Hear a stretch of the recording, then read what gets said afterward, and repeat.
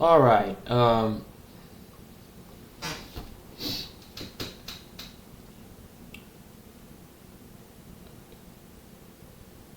Hey guys, how y'all doing, man? I'm back. So sorry I didn't upload yesterday. I had a lot of stuff going on yesterday. We need to talk about some stuff. The first thing is, I um had to go to the doctor yesterday, and two, I was up last night playing with my buddy Trav. We were playing Sniper Elite and Last of Us, and I put out a bunch of videos on that if you want to go check that out. The doctor told me there's nothing seriously wrong with me. There's nothing wrong with my health or like anything bad, but I might need to go get tested or have some test runs just to make sure I'm okay. And they told me mainly it was digestive issues or certain stuff like this. It's not a blockage or it's not a Beazle or it's not anything like life-threatening or dangerous. No bleeding, no nothing. So she says it mainly has to do with problems with the stomach and digestive issues. And I'm going to go have an x-ray test run probably in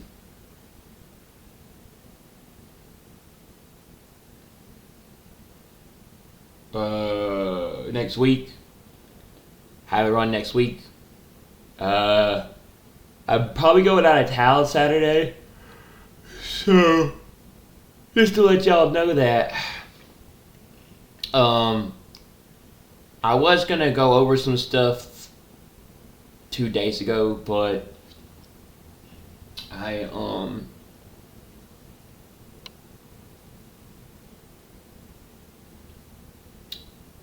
didn't have the time.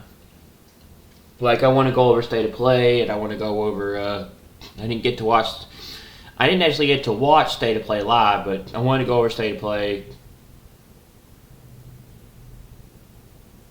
And I wanted to go over the new 007 game, First Light, and a trailer. And we got some stuff, we got some pretty big stuff coming out of the Middle East today and some things I want to discuss. So, just let y'all know what's going on with me. And then we'll cover the news from yesterday and today. And then we'll go over State of Play. And then also the Yankee game was yesterday. Cleveland played the Yankees. I don't know what happened. I didn't get a chance to watch it. I didn't watch it. But I did watch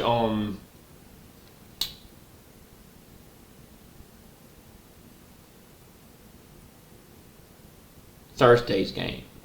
Or Wednesday's game. And that was terrible. The Yankees got beat 4-0. They pretty much got shut out. And that was awful. They couldn't do nothing. The bats pretty much didn't do nothing the whole game. So, except I guess maybe for a hit, that was it. So,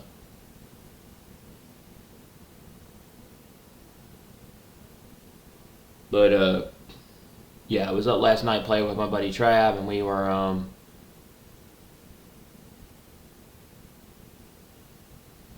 hanging out and playing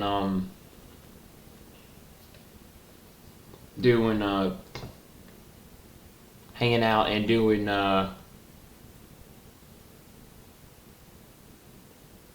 playing Sniper Elite playing the Sniper Elite campaign. We were doing survival mode, and we were also doing some other stuff. We did a couple of 1v1 matches in Last of Us multiplayer, and that was it. And then he got off, and then I played a little bit of Days Gone before I went to bed. And I uploaded those too if y'all guys want to go see those videos. I think I pretty much almost got done beating. I think I pretty much got close to beating Days Gone Remastered. I think I have. I think I'm pretty close to beating it. Especially the story. I think I'm almost done with the story, so.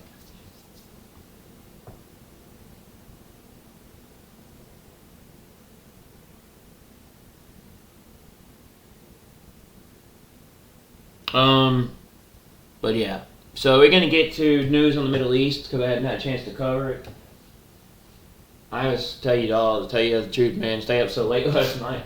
I was exhausted and I was tired. I didn't want to get out of bed. I didn't feel like getting out of bed. I don't know. I haven't felt well lately, man. I haven't felt well. Still a lot of stuff going on, and my health's not been great, and I've just not been feeling well. So I've just not been really in much of a mood to do a lot.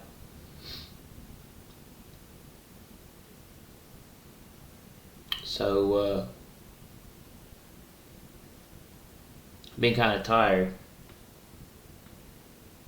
My physical health's not been in great shape.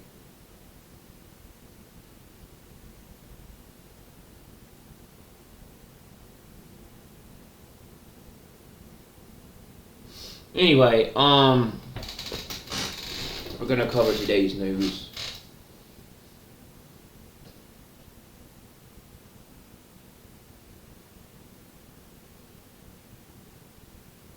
Oopsie.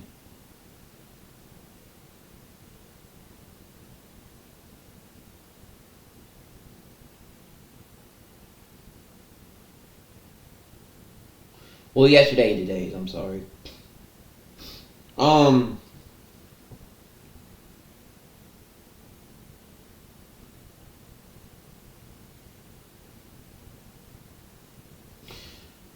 Bubba said, big attack coming up on Beirut, Lebanon by Israel tonight. Defense Minister Israel Katz, Prime Minister Benjamin Netanyahu, and I have instructed the IDF to attack this evening and destroy buildings used to manufacture and store drones by the terrorist organization Hezbollah in the heart of the Hadiyahaya district in Beirut. The residents of the buildings have already received evacuation notices. We will continue to enforce the ceasefire rules without any compromise and will not allow any party to create threats against the northern communities and all citizens of the State of Israel. We see the Lebanese government as directly responsible for preventing violations of the ceasefire and all territorial activity against the State of Israel. Israel has placed its northern missile defense systems on high alert in preparation for a potential emergency. Israel is concerned with what could be Lebanon's response after tonight's coming Israeli attack on Beirut. The Hezbollah fighting could begin again in earnest. Yesterday, a few people reported seeing some new Iron Dome battery movements and placements, awaiting possible incoming craziness from Lebanon and Syria. The U.S. was also supposed to have a sixth round of talks with Iran today, or supposed to have talks between the 6th and the 7th this weekend. I'll have to look into that and see where that goes.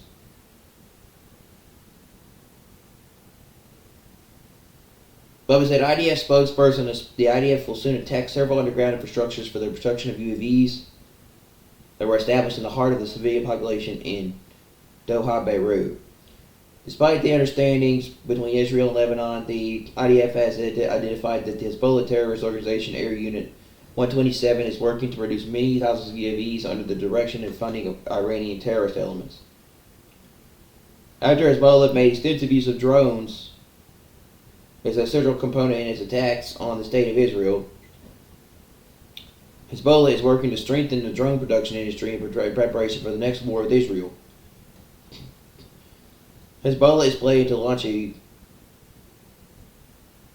humongous drone swarm attack in the days to come. This activity constitutes a blatant violation of the understanding between Israel and Lebanon. The IDF will work to remove any threat to the State of Israel and its citizens and prevent any attempt to reestablish the terrorist organization Hezbollah. Oh yeah, the Switch 2 comes out on the 6th. I forgot about that. Yeah. Is that today? Yeah, that is today. The Switch 2 releases today. For $500. Okay, I want to look into see what that was about. See how it was.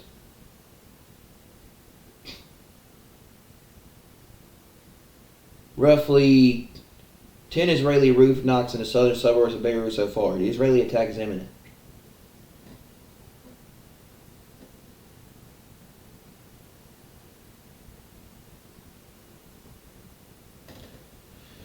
This is expected to be the most significant Israeli strike since the ceasefire with Hezbollah started in November. This is why Israel's air defenses are on high alert for a very possible nasty Hezbollah response. Israel estimates that Hezbollah still has 20,000 to 25,000 missiles and rockets left in their arsenal. While Israel definitely put a dent into Hezbollah's rocket arsenal, Israel hasn't taken some of the major surprises that Hezbollah has safely stored in the mountains, just waiting for the right time. Both sides have surprises for the other side. Bubba said it has begun.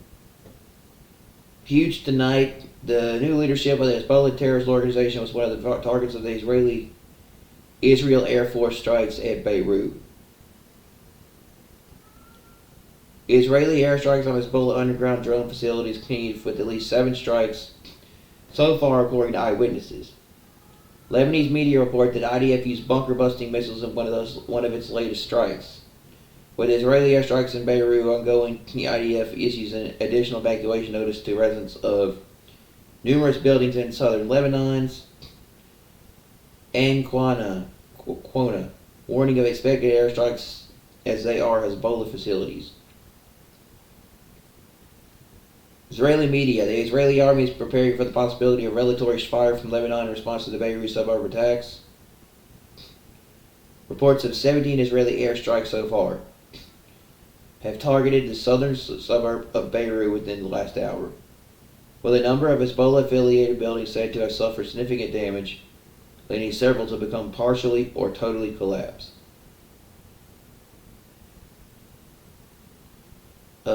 Says notice how it's been overall quiet today on Iran. Day 2 at least in a row monitoring Iran alarm. U.S. Air Force RC-135W and Rivet Joint 62-4132. Bubba mentioned the thing between Elon Musk and the big beautiful bill because they've been disagreeing on that stuff. He said it seems like the Trump-Musk showdown is like literally watching a political sitcom at its finest. Keeping Americans focused on who said what last and what new theater threats are being made drama.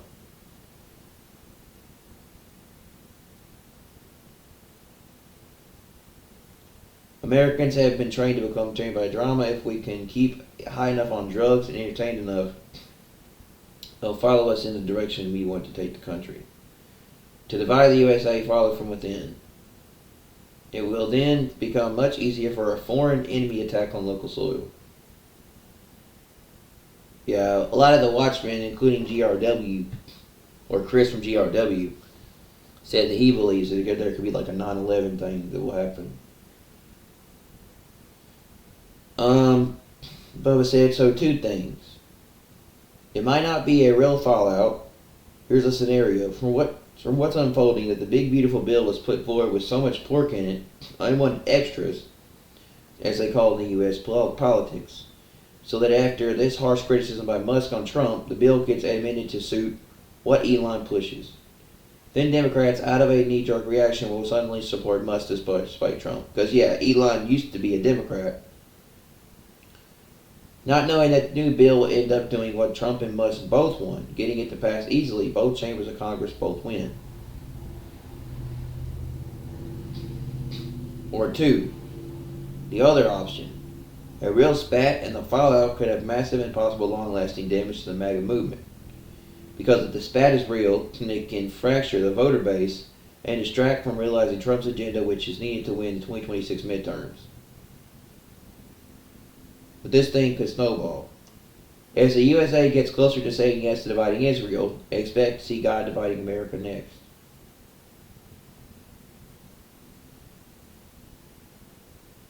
What if Elon Musk and his X platform suddenly starts banning talk about Trump and all MAGA supporters? This could be the beginning of the dividing of America within the conservative ranks. Even if Trump advisors are reaching out to its allies to inform them that they need to pick a side, either with Musk or with Trump. This could even start dividing the ranks within our military. This is 2025. All bets are off. We're getting so close, y'all. Yeah, we sure are. And I feel it every day.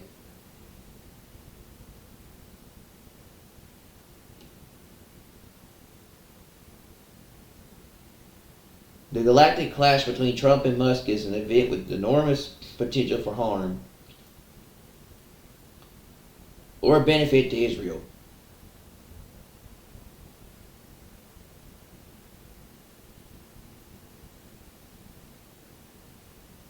This is one that Netanyahu will have to handle with extreme caution. This is a direct confrontation between the most powerful politician in the world and the most powerful private individual, both of whom are eccentric and highly unpredictable.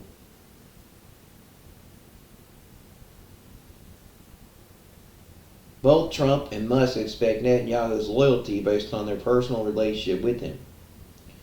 Few know this, but Netanyahu and Musk speak almost weekly, far beyond the bounds of formal relations between a head of state and a businessman. Netanyahu refers to Elon Musk as the de facto president of the United States of America, according to Eero, his father. I'll have to look into his family. I'll have to look into Elon's family background. I really want to kind of know more about him. Something happened spiritually today, as well, I believe. It feels like something just changed. Elon Musk and Netanyahu have been business partners and friends for many years now. Back on 7/24/24, Bibi gave a speech to Congress. Benjamin Netanyahu was snubbed by President Biden, Vice President Harris, and scores of congressional Democrats. But Elon Musk showed up. He was a personal guest of Netanyahu to see Bibi's address to Congress. It wouldn't be a big surprise if Trump demands that Netanyahu publicly comes out against Elon Musk, which will put Bibi in a very tough spot. On the other hand, if handled wisely, Netanyahu is one of the few people in the world who might be able to mediate and reconcile between the two, potentially earning Israel a strategic windfall. One thing's for sure, it's going to get very interesting. Somehow I have a feeling that this ain't good, especially for the USA, on the global stage. The world is watching the drama unfolding as well. They see weakness. Bubba said, time for Israel to look eastward. Israel told the White House it would hold off on striking Iran's nuclear sites for now, unless President Trump indicates that talks with Iran have broken down. I just don't see these talks going anywhere, or them being able to get a deal. But they're going to try to somehow talk.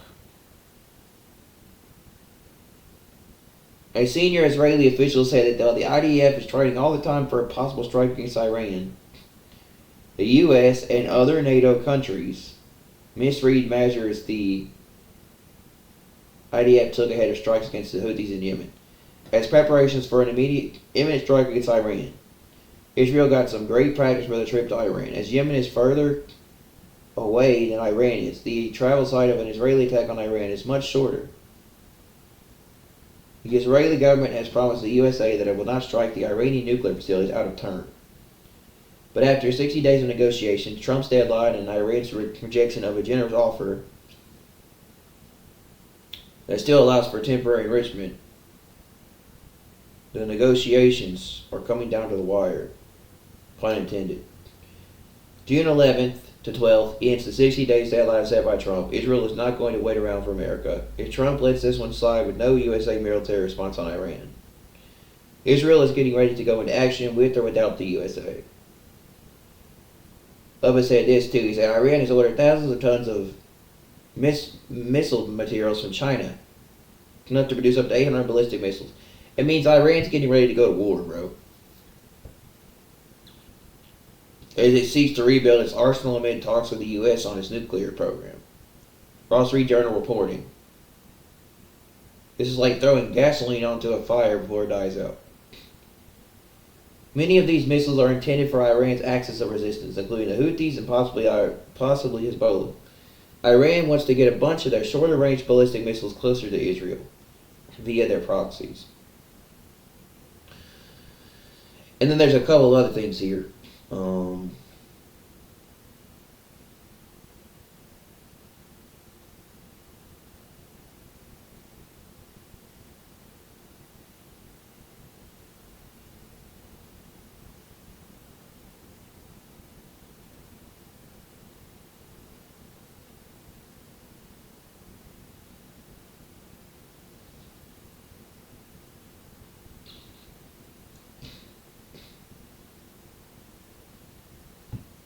Trump calls this the biggest scandal in a century. Fake news will try and hide it. President Donald Trump heard a word during his news conference Thursday with German Chancellor Friedrich Merz. His mind immediately went to the biggest scandal in a century. Did you hear the word autopen? Because I think it's the biggest scandal maybe in the last 100 years in this country. So when I hear that word, I think it has to be discussed because the fake news will try and hide it, the president told reporters. Trump associated the word with Joe Biden's administration, and Trump conspiracy theory that traitors, thugs, hijacked Biden's presidency through the use of autopen. Signing executive orders and other directives that Biden actually didn't endorse, like opening borders to undocumented immigrants.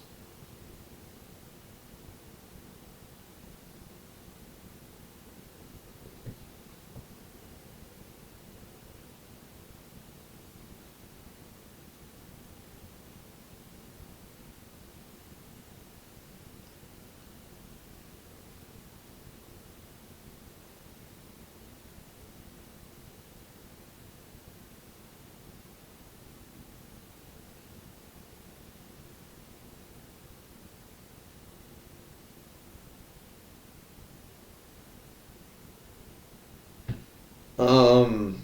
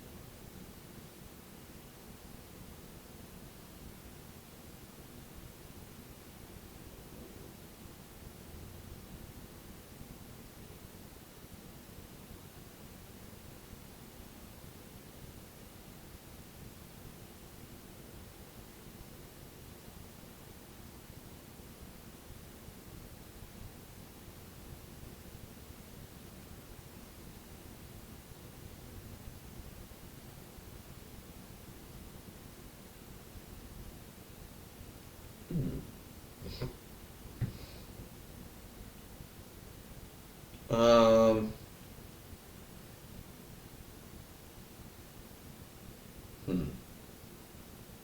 Can Switch 2 break Nintendo's sequel curse? June 6, 2025. Midnight sale events.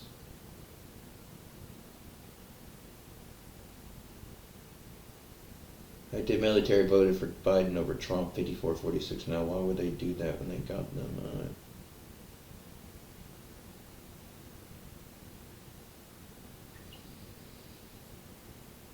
Okay, let's see.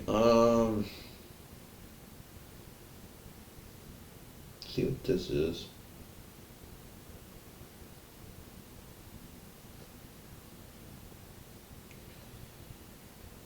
Okay, so it says midnight sales events, long queues, pre-orders, sold out in minutes. The long wait arrival of the Switch 2 really has the atmosphere of great console launches of the past.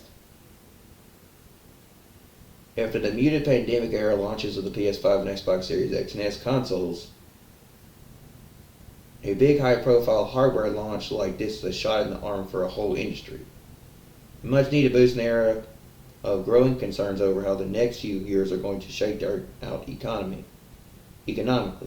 Nintendo's target for Switch 2 for the fiscal year is 15 million units, which is a very solid number by the standards of console launches historically, but it's probably extremely conservative compared to the actual demand which exists for the device. This is a very unique console launch after all. It's an anomaly for Nintendo itself. A clear direct sequel device to the prior console, maintaining essentially the same form factor and functionality, has not been part of Nintendo's modest operanda for decades. The original Switch has sold over 150 million units, making it virtually one of the most successful pieces of gaming hardware in history. It remains a tremendous popular, well-loved device, but after 8 years on the market, it clearly is long in the tooth, and most consumers won't need much convincing that an upgrade is timely. 75% of mobile gamers say TikTok is key before purchase, yet only 21% say it's their last touch point. Oh wow. They're saying over 13 million players are expected to purchase the Switch 2 in 2025. Especially since it's just come out. I don't know, man. $70 to $80 games with the $70 to $80 physical games or games in the future for titles, and a $500 Nintendo Switch 2. That's very steep to buy at launch, but maybe. I might get it too, but I don't got the money right now. Over 30 million players expected to purchase Switch 2 in 2025. Over 13 million players are expected to purchase a Nintendo Switch 2 in 2025, according to a new report from Ampere Analysis. The data firm predicts the console will move 32.2 million units next year, 51.2 million by 2027, and 104.3 million by the end of the decade. It noted that while initial sales of Switch 2 will be higher due to pent-up demand from existing Switch users, the console will see a slower rate of sales by 2030. That's because, it came to the conclusion due to the U.S. tariffs adding a layer of uncertainty to the Switch 2's performance outlook, and there not being a pandemic-driven surge in sales like with the original Switch.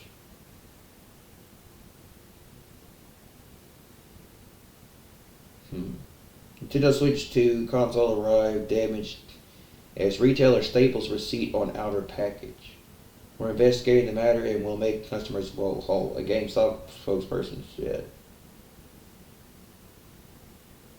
Sony unveils its own internally designed fight stick, Project Defiant.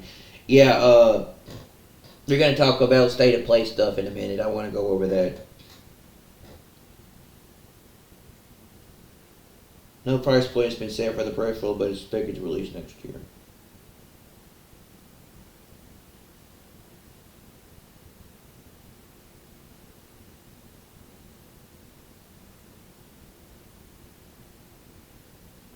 So it says the consoles arrive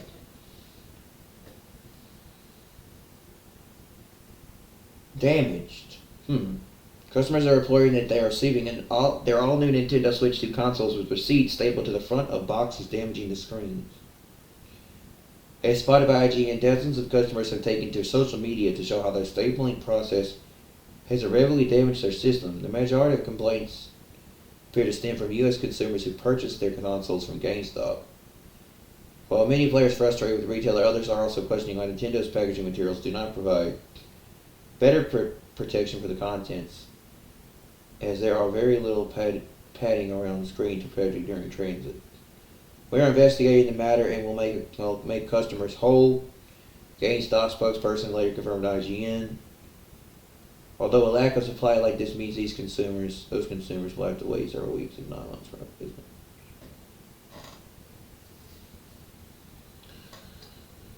Oh, that kind of sad today too, man.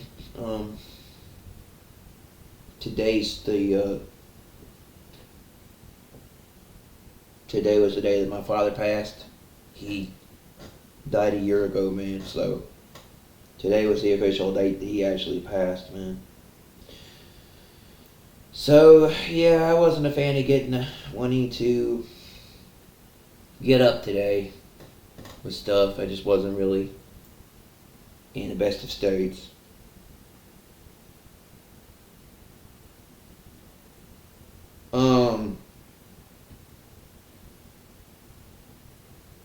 But I forgot the Switch 2 release I forgot the Switch 2 release last night, or it released today.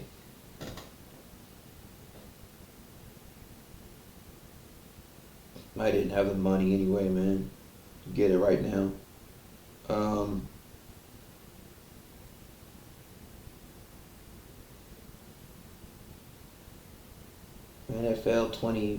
Madden NFL 26 goes contract year on US with initial showcase. NFL license renewals on the table this year, so EA is trying to put its best foot forward.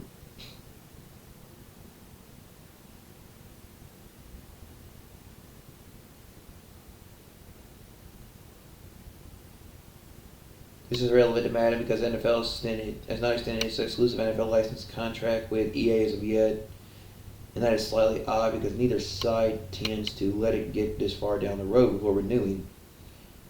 And last time the contract was renewed was in 2020, and that was 2 years before the contract was set to run out in 2022.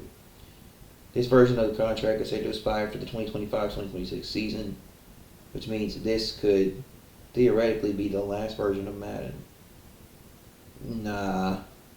EA is making too much money, and the NFL is like too big of a business to not renew the license to sell more Madden titles.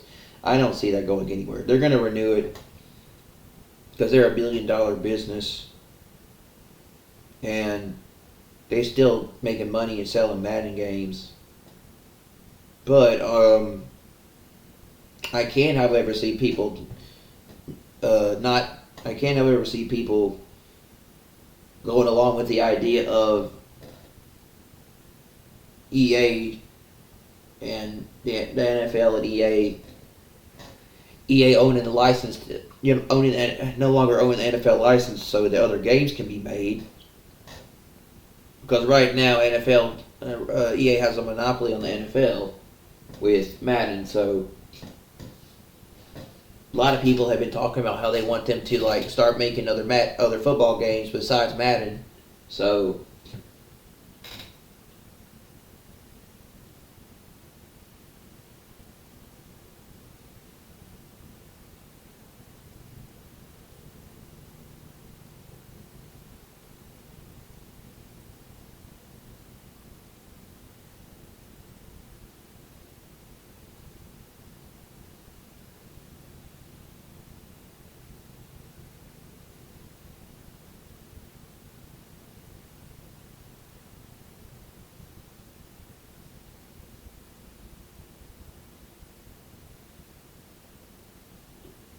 anyway.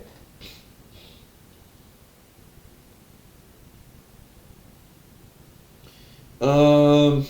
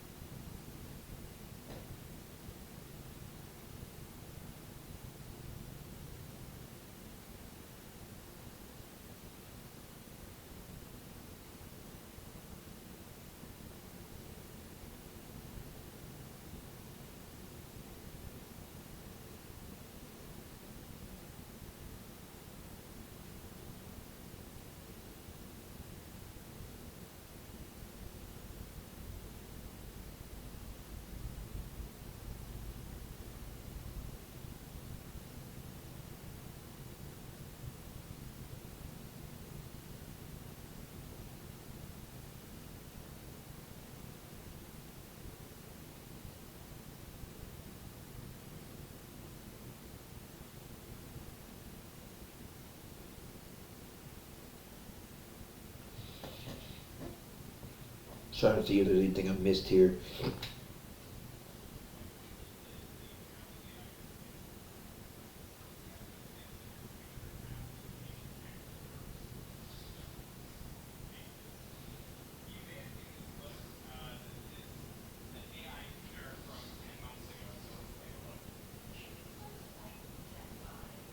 When soda heats up,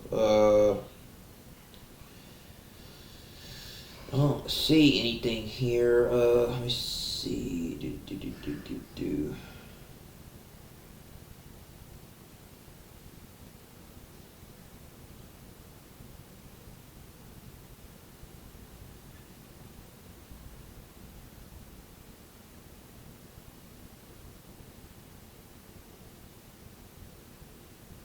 A Game of Life in 1840, Milton Bradley admitted again that after several reiterations, still exists in.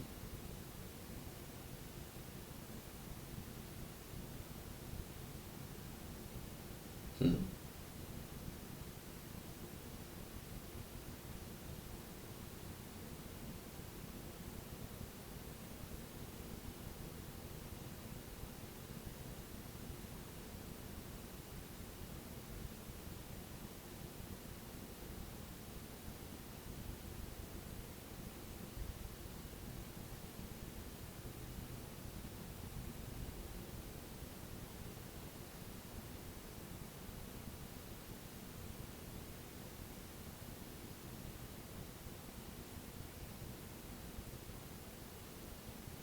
Yeah, okay. Never mind.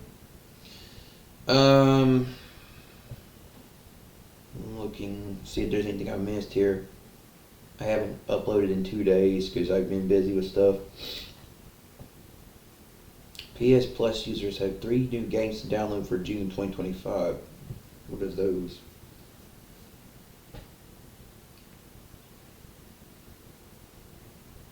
NBA 2K25, Alone in the Dark, and Bomb Rush Cyclone. Yeah, I actually wouldn't mind playing NBA 2K25 to see how it is. I heard it was pretty good, man. I might play it.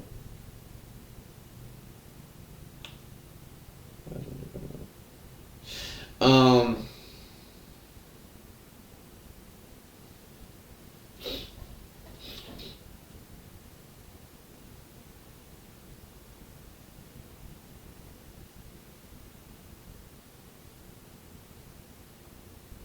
Steve Bannon warned Trump that Musk will help Dems steal midterms. Get ahead of it. I mean, yeah, it wouldn't surprise me. Like I said, I wouldn't trust Musk, and I don't like what he's doing. I don't like him. I think he's shady. Steve Bannon issued a blunt warning to President Trump, that if he doesn't get ahead of the Elon Musk feud, the billionaire tech mogul will help steal the 2028 election by throwing his support behind Democrats. Yeah, it's because he's mad about the fact of what Trump did with the one big beautiful bill, and now now people are assuming he's going to turn on Trump, and now he's going to he's going to turn on Trump and sabotage him in the next election, because there's a big feud going on there with them too, with that bill, and something's happening with that. I don't quite understand, but like he's definitely against that, that's for sure, and what they're doing. So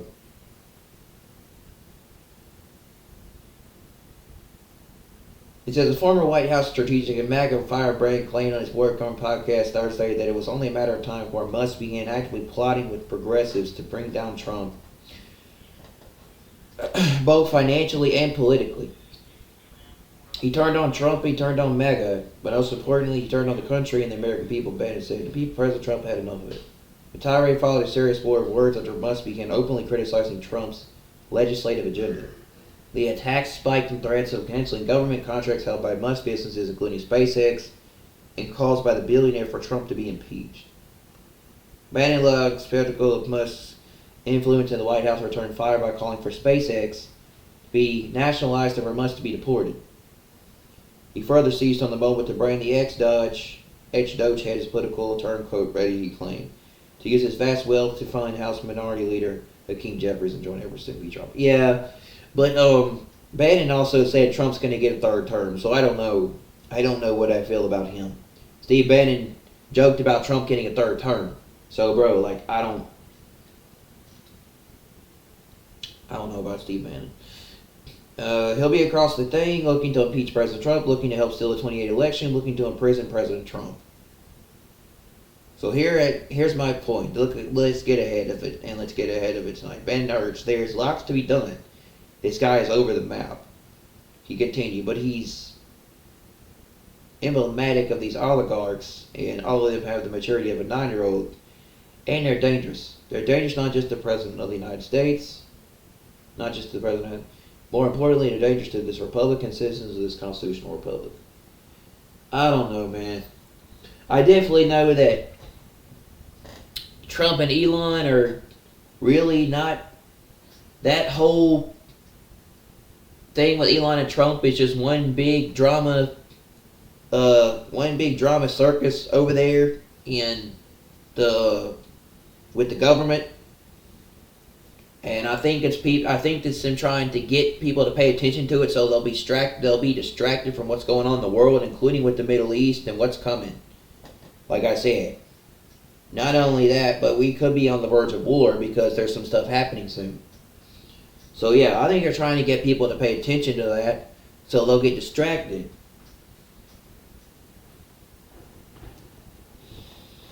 But yeah, that whole one big beautiful bill thing and that feud with Musk and Trump over like whether that bill should be passed or whether they should agree on it or not or whether it's a good idea is really interesting, to say none the less.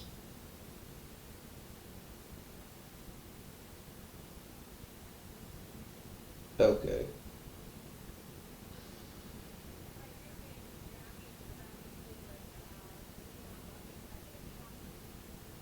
Okay, so this came out of Fox. It says President Trump calls Musk crazy and threatens to terminate government subsidies and contracts for Elon Musk companies in scathing True Social posts.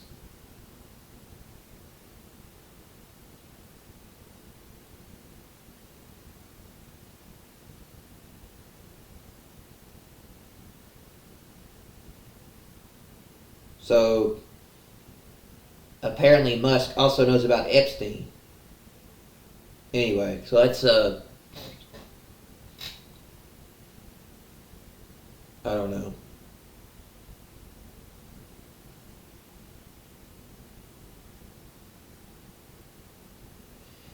Donald Trump is definitely going to throw his phone when he sees what Elon Musk just posted. We're on day 3 of the potential breakup song of Donald Trump and Elon Musk.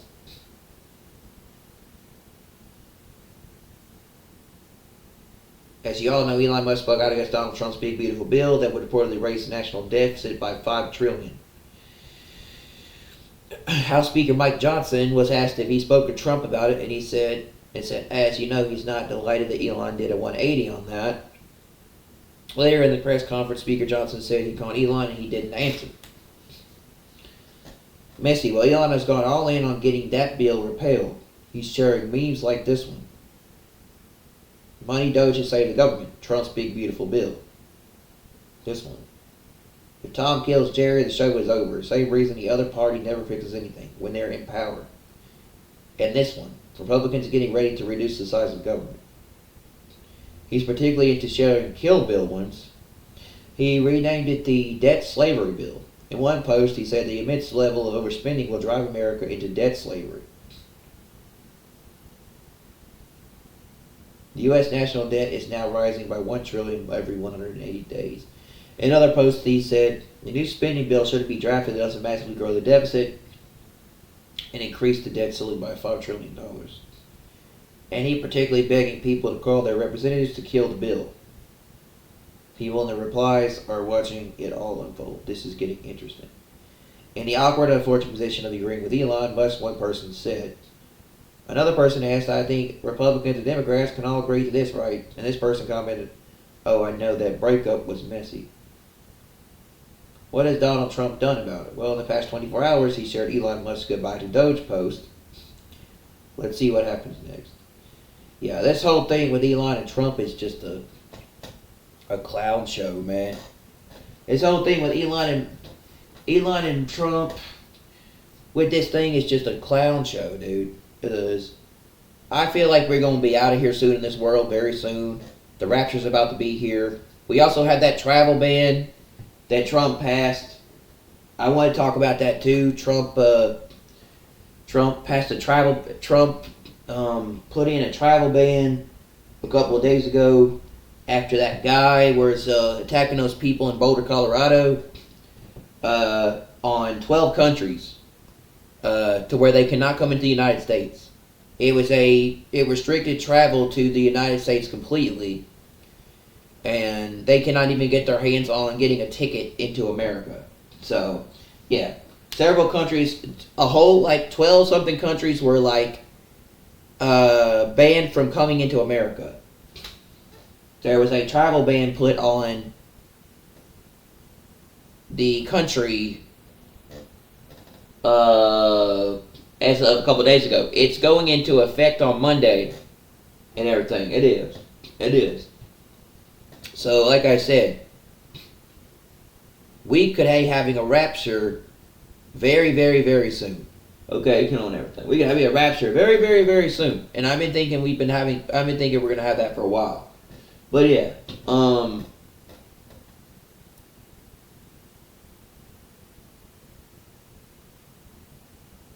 and Elon, sorry, not Elon. And like I said, Trump is meeting with Iran. The Trump administration's meeting with Iran today for a 6th round of talks between the 6th and the 7th. I don't see these talks going anywhere. And I see Israel, I see the IDF and Israel and Bibi giving them the green light very soon to, I see Bibi giving Israel the green light very soon to attack Iran. This is not going to last very long. Or Trump's just going to lose patience with Iran and he's going to give Israel the go-ahead to go in there and attack Iran's nuclear program. And they get their hands on nukes. So I don't see these talks with Iran going anywhere. They're going to continue to enrich. And I just don't see it doing anything. I do not see Iran doing anything with these talks. Now, I'm going to look into that and see where that went to, but I have a feeling that didn't go anywhere. So, you know, and everything.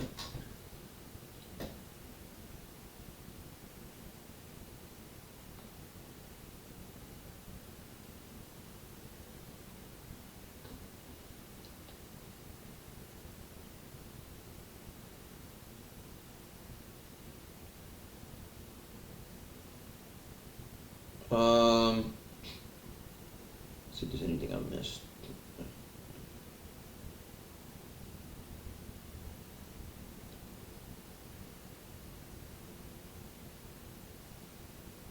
Trump can't run in 28 yet. Trump can't run in 28 but due to the Constitution, but there's been talks about him getting a 3rd term.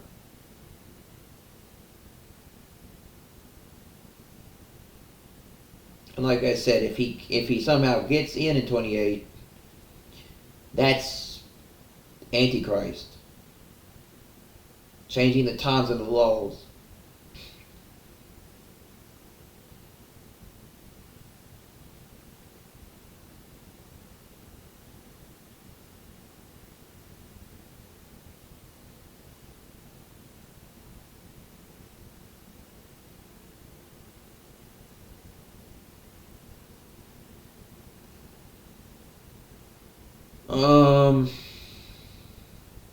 Yeah, so this is interesting. It said that Elon posted a video of Trump with Epstein. Elon Musk reveals video of Trump partying with Jeffrey Epstein after vowing to drop big bomb. This is interesting. You gotta know that we're close to the rapture with this one, bro. This is really gonna be a big thing, bro. But yeah, I saw this on Twitter last night, actually. I saw this on X. I saw a thing that came out about Trump with Epstein. But yeah. It says Elon Musk reposted a video of President Donald Trump partying with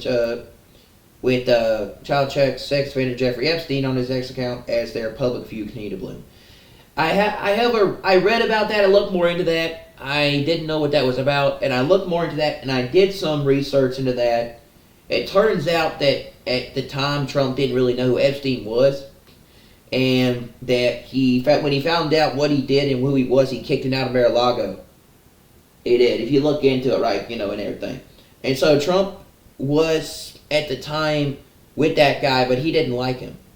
It was said that Trump didn't like Epstein, and everything. And he kicked him out of his Mar-a-Lago estate, and everything. And I was looking, and everything, right? But yeah, I saw that too. But then I was like, then I started looking into that. I was like, and everything. I wanted to kind of see what more about that whole thing with Trump and Epstein, that whole Donald Trump Epstein video was, because I saw that. And I was like, he kicked him out of Mar-a-Lago, and everything. So there was something. So I don't know. I feel like Elon was put into, he's a spy, or he's like a government operative, or Elon's like a plant to come in and sabotage the Republicans and the election and Trump. I feel like Elon is being used, or he is trying to sabotage things, and he's using things to try to set up his agenda for the future. Because he's about AI and robots and all that. And I think Elon either wants to be president, or he wants to control the world with his plan to move the U.S. to Mars and do all this stuff. But I think Elon might be a false prophet. I really do, and everything. I don't know, But I think Elon Musk, I think his agenda is want to take power and control. I think he actually wants to be in control, and everything. Because he says he's not happy about Trump putting, Tesla stuff, people, from Elon's companies into NASA and doing all these other things. So, yeah, Elon's not happy. I think Elon was used as a candidate to. I think Elon's being used for a bigger agenda. I think Elon's being used for a much bigger agenda than we think. I wouldn't trust him. That dude is shady. Keep your eyes on him, and make sure you don't. Make sure you keep your eyes on him and watch him, and make sure you don't. Not pay attention to him. What he's doing right now is interesting. But no, I don't trust Elon, period, and what he's doing. And I've heard a lot of things about him, and just what he's doing just makes me think he's the false prophet. He's going to be the false prophet to the Antichrist. Okay, and everything, right? So, yes, I don't like Elon. I don't trust him. I think he's very shady. I think he's got a very interesting agenda and plan behind the scenes. There's more to him than just being in the government with Doge. I don't like him. Elon Musk is not to be trusted. Do not trust that guy. Me and my friend Trav, we were talking last night, and we were talking about this, and we were discussing this, and I told him, and we were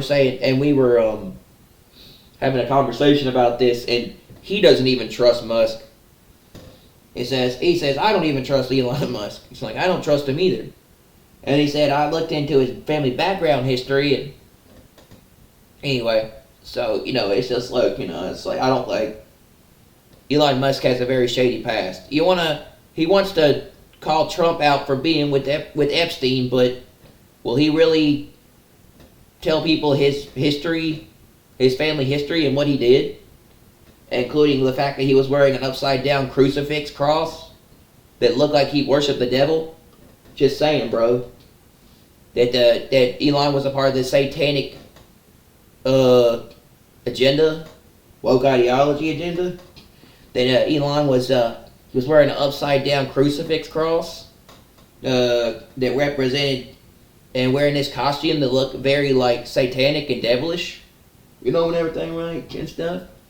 That's it. He was wearing a upside down cross.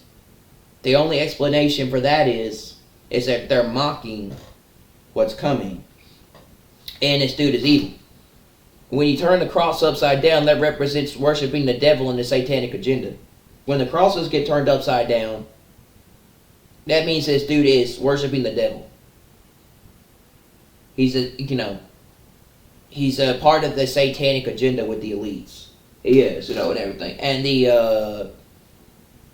do worships the devil. He does. You ever seen those movies, those horror movies, those paranormal movies, those supernatural movies, whatever it is, where the crosses get turned upside down? Those are demons. That's the devil. That's this dude worshiping Satan. This dude is a demonic person. This guy is Elon Musk. He worships the devil. And everything. Okay, and everything, right? You don't have to be, what am I trying to say? I'm not saying Trump is, look, I'm not saying Donald Trump is a godly person, period. He's not. He's not. Trump does not deny, Jesus, or does not deny Christ, and everything. But that doesn't mean Trump is a godly individual or he's a man of God. And there were a lot of people that were not really, there were some people. People fail to realize that there's some people in the Bible, and everything, and individuals who were not necessarily godly people or were people of God, but God used them for a reason. For a purpose, okay, and everything. In other words, God used people that were not necessarily not necessarily good people in turn, and used them for a benefit.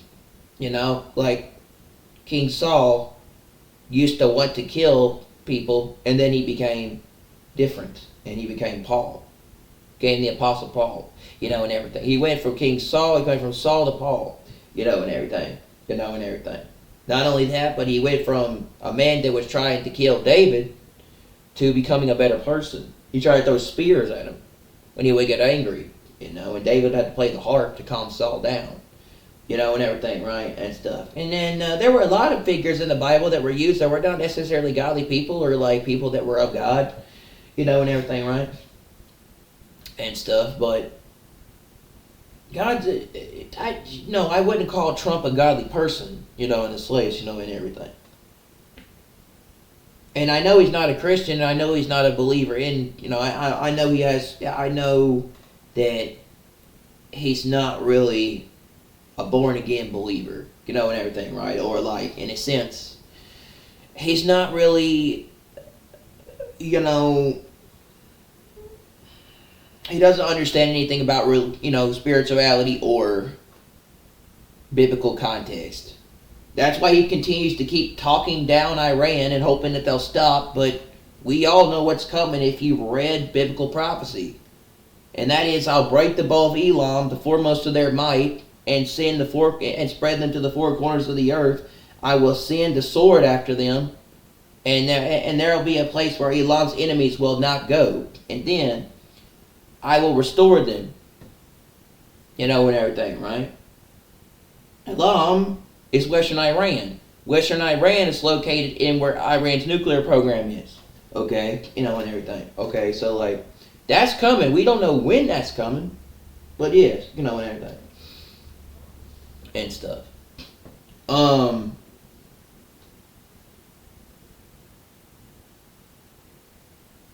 they going to try to sabotage the 2028 election? It wouldn't surprise me. But with how rich he is and how big he is, would he stab Trump in the back and turn on him and put his stuff behind the Democratic Party? I don't think so. I think Elon hates the Democrats, but you can't trust him because he very well could turn on him and sabotage Trump. You don't ever know with Elon. I don't trust him. He's shady. He's got a bigger agenda. I don't know what he's doing in the future. I think he is a future false prophet. He could be the Antichrist. I don't know. He definitely does have some very interesting agenda. He definitely has a very interesting agenda, that's for sure. And like I said, if we're still here, past this year, the 2028 election is going to be very interesting after all this goes down. It's going to be a very, very interesting 2028 election. Unless Trump gets a third term, and that's if he gets a third term. Like I said, if Trump does get, we very well might not be here, but like, yeah. But, Trump is Elon's shady. But yeah, he, 1 year when it was during Halloween, and he took a picture of like this costume he was wearing. It's like armor and this like devilish black suit costume and that's like everything. And on the back of it had an upside down crucifix. Okay, and everything. Or you could call it a cross, but it's technically, the proper name for it is a crucifix. It's a crucifix. It really is, and everything, right? People in America call it a cross. It's not. It's a crucifix. That's really the proper name for it. If you want to look at the Catholic term for the cross, for that thing, they call it a crucifix. Okay, and everything, right? It's the Catholics in the Roman Church call it a crucifix. Okay, and everything.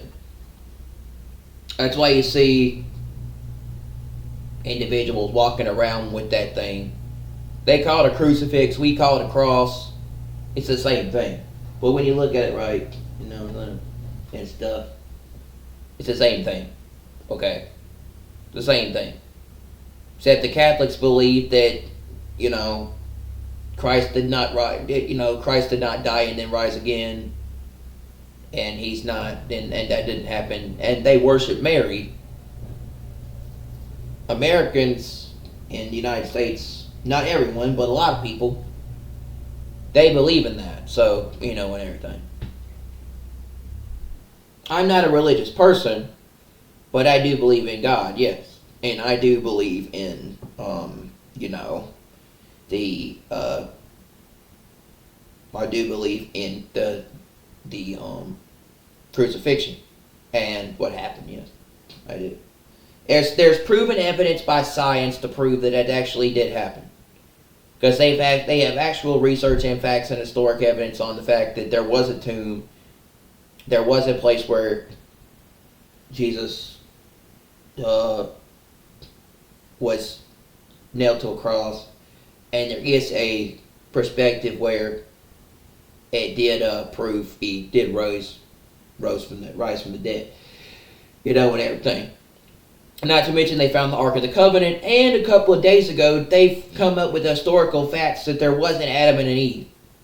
They did. Scientists actually found a couple of days ago in a news story that Adam and Eve did exist. The first ever female creation was Adam and Eve in the Garden of Eden. They found that was in some part of the Middle East. I forgot where it was, but it was in Mesopotamia. Mesopotamia was where it was. It was in Mesopotamia, and I'm not sure where exactly it was. But yeah, scientists said that they discovered or recently found out that there was indeed an Adam and an Eve creation, or they were formed by some way, and everything, right?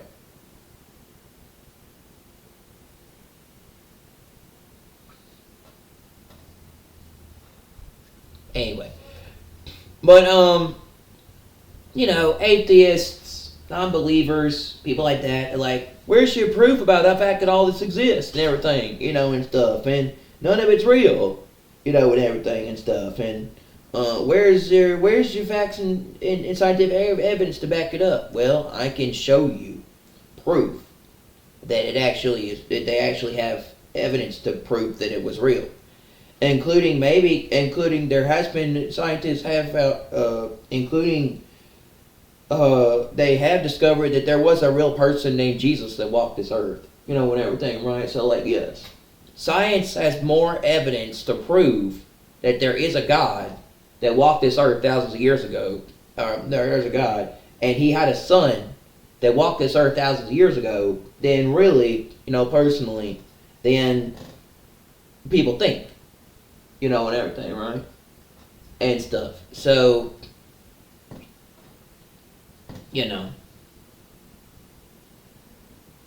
like I said, I can't, and like this is a really interesting topic, but I can't, I have a hard time being an atheist. Now, there are things that I like, when it comes to, and everything. Now, there are things that I wonder about, yes. And so, I'm not a religious individual, no. But, and I do believe in God, but there are things sometimes I wonder about, yes. And everything. But two, I cannot see myself being an atheist. I have a hard time being an atheist. Believing in nothing or believing there is no God. I pretty much couldn't be an atheist because, I see so many things with the world that I find it hard to believe that there isn't anything that made it or created it, right? Or that it wasn't designed, okay, and everything. Unless, like I said, there are people out there that believe we live in the Matrix and we're in a simulation and yada, yada, yada, all that crap, right, and everything. Which I find it hard to believe we live in a simulation because real stuff happens every day. If we lived in a simulation, none of this stuff would be real and it would not make sense, okay? Then there's the theory about people that said we all died in 2012 and the world ended in 2012 and CERN and the Mayans and all that crap. So yes, and everything. People still wonder that. It's like, oh, did the world change after 2012, and everything and stuff? And, did the rapture actually take place in 2011, or was Judgment Day in 2011? Did we all die in 2012, and now we're just living in some kind of, hell, right? And everything. It's some kind of weird hell where everything's just changed, like, where everything's just become so crazy the last couple of years, and everything, right? And stuff. Like, did the world end in 2012, right? Actually. And we're actually dead, but somehow we're still living in, we're living in some perspective. Did the world get destroyed? I don't think, obviously not. But, like, there are people out there that believe that really 2012 shifted the world and changed everything with the whole Mandela effect thing, right? So, I'm just saying, right? And I don't know. So I find a hard time being an atheist because I was like, I can't be an atheist. Now, I do like to learn and study. Now, I have lately, the last 3 years, since my dad died and a lot of stuff has changed in my life and all these things have happened to me, I have gone down that path of spirituality and learning and understanding. Reading the Bible, trying to understand about biblical prophecy, trying to understand how things are working, including with the world this year, trying to get a better understanding of how this stuff is going on. And a lot of people are too. Lately, it's been said that more people have been getting their hands on Bibles than any other time currently in this world. This year has been way different, or people have been demanding.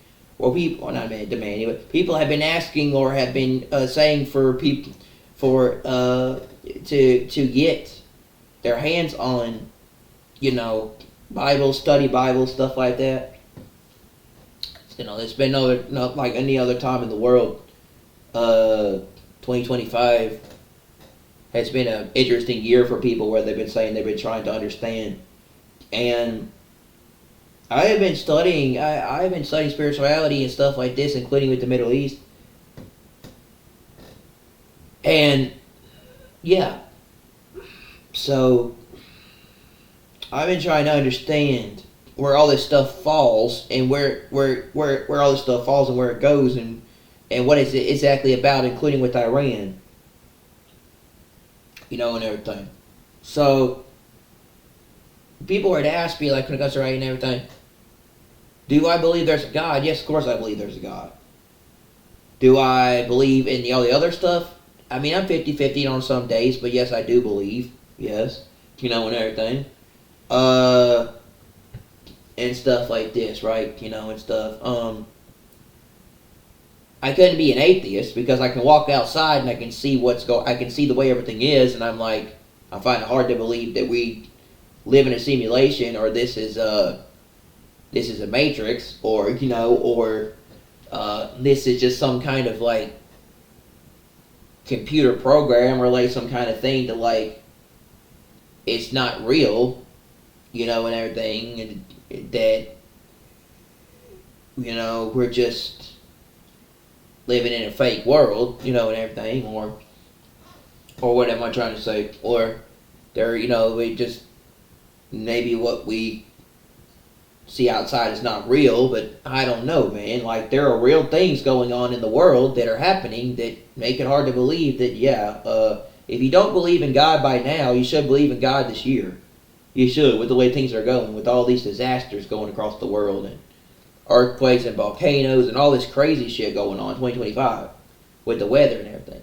If you don't believe in God now, you should believe in the fact that all these events that are happening are by no coincidence. But I don't know, man. And all these things going off, so it's a possibility. But do I see the idea of people that find it hard to believe that, like, why they find it hard to, people a lot of people out there have a hard time believing or understanding Christianity, maybe, and they don't like religion. I can understand that, yes. But there's a difference between believing in God and having and saying that you're a believer in Christ, and that you put your trust in Christ, and saying you're you're religious person, and everything, or you're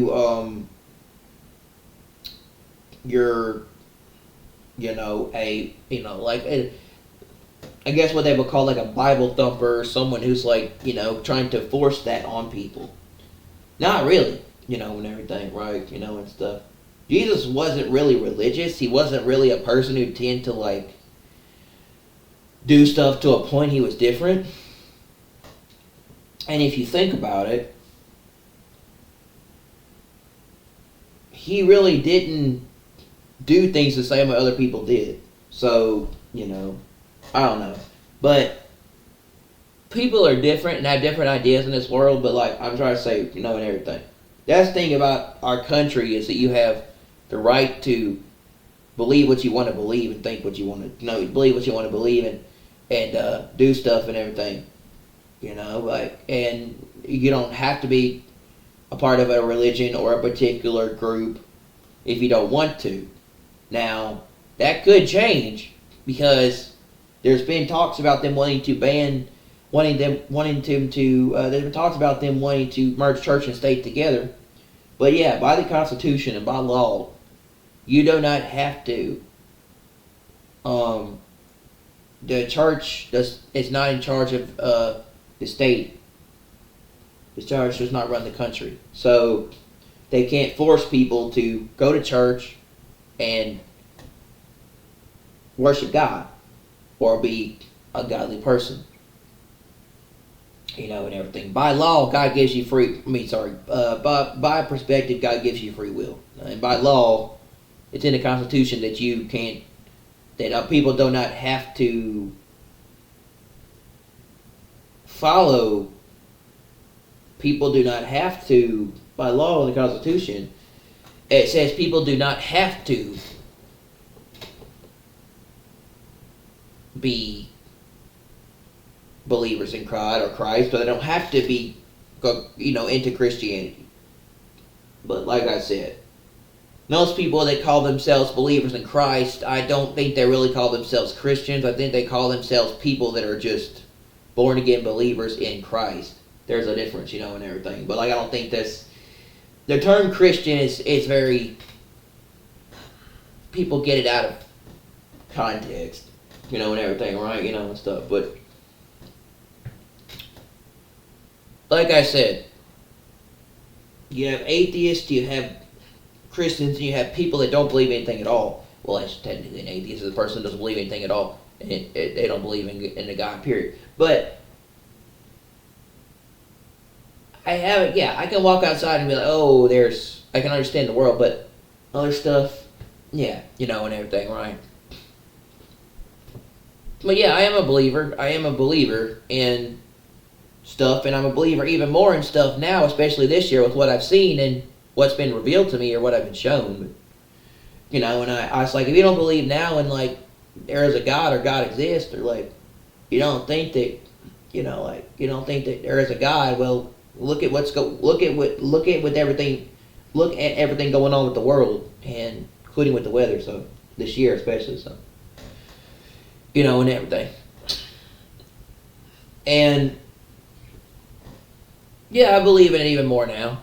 And I've kind of come to understanding more about God and spirituality and stuff since the things that have happened in my life in the last 3 years. In the last 2 years, I've been not the same person, I guess you could say. But it's just... And then I've also started studying and learning more about this stuff, including spirituality. And I've been trying to understand the Bible from a theological perspective. Or a prophecy perspective. Understanding biblical prophecy to see where that all unfolds. But lately I've been really fascinated and interested in learning about biblical prophecy and stuff going on with the end times in the Middle East. I have. I've just had a fascination for that stuff, and I really like doing it lately. Making videos and doing content on it, like talking about stuff, and everything. But I don't know. It's just like my life has changed so much now that I just changed the way I do content and make stuff and go about things. But yeah, I like studying stuff on the end times and things going on in the world. They call it eschatology, and everything, right? And stuff with it. But like, I like watching people that talk about this stuff. I find it interesting, and I don't know. It's like now since I've like changed and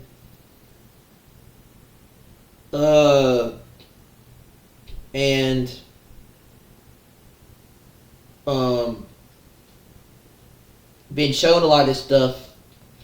I feel like, but I think I especially believe I've been shown this by God, and everything, including in dreams. I had a dream where I was seeing like a peace treaty or a treaty being signed in the UN.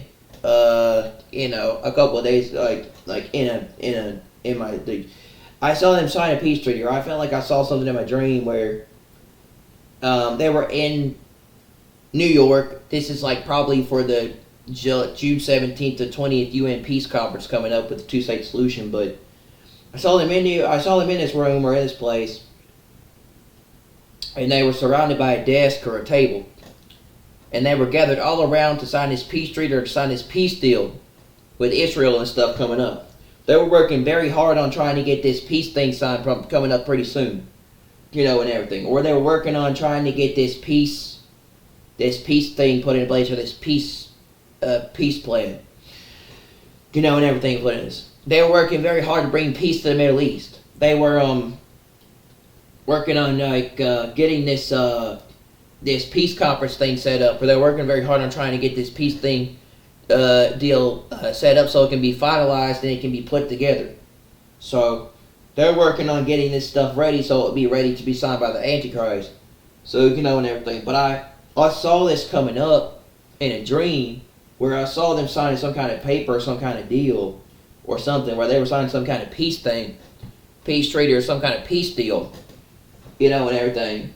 And it was being revealed to me in a dream.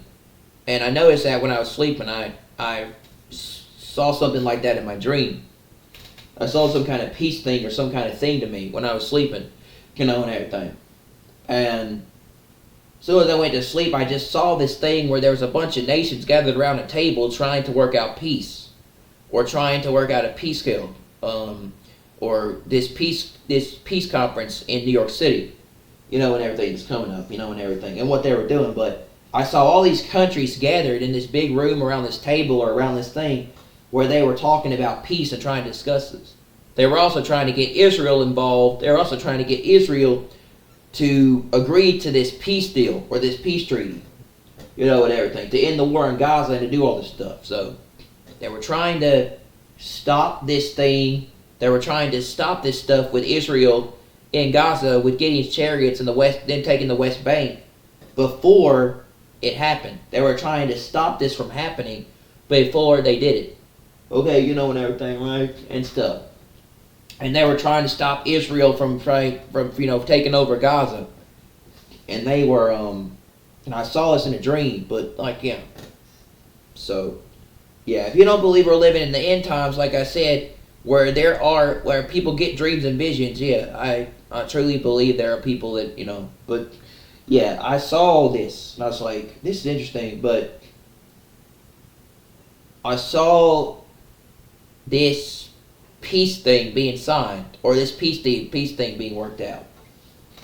And I saw them having some kind of thing at this table, contract or some kind of piece of paper or something, and they signed it, or they were working on it.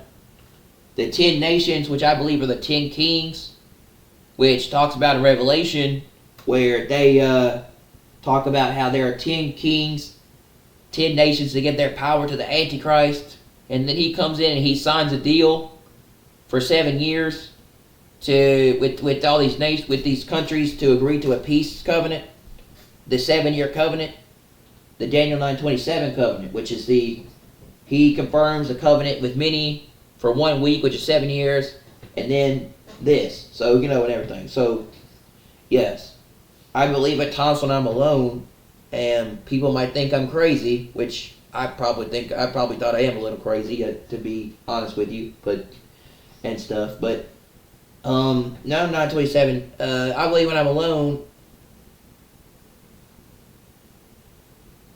God speaks to me when I'm by myself, especially in dreams, and everything. Or He tells me stuff. He warns me about things, or He lets me know when something is up, or He just kind of gives me an idea to know, or He just gives me the insight to know what's going on with stuff. So I'll be prepared, or I'll just have an idea. In other words, God always shows me what's going on with that situation, so I know. So I'm not misled or fooled. So and everything. So like I have an idea about that person when they do what they do too. So and everything. So it's like okay, and stuff. But like it's but yeah. I've never really told this story, but like I think I have a couple times. But today's the day of when my dad passed. My dad passed on June 6, 2024. Okay, and everything. And when my father passed, and he was sick for 3 years with terminal ALS condition. Okay, meaning that there was no cure. You could not save him. There was no cure. And I had to deal with that for 3 years. And it put me in a bad place. It caused a lot of problems for me. I had a lot of difficulties dealing with things. And I was struggling in the bottom of my life. I was a very difficult, dark place. I was very angry, very rageful, had a lot of issues. I was very rebellious, didn't care.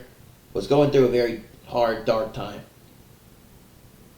And was alone a lot by myself. Had no one around. And the closest I could say, like I said, the closest I had in my life at that time was Trav. And thank God I've always had Trav, because he's been a big part of my life, and I think I'm glad I have him. I really do. Because he's always kind of been there for me when I needed him. And he's really helped me. He's really been there to help me when I needed him. And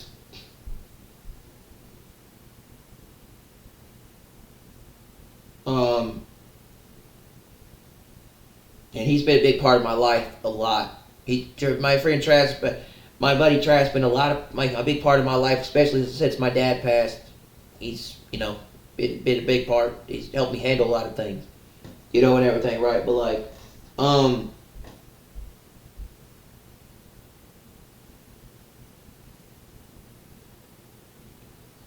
my dad was suffering from ALS for 3 years, terminal illness. And it's really hard to watch your father, that happen to your father, okay? And I was really, really in a bad place. In 2022, I almost took my life. I did. And I don't know if I let anybody know this. I know what it's like to deal with that struggle and really, really go through a hard time. Okay, it comes to right, and everything. And 2022. And there are days now when I wake up that I don't want to be here, really, but I'm keep trying to keep going.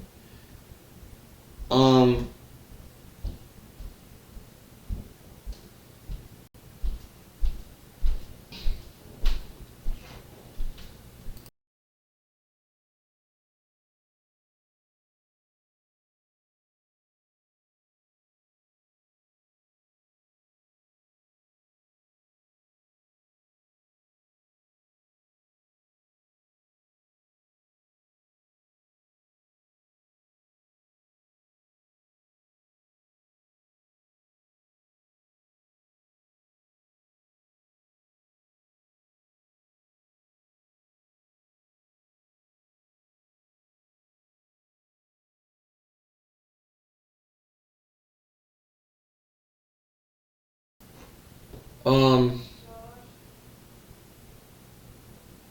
and I was in a really bad place in my life for 3 years, man. I know what that's like. I did almost take my life. I did.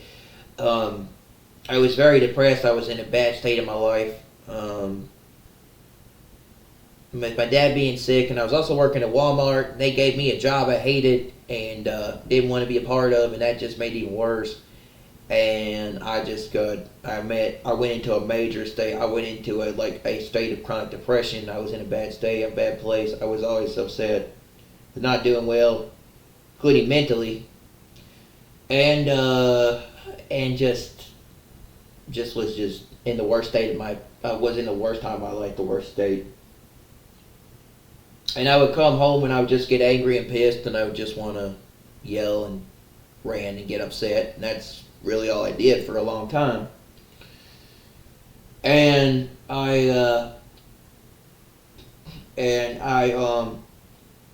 2022, and everything, did stuff like this, and I was just tired.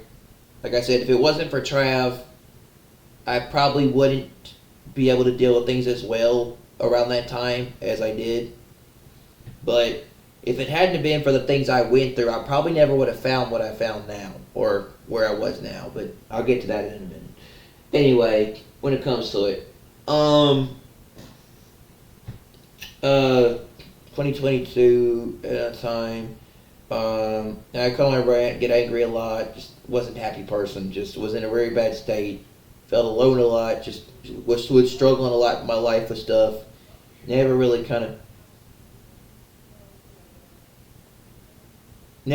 felt like it was good enough, I guess you could say, really, in that time.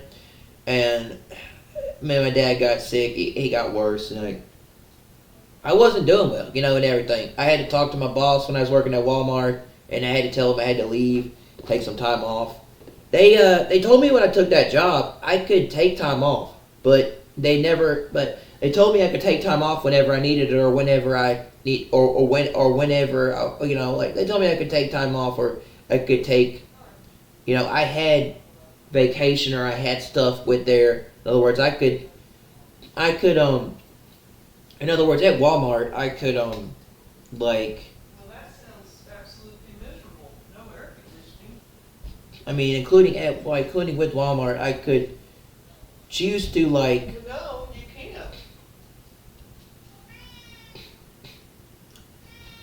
uh, Colton, you need to get bullied in and feed him. okay. If you get bullied in, I haven't seen him. So, like, including at Walmart, they told me I could choose when I could take off. And so, like, I needed to take off around that time. They didn't let me. I was in a bad place. So I had to tell my boss, and we had to sit down and meet and tell him I was in a really bad state. I was extremely depressed. I was going through a bad time. It's just, I, Mailbox. Mail carriers. I started going to therapy, okay? I started going to therapy around 2022. And then, and stuff like this. But I was like, oh, it's the worst state of my life. And I almost ended my life. I was literally like, wanted to get my hands on a gun to shoot myself in the head. I wanted to kill myself. I did. Luckily, thank God, the guns were locked away and I couldn't get them. But I was very angry that day, very angry and upset that I couldn't end my life. And I got very mad because the guns were hidden from me, and everything. But I came really close to ending my life, and everything. And I was in a bad place, a bad state. This was the beginning of the state where my life was like hell for 3 years, okay, and everything. Somehow, I got out of that. But, hell for 3 years. And it was hard for me to deal with everything. And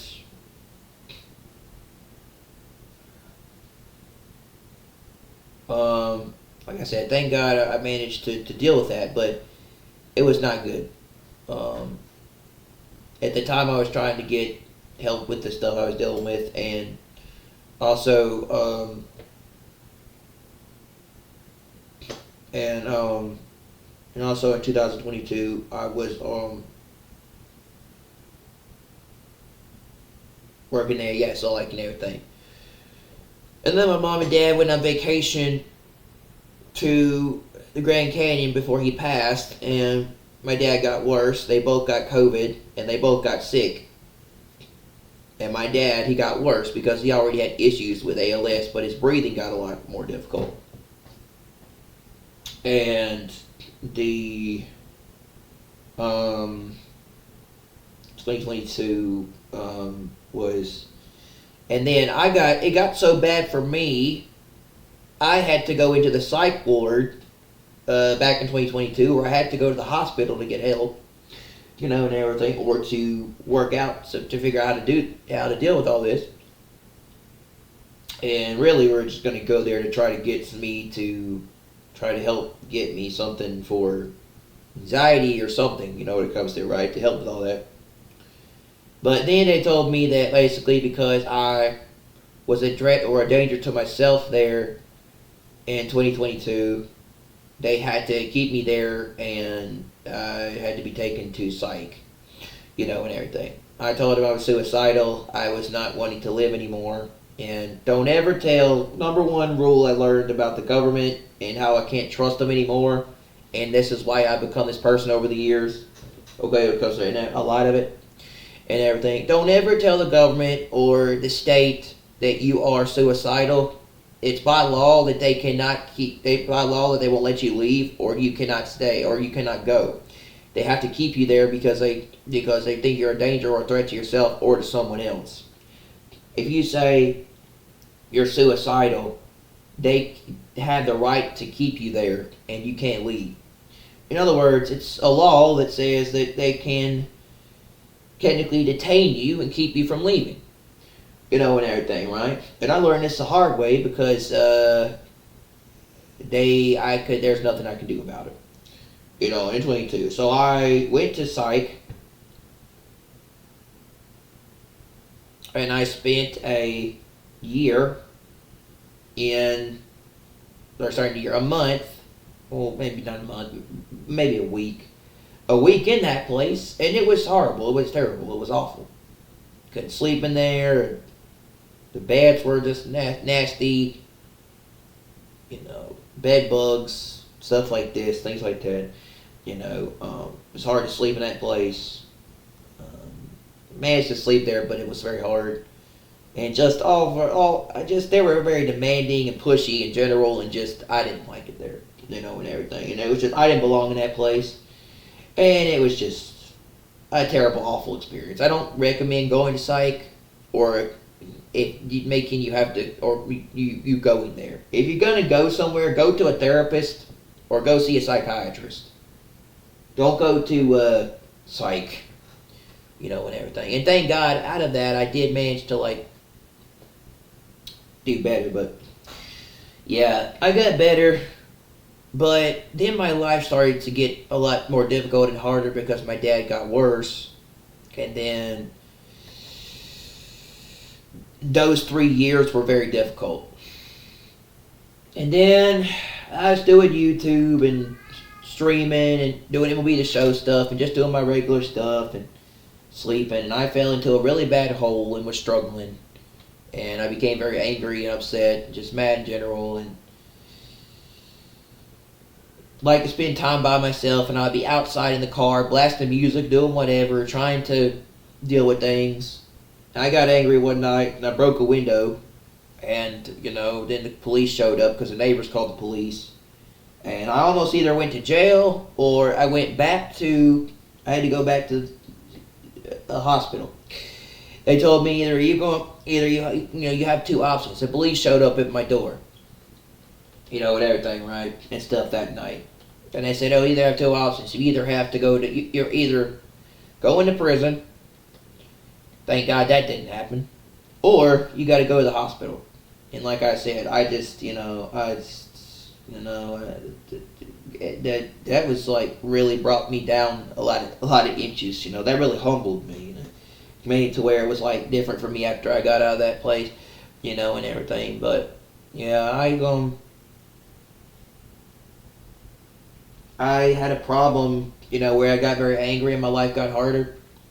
Not to mention, me and my brother got into a fight. And he ended up beating me up. And then I came out of that, and it just made my life a lot worse. And I went on a rampage. I wasn't the same person. I just completely changed. I was not happy, and everything. I was just mad, and everything. I wanted revenge. I was just upset, just in general, and I changed a lot. And for several months, I just was very just angry and rageful, and was just upset. Probably because I was in pain and I was mad, and I was just in general everything.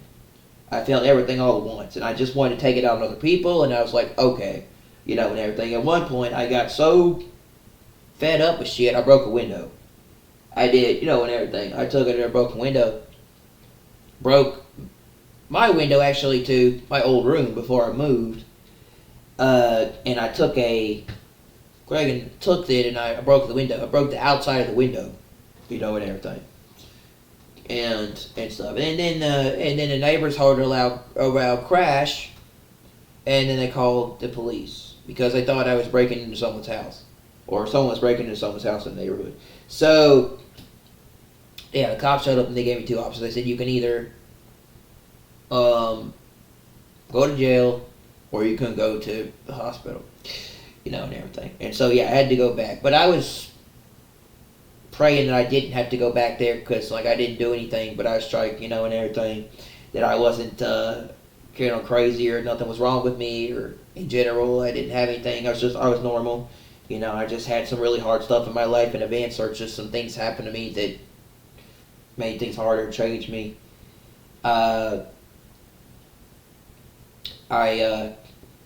It got very difficult for me, and everything, and it's just, I was trying to tell them that really I'm not mentally ill, or I'm not a threat to anyone or nothing, and everything, right, and stuff. I just didn't know how to deal with things at the time, and I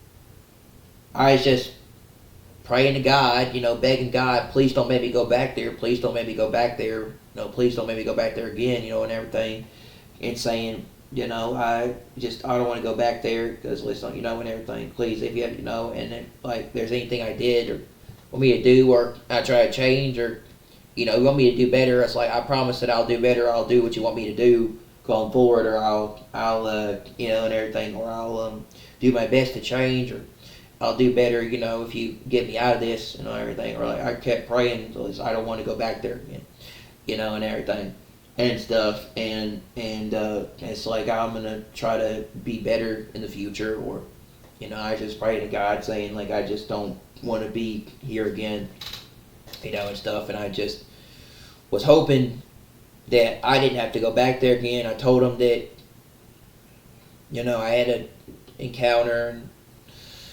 problems with family that night. Things didn't go well, and and I was just trying to explain that there was a misunderstanding and things didn't go the way it was, and it wasn't great, and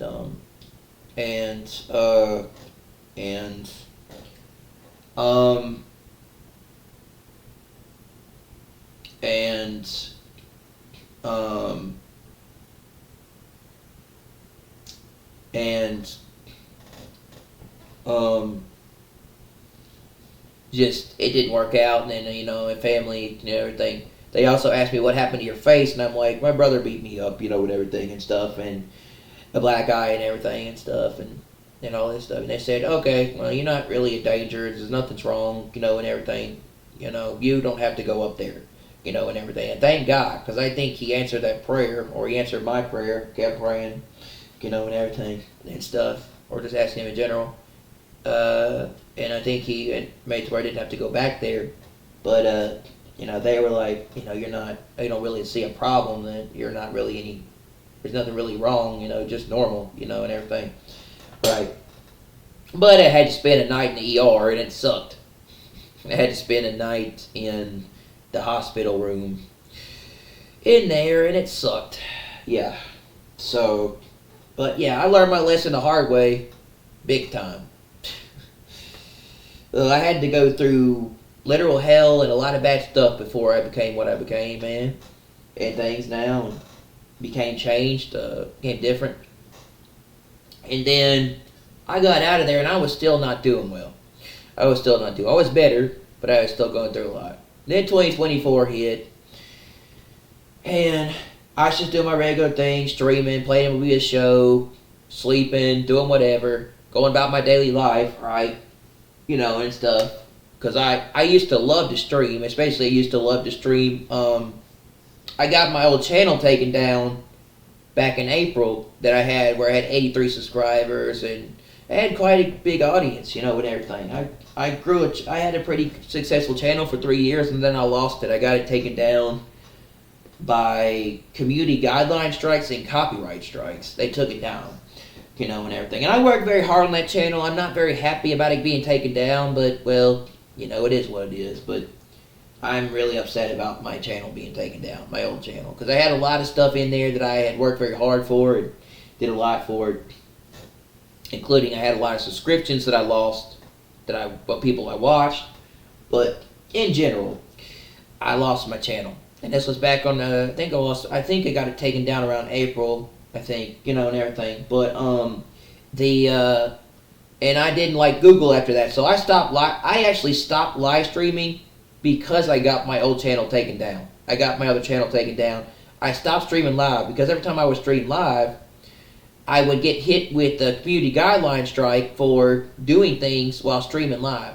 And the main part of the reason, and the main thing I got hit with, was doing the talking about talking about MLB and the stuff around the league and the Yankee highlights. I was streaming the Yankee highlights, or I would stream and talk about the Yankee highlights for the games back in April, you know, and everything, right? And I would do that a lot. I would go over the game highlights and stuff, and I would talk about it on the MLB channel. And I kept getting hit with community guideline strikes. I kept getting hit with third-party content strikes. It was telling me, oh, you were using third-party content, and that's against the rules of YouTube. You can't do that. And so it was like, okay, you know, I can't do that anymore, and stuff and everything. So I don't live stream as much as I used to now, including like gaming stuff. Like I did do a Days Gone stream, but like it's just I don't stream gaming anymore, and I don't stream like in general. Like I don't do like in general streaming, but you know, stuff, because I got my channel taken down. I mean, I got my channel hit with third-party content strikes a lot when I was on my old channel. And that was mainly due to Google and their stupid policies with,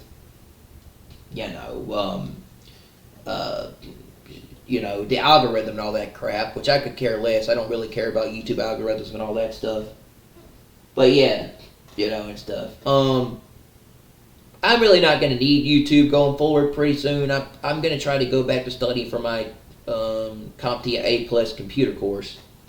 Hopefully, if I can get that going. But yeah, I was not happy about it. Kind of sad, kind of very upset. Took me a while to get over it, but you know, I decided to recreate a new channel and do what I'm doing now. But because I feel like I was like led to this and maybe do it, or maybe to talk about it, but I feel like maybe I was led down a new path and things change for a reason. I don't know. Just things have a way of changing. You know, I look at it like it's all part of God's plan, and He has a reason for the things He does. So, you know, He had me go through a shift in my life, so I don't know. But I feel like maybe these things happen for a reason. Anyway, but the thing is, also maybe it was to like lead me down another path, or sometimes things happen to you to humble you. And yeah, but I don't know in general, but yeah, I wasn't happy. It was on the 21st of my birthday when I turned 28 that I lost my channel. Yeah, I was not happy. It was right on the 21st, I think, when I got this new monitor I had, and I was doing content on that channel, and I got it taken down. And I was not happy. I was not happy because I worked very hard on that channel, and I have been doing it for 3 years, and I developed quite a nice subscriber base of people. Not like huge, but pretty nice group of people that I had for subs, and I had a lot of viewers, but that's beside the point. That this numbers and analytics don't mean that much to me on YouTube as much as it does. Like, analytics and numbers on YouTube don't mean that much to me anymore as much as it did, because I see now, I guess, what I didn't see before because of what's happened to me. But I don't know. And everything, right? But anyway. And it sucked. It sucked at the time, but well, I've been through worse. And I managed to bounce back because, I find a way to bounce back even though sometimes it gets hard. And stuff. And 2024 hit, okay, and everything, right? And I was in a really bad place in my life. I really was. I was just streaming, doing MLB. I would stream MLB The Show. I would live stream MLB The Show for a long time, like for 3 years, or for those years. I would mainly play the show, and I would be live streaming MLB The Show mainly, a lot, to keep from being lonely and feeling like by myself during those years. And I would interact or talk to the audience, or I would stream and play MLB The Show. People like watching me play because I was good at the game. It's like, because I'm a pretty good MLB The Show player. I've been playing it for years. I've been playing the game. I've been playing the show for over a decade, and I'm really good at the game, actually. Probably like a pro. Like, I'm probably a veteran show player, pretty much, and I have all the games. I have all the iterations. I have all the years. And I would stream the show a lot, and I would play it, and do a lot. People like watching me. They would come by and watch. They would interact with me. They would talk with me. People thought I was pretty cool on my channel, and I had a pretty good audience. And, I would interact with stuff like that. I would do my things with my life, and I would go about and just do whatever, I guess you could say, at the time. I kind of got out of watching MLB The Show. I kind of got out of watching MLB around that time when my dad got sick. I didn't really get back into it. Like I said, I didn't really start watching it again until 2023 World Series, I guess. I did watch the 2023 World Series, where it was Texas against the Rangers against the Astros. And I remember that day because I don't like the Astros. I think they're cheaters, and everything, right? So I liked it when they got beat in the playoffs by the Rangers. Anyway, that was the best moment. Probably that was the best moment of those 3 years. That was probably the best moment of those 3 years. During my dad's illness, that brought a lot of happiness to my life and joy to see Houston get beat by the Rangers, to see the Astros get schooled by the Texas Rangers in the playoffs. I was tired of them in the World Series every year. And I was like, the Yankees never get their shot at the World Series. And and everything. And Houston gets to be in the World Series, but we had our shot, but we blew it to the Dodgers. Maybe we'll get a rematch this year, I hope, with the way the team's going. But I hope I'll get to see the Yankees back in the World Series, and maybe we can win it this year. But anyway, the thing is, because I would really love to see another Yankees World Series. I would love to see the Yankees win another World Series in my lifetime. I don't know if I'll ever see it, but I would really like to see that happen. It would be my dream. It would be my dream and my number one thing on my bucket list to see the Yanks win another World Series while I'm still alive. It would. That would be the best thing ever to see. Okay, anyway. But And that brought a lot of joy and happiness to my life with all the other stuff going on. Yes, I was pretty happy when I saw Houston get. I was pretty happy when I saw the Rangers whoop the Houston Astros in the playoffs 2023. That made me happy. Okay. But I didn't really watch MLB. I was like doing stuff, and I guess you could say, what was I doing? I was playing a show. I was streaming. I was live streaming. I was just doing my regular stuff, including gaming stuff, and everything. At that time, I was doing streams on DSP Gaming. If y'all remember who he is, if y'all who knew DSP Gaming is, I was making a lot of content on him. But like I said, I got into some really interesting stuff in my life, and I was watching a lot of people that I believe were doing some very demonic, evil stuff, and they were not good. God good company. They were very toxic and negative, and they were very angry, awful people. And at that time, I was going down that road, doing the same thing as those people and doing content like that. And I don't know, but something happened to me that changed the way I thought about things or the way I was in my life. Okay. And I'm not kidding with you guys. So I was watching these people for a long time, and everything. Two channels people are not familiar with, probably. They're very small and they're not well known. Aviga and Atlas the Bookkeeper. I would watch them for years, and I was a big fan of their content. I liked what they did. I got their content, I guess you could say, and I just I don't know, I just felt kind of similar to the way they were, and I kind of could relate, and I felt the same way. So I started kind of watching them, and I kind of rubbed off on me, and I kind of started doing what they did, and I kind of started following them and talk about the same things they did. It's just I kind of started doing DSP content similar to what they were doing. I started talking about the same topics, and just including gaming stuff and other things.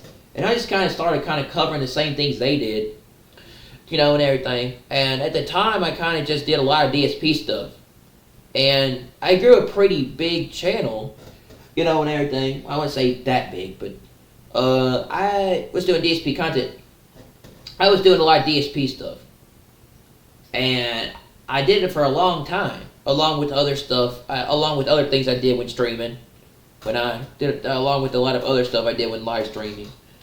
But it's mainly DSP content stuff, mainly. I would stay up most of the night during the time when my dad was sick, and I would just stream all night, and then I would go to bed. I would just stay up all night streaming, and then I would go to sleep, and everything. And I would stay up streaming and making content on DSP stuff, and everything, while watching Aviga and Atlas and these people. And I watched them, and I talked about a lot of things they did, but they were very toxic and negative. And at one point in my life, I felt like I was going down a road that wasn't good, and I had become very toxic and negative and angry and just hateful person. And I was taking it out on other people, and it was not going well in my life, and I wasn't dealing well with things. And I started kind of becoming, in a sense, not good, and everything. And I would come into a room at the time when around the time when this happened, and I don't know, it's just I didn't have a care in the world for anything or other stuff at the time, and I only cared about myself. And I guess to a point, things in my life it didn't go well at that time, and a lot of conflict and stuff in my life. I had a lot of conflict in my life for 3 years. Okay, when it comes to right. And I think it had a lot to do with that too. And I might have been under dark influence or demonic influence at the time. I don't know. Maybe there's a possibility. Wouldn't have surprised me, and everything. And stuff. And I had a dark cloud over me, and everything and stuff. That just made me kind of worse. Because I kept watching these people every day, and they're all I would ever watch. These two people these two YouTubers or two creators would be all I would ever watch on YouTube. And I stopped watching anything else. And I would isolate myself, and I would stay in my room, and I would stream, and I would watch, and I would do stuff I would do content on this stuff. And the same thing they did, and I would do these for hours, and I would just do this type of stuff. And everything. And I became very toxic and negative. And everything. And I believe I was making content on them, I was using their streams or their content to make content on that they did while making stuff, while talking about the same things they did, and everything. In other words, I was using their channels to talk about the things I did. I would like watch, or I would record or stream their stuff, and I would talk about it on my channel, and everything, right? In other words, I liked their stuff so much, I would use their stuff to talk about on my channel after I watched it, and everything, right? Or liked it, and I wanted to talk about it or go over it or watch it, and everything. They were role models to me. They were influences to me. I liked them a lot. I very much did. Aviga and Atlas the Bookkeeper were two YouTubers that I really, really admired. That I became like, really, if you think about it, right? I did. I became just like them for 3 years. I did. And I did whatever they did. And everything. I had so much admiration for these two and the way they were and what they did and how they were. In other words, I guess you could say, I just felt just like them. And I could relate that I just kind of became just like them, in a sense, right? And everything. And it was just, they do say that you are influenced by what you watch, what you read, and who you pay attention to. It wears off on you and influences your decisions. In other words, you become just like that thing or that individual if you're around them enough. And yeah, I became just like them, and everything. I watched them so much at the time because I didn't know how to deal with things in my life, especially around the time when my father was sick and going through ALS. I didn't know how to deal with things. I watched these two so much that I became just like them. I pretty much, I guess you could say, I pretty much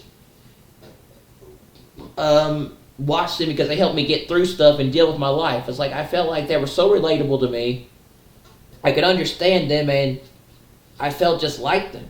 And in a sense, I just kind of gravitated toward that, and everything. I just could feel like they were relatable in my life when I would watch them, and everything, right? And stuff. And I idolized these two, and everything. And they were a big influence on me, and they I guess you could say, they put things toward the way I did things as a creator and made videos or streamed. They influenced what I made as a creator back on my channel. Okay, on my old channel, and everything. And I was big fans of them. I came across them like out of nowhere one time, like just looking through YouTube because I was bored or there was nothing to do at the time in my life. And I liked them a lot. So I started to kind of become just like them in a sense. And I would talk about all sorts of stuff, right? Including gaming. I like their takes on gaming and their discussions on like video games and like the latest releases and all sorts of stuff going around. I would watch them for the latest news or the latest stuff going around YouTube, including gaming. They were like the news source I would pay attention to for a lot of things, including and everything, right? Or like what was happening. But also because I just at the time was just so angry and I felt so much anger inside, so much stuff, and was very toxic and was just mad about everything in my life and just not happy, didn't know how to deal with it all, that I just, at the time, those were the people I watched to help me get through my day and to deal with things. And I liked them a lot, that I became just like them. And I started literally doing what they were doing, but I was like, I admired them so much that they could do this stuff and get away with it on YouTube, and they had the ability to just like say whatever they wanted, and they had such a large audience you know, and everything, right? Or they had such a big audience of people, and it's like I admired them for the fact that they could just kind of just, you know, and it came to, in other words, they like were able to like just, you know, they had a platform where they had such a lot of people. They had a lot of people watching them, listening to them, giving them the recognition, the respect, and the attention, giving them the ability to, like them getting the stuff at the time they deserve, you know, and everything, and just people tuning into their stuff. In other words, you know, what I'm trying to say is, I felt alone at the time in my life around those 3 years that I just wanted. I don't know. I wanted. I guess you could say I craved attention. I liked the spotlight. I like people paying attention to me. I like people interacting with me, and I like having people there. When it comes to it, I enjoyed having that influence. I enjoyed having that group of those subscribers and that audience, you know, and I wanted that. I wanted that in my life because I felt like I was empty and lonely, you know, and everything. Right? I did. I wanted that thing that those creators had, or those people, those YouTubers had. I wanted that influence in that thing, you know, and everything. Right? I did, and so like. Because I felt lonely, I wanted that attention that I didn't get during those 3 years when I was alone by myself and I had nobody. Okay, because I felt stuck and lonely in my life.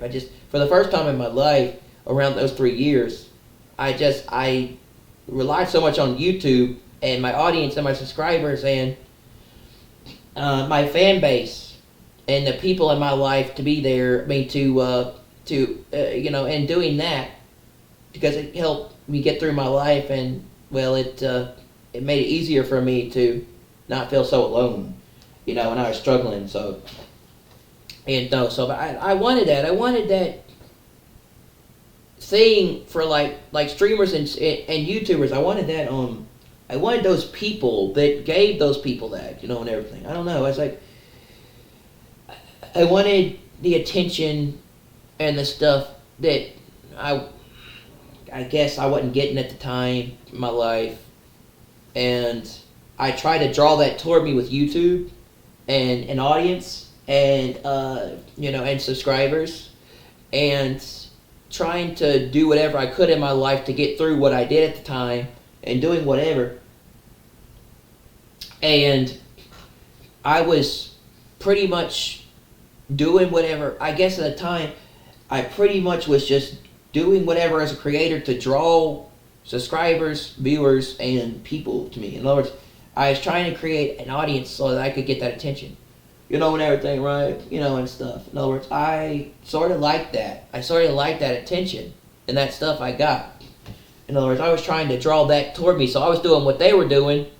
I was trying to do what they were doing so I could get that, or they became a big influence on me, and I started doing that. In other words, I started I tried to copy them and do what they did to get that. In other words, I was using their stuff to talk about the same things they did so that I could, you know, and things like that, right? In other words, I really admired it so much as a creator that I wanted that too, you know, in my life, you know, and everything, right? That I really enjoyed getting the type of stuff I did, you know, and everything. And so that's why I streamed a lot and did a lot of stuff as a creator. I liked doing that stuff to get that support, right? You know, and everything. But the more and more I did that type of stuff, I guess you could say, the more and more I felt empty as a person. And the more and more I felt like something was missing in my life, you know, and everything. And I was going down a bad path and I was struggling. And then something happened to me that I can't really explain to this day, that I don't understand. I was either watching these people or I was doing something in my life where I was opening myself up to something. I don't know what happened, to tell you the truth. I don't know what happened.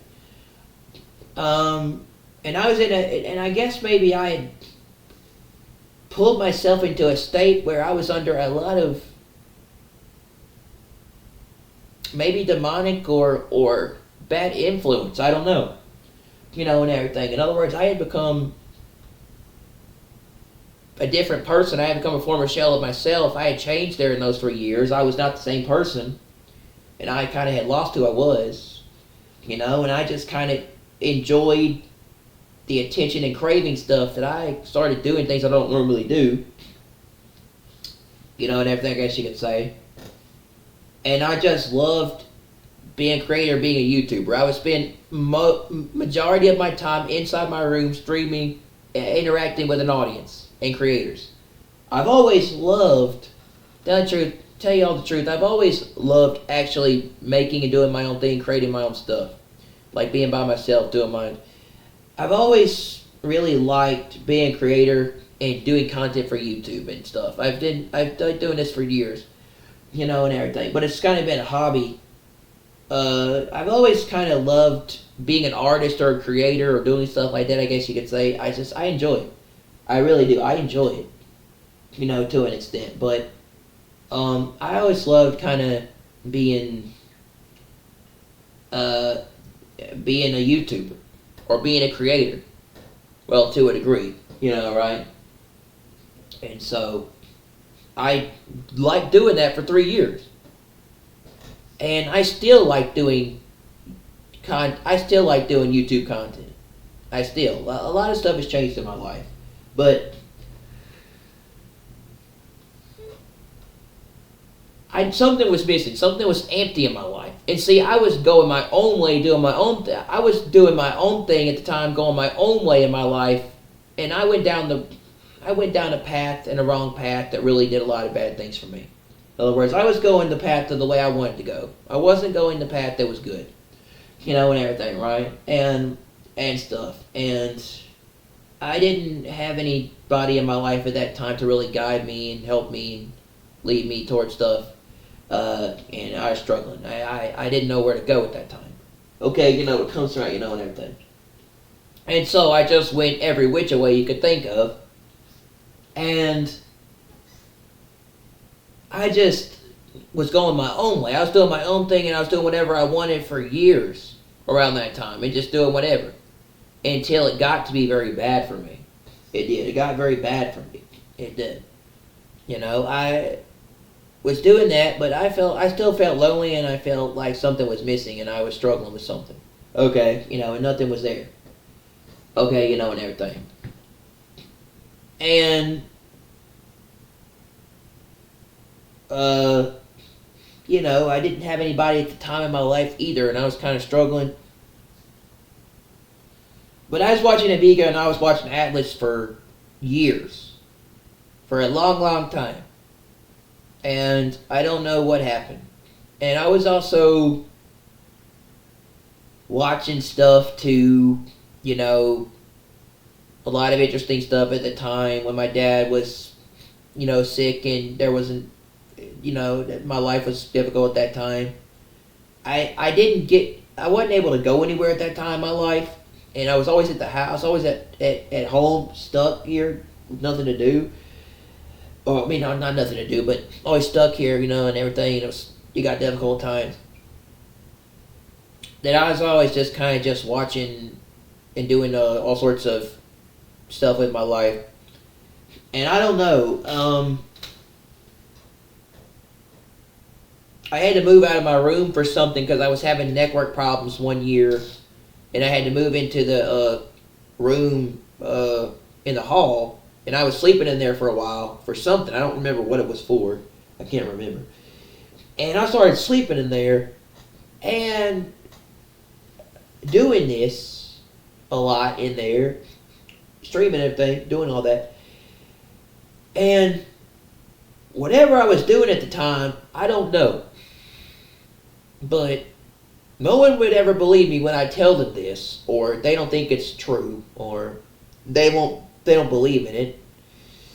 My family doesn't even believe in it when I tell them. You know, when it comes to it, I don't even believe in it. They don't even think it's true. They don't think I'm going to tell them it's the truth. Something happened to me that I can't explain. Something spiritual.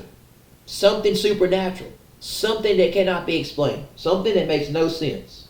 And I'm not telling y'all guys, I'm telling you guys the truth. Okay, you know when it comes to it, right? When I was doing what I was doing in my life, around 2024 is when it all eventually got very bad. Things in my life started changing, and I started shifting, and I hit a bad place in my life. I hit the bottom, bro, and everything. Not to mention, when it comes to, and everything. Not to mention, I would go to sleep at night, and I had to go to a psychiatrist, because there were bad things happening to me around that time. Bad things. I had to go see a psychiatrist. I did. This psychiatrist put me on psychiatric medication. Okay, when it comes to it, he put me on psychoactive medication to help deal with this. I went through panic attacks. I had a lot of bad things happen to me.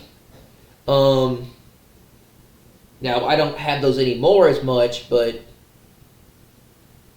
yeah. I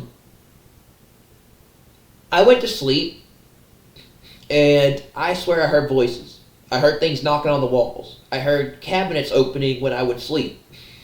I heard things talking to me in my sleep. I heard loud noises when I would sleep. And I heard weird things at that time when I was sleeping. When I was in that room, I'm not kidding you. When I would be sleeping, I would hear the window open by itself. It would open by itself, and then I would feel a cold breeze come into the room. Like there was some kind of supernatural thing in there, or a spirit or something in my room. Okay, it comes on everything, right? Some kind of thing showed itself, and everything. Or I would wake up and I would be freaked out. And then I'd be like, oh, I'd be like, did you see the window open, or did you see that? Okay, what it comes to, right? And I'm not normally a person who is spooked by the supernatural or paranormal stuff. I'm not normally a person that actually thought it was real until what happened to me. Okay, what comes through, and everything, right? And stuff. But I started having some weird ass encounters in my room. Okay, when it comes to, and everything. Or in that room. And the window would open by itself. I would turn out the light, and some weird stuff would happen. Then I would turn the light back on, and it would freak me out. There were nights when I couldn't sleep when that happened, and everything. And it was weird. Okay, and stuff. I would hear the window open, or I would hear the window open by itself. Something would come in. Or I think I would hear it open, but maybe I was just my mind playing tricks on me. And everything, right? And stuff at the time. But I could have sworn it opened itself up. And then when I went to the window, it looked like something had opened the window up. And everything. Because if you look at it, the things were the two locks had been pushed. The two locks had been pushed to the side where it had unlocked. And someone had unlocked the window, and I heard the window open in the middle of me sleeping. I heard a noise. I felt a cold breeze come in through the window. And normally, when it comes to, and everything, normally, okay, and stuff, that room was not very cold. It was usually usually pretty hot, and everything. So I had to use a fan, and everything, right, and stuff. But it got a lot colder, and at times in that room it would be really cold. It would be among the temperature of freezing cold at times. Right? You walk into that room and it would be way colder than it normally is, right? And stuff. And things. Maybe it was just the weather, or if it was just like what the time was outside or not, or maybe it was just how cold it was in the house. But another thing I would hear too was I would hear the air conditioner click. Yeah, I'm not kidding you. I had some weird ass stuff happen to me. I would hear the air conditioner click every 5 minutes, or I would hear something with the air conditioner outside when I would sleep. Okay, and everything. I would hear the air conditioner go off in the middle of sleeping. There were some weird things that were going on with me. Okay, you know, and everything, right? And I would feel a cold breeze come into my room. I would feel the window open, or it would be a lot colder. I'd be sleeping, it'd be normal, you know, everything would be fine, and the temperature would be okay, and you know, and everything, and I'd be in a state where I was, you know, and everything, and the room would be the way it was, and then all of a sudden, it happened a couple of times actually. I'd hear the window open, I feel a cold breeze, or I feel something happening, you know, and everything. Also, at times I feel like something touched me in my sleep. Okay, and I'm not kidding with you. Okay, and then I think at one point I heard something call my name in my sleep. Just y'all think I'm crazy, but you know, no, this really did happen. Okay, you know, cause I had to go see a psychiatrist because I literally thought something was wrong with me, and I was scared for my life. There were a couple of times when I didn't want to get out of bed, or I didn't get out of bed, and I would just go back to bed. Literally right after I woke up because I was afraid and scared. Something was going on with me. Or I was sick. I was really, and not to mention I was also really sick at that time. I woke up with constant stomach aches. I couldn't sleep. I had nausea. I kept getting woken up at 3 a.m. with all sorts of bad stuff in my body. You know, in my body. I would sleep at night and I feel like I would be fed food or certain things in my dreams that would affect me. And I would... and just in general, I couldn't sleep. I would be on the toilet I would be feeling bad for hours, and it wouldn't go away. It was strange, and I was really not just mentally. I was not just physically sick, but not just mentally sick, but also physically sick. There was something going on with me, you know, and everything. I don't know at that time, and I think it was spiritual. I really do. I think it was. It's weird. It's weird to say the least. I felt something touch me. I did. Okay, you know, when it comes to, right? And there was, and I was just, and there were a couple times I would wake up in the middle of sleeping, in the middle of dreams. I would wake up in the middle of sleeping and I would get afraid, I would get scared. Or I would jerk out of my sleep, or I would just open my eyes up. I would reopen my eyes and turn on the light. I was freaked out. I was, you know, and everything. Or I would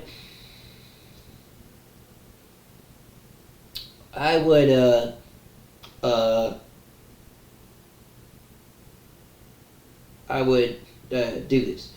I used to watch paranormal stuff on TikTok at the time in my life when my father, when my dad was also sick. I would watch a lot of paranormal TikTok stuff. You know, that might have been what was going on. I don't know what that stuff does to you if you watch it. What opens yourself up to? I would watch a lot of that stuff. Okay, you know, comes to I had a fascination with this stuff around that time when I was going through this, and I don't know what was going on. Okay, you know, when it comes to and I started watching all this paranormal stuff. Okay, you know, and everything, and then I went down the rabbit hole and I started doing research and. All right, I don't know. Window would open. I started hearing loud noises. I would hear trumpets or some weird stuff. I'd hear banging on cabinets. I would hear doors. I would think I would hear footsteps at night too. You know, at times and certain things. I would hear my window open by itself without me doing anything, and I feel a cool breeze coming in, like there was something coming into my life, or something coming into my room. I'd hear my name called, and I would hear, you know, and I would just hear some weird stuff. It was weird, or I would hear things, you know, and everything, and it would freak me out. It would wake me up out of my sleep. I would wake up, and I would wonder what the heck's going on, and I couldn't sleep. Okay, you know, and everything, and I was like, it was nuts.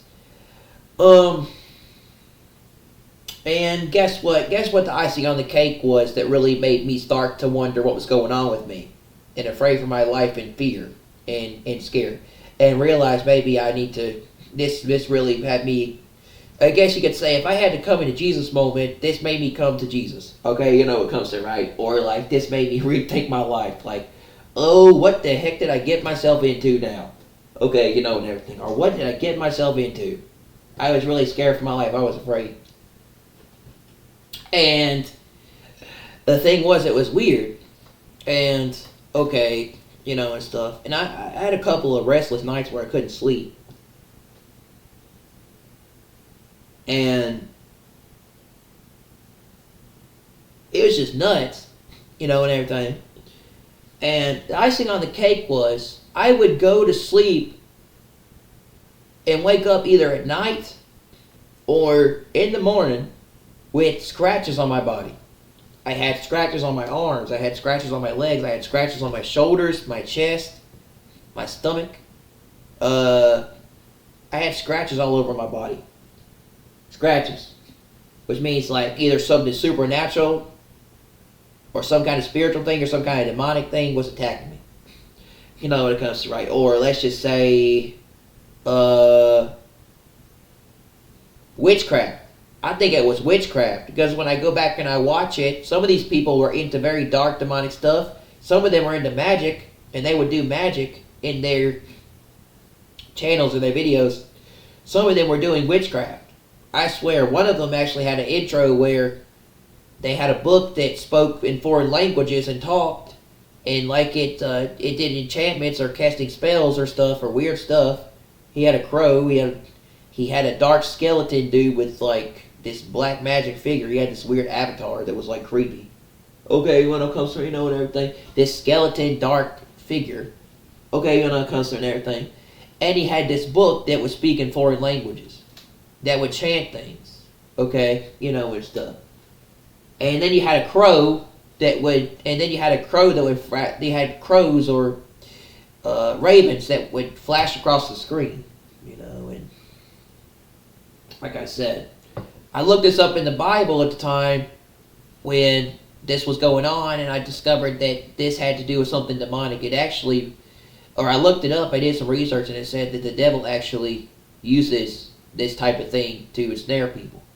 So I don't know, it's weird, and everything. And what the crow represents death, and all sorts of other stuff. It was weird. So it was the raven or the crow. It says the devil uses these tactics, so can ensnare people. So I don't know what was going on at the time, but it was weird. And I had an actual supernatural encounter, right? I know that for a fact. And then I would wake up and I would tell my family and tell my mother, and everything about this stuff at the time when my dad was sick. And I didn't know what was going on. Don't know what was happening with my life. And everything. I was scared for my life. I really was. But I didn't think anything of it. Until my life started getting a lot worse. I started losing everything. I started having bad luck. I started waking up sick every night. I started having all sorts of bad things happen to me that never happened to me before. I started experiencing weird phenomena in my life. I did. And all the most terrible things were happening to me. I think I was under a spell or under witchcraft or some kind of spiritual thing. Some kind of something that was affecting me. And everything. Or there was something happening to my life that made everything worse.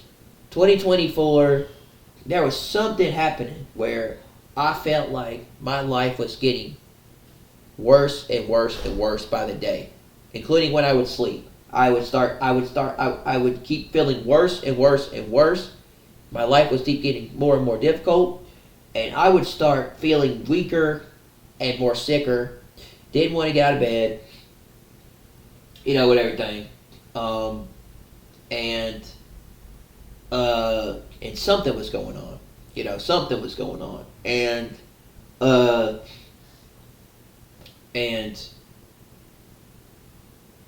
something weird was going on with my life. I woke up one day and I was having back problems.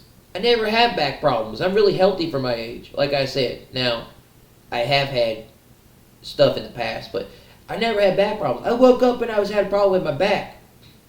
I believe I might have had a spirit of infirmity at that time, in my life, because like that talks about a spirit of infirmity. But I was having back problems, or I was having problems where I was like I couldn't walk.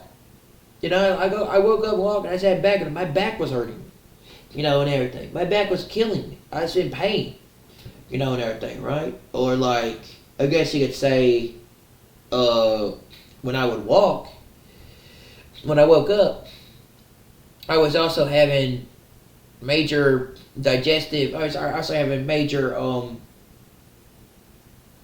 body problems. Like, not to the extent now, but like way worse. But yeah, it was weird, and I was having back problems. I couldn't walk. My back was hurting. I was in pain, and everything. And I would walk and I would be in pain. So I was having a lot of body problems. I was like, something's going on here. The devil's attack. I didn't know about spiritual warfare. I didn't know about spirituality at the time. I didn't know about supernatural or I didn't know about spirituality. I didn't know about supernatural. I didn't know about I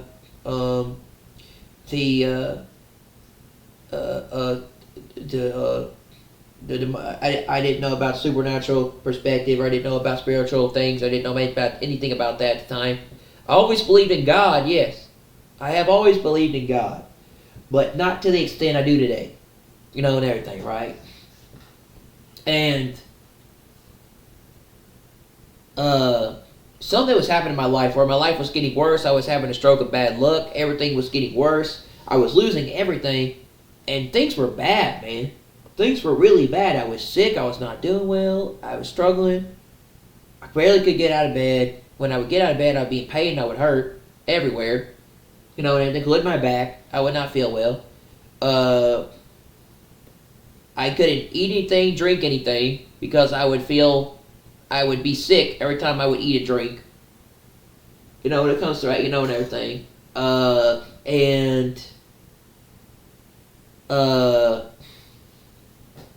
And I would go to sleep and I would have scratches on my body. I would go to sleep and I would have scratches all over my body. For months. And then it got so bad in my life that I hit rock bottom. I lost everything in my life. I did. And everything. I lost everything in my life. Pretty much. Around that time. And I was in really bad shape and condition. I didn't know what to do. I was struggling. I was in a very bad place. At one point, in order to deal with all this stuff, I had to go back on meds. I mean, in order with this stuff, I had to go back on taking my medicine, and everything, or like medication from the past. And I was struggling with that. And when it comes to right, and I got so desperate. It even came to a point where we had to go to the doctor to get me had to get blood drawn. Like I had to get blood drawn. And like I said, I have been going through some physical issues lately, but not what I went not to the extent I went through during this time. No, this was way worse. And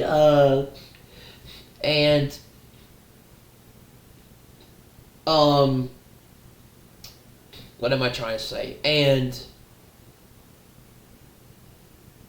I just didn't feel like doing nothing. When my dad was still alive, my grandfather and grandmother came over one night. It was my birthday, and I didn't feel like wanting to even get out of bed. I got out of bed just to talk to them, to go receive my birthday card. Then I went right back to bed. And I went right back to my room and isolated myself. I was not feeling well, or I was going through some really bad stuff at the time. I was not, I just I don't know, something happened to me. And then I went all through all this stuff in my life, and it pretty much just gave me, I don't know if God was humbling me or bringing me to my knees. I don't know at the time, it comes to right, or He just made me go through all this stuff, but or to see it, to make me see it, or maybe this stuff was like, maybe what was going on with me was just bringing me a stroke of bad luck in my life. I don't know, but like I said, I hit the bottom of my life,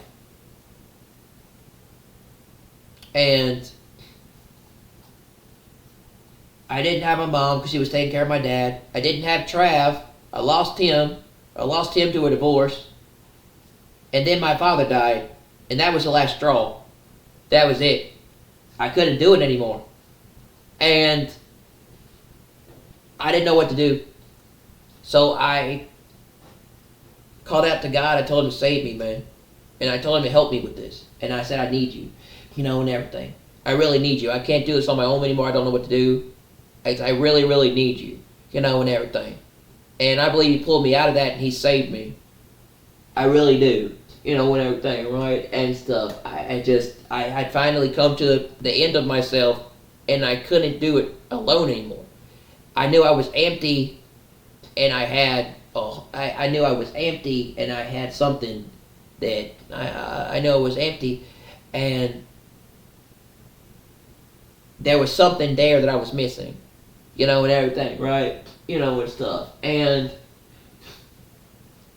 I was brought to my knees to a point that, well, I cried out to God in pain, in suffering, and with everything I had, and everything, right?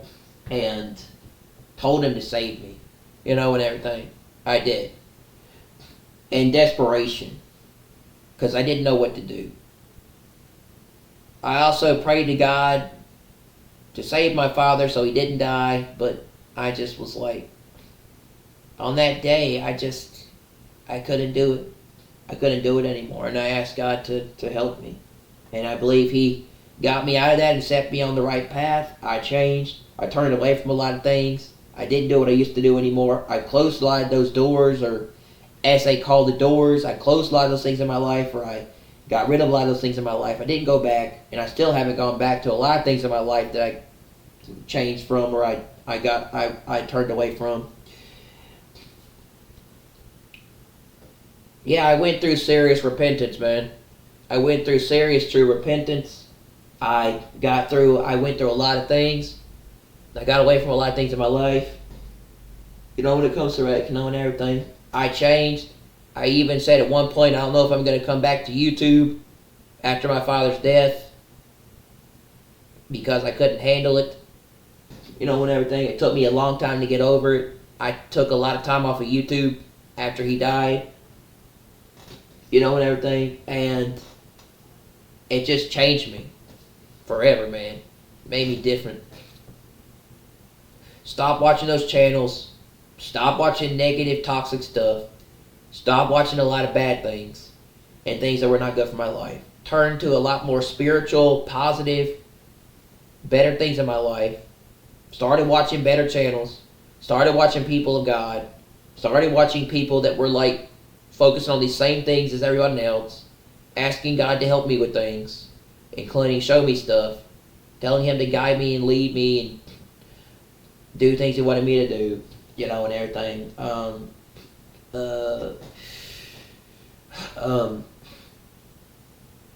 Lead me stuff, show me what he wanted me to do, leading me to the things I needed to read and understand, and the stuff and the people I needed to find, and everything, right? And stuff like this. Rededicating my life, as I guess you could say, to much more positive, better things, and everything, right? And things like that, I guess you could say. And after I lost my channel, and I think God took me through that too, where he reset my life and put me on a different path with where I am now. I really do. Including, I didn't have my channel anymore for 3 years, and that got reset. Okay, when it comes to, or that got changed, and I got it taken down. So, in a sense, I went through a little bit of a bit of a humbleness perspective, where I became different, and everything. Because I, at one point, think I might have gotten too much. At one point, I think I might have ended up too much of myself, and things that happened in my life brought me down, and everything, right? So, yeah. But I believe God did save me, yes. He did. He put me on the right path. I turned from those people I watched and those other channels. I didn't do any of that stuff anymore. And then going into 2025, I was rededicating my life to doing other things with YouTube and content-wise, including telling people about stuff and what's coming, including the Middle East, the rapture, stuff like that, right? God showed me the rapture.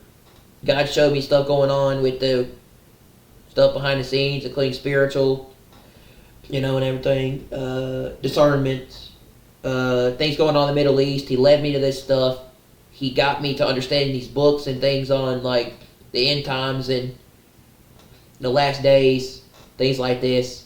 He led me to finding these things and understanding and reading these things. He pretty much opened me to the ability to understanding the end times and eschatology.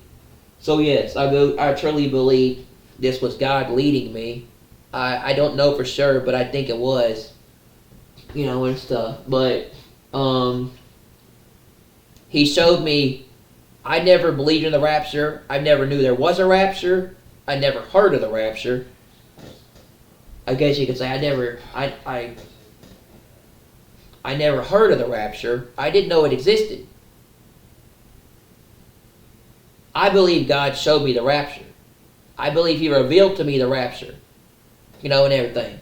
That the rapture, He revealed to me the rapture is coming, and everything, right? He did. So, and I'm not done. It's not done there though. After I asked Him to get me out of all that, I rededicated my life. In January 29th of this year, after the election or after the inauguration, God revealed to me, or He woke me up to things with these plane crashes and all the other things going on in the world, and He showed me what might be coming. And that brought me, and that night made me see what was, that night changed me, made me see what's coming. And that night, I gave my life to Christ, and I got saved. I did. That night back in January, I gave my life to God, and I got saved. I did. I asked God to come into my life and fill me with the Spirit and save me. I asked Christ in my life. I did.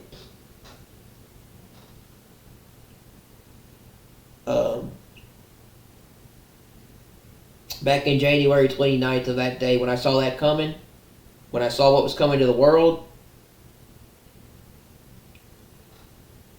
I gave my life to God and I got saved. I did.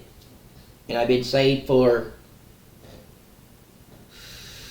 4 or 5 months now. I've been saved 4 or 5 months. I became a born-again, saved believer. I did. And everything. And and my mind has changed a lot. But, yeah, nonetheless, it was quite an interesting journey, to tell you the truth, man. But with the way things are going on with the world, man, we're going through a lot of tough things, man, including spiritual warfare. Spiritual warfare is real, man. I did. And everything.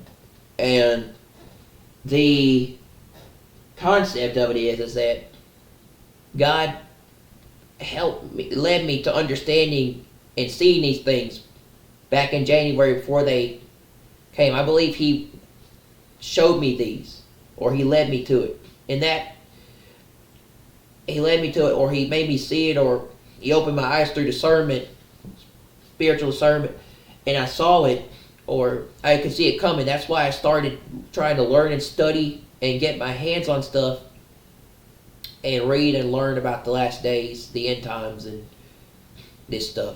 I was trying to understand these things. In other words,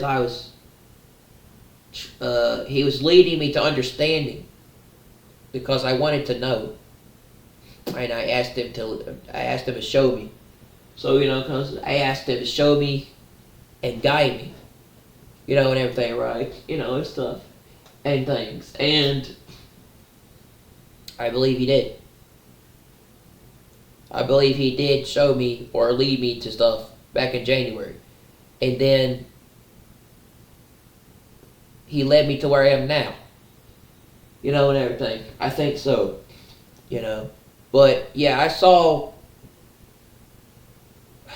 the rivers, I saw the plane crashes, I saw all this stuff happening back in January. When God showed me this stuff, it made me aware. It made me understand what was coming, and I was trying to prepare, you know, on trying to learn and understand.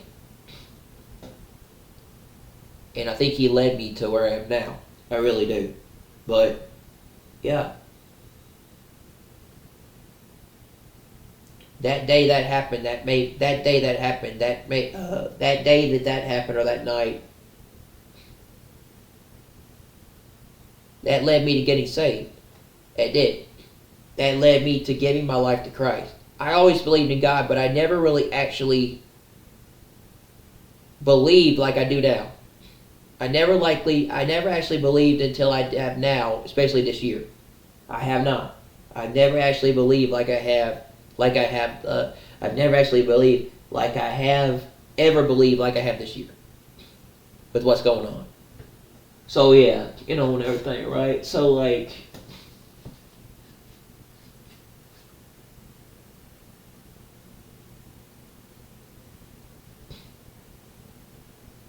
I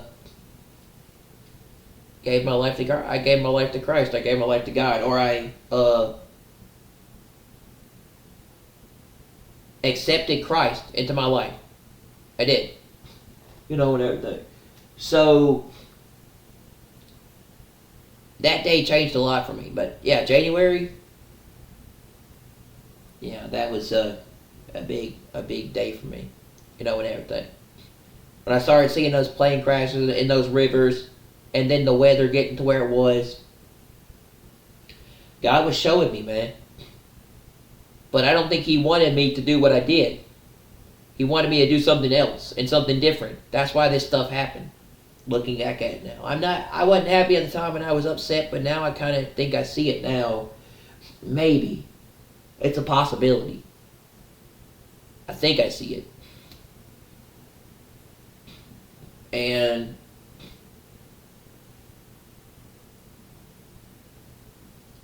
he made me see it, whether I wanted to or not.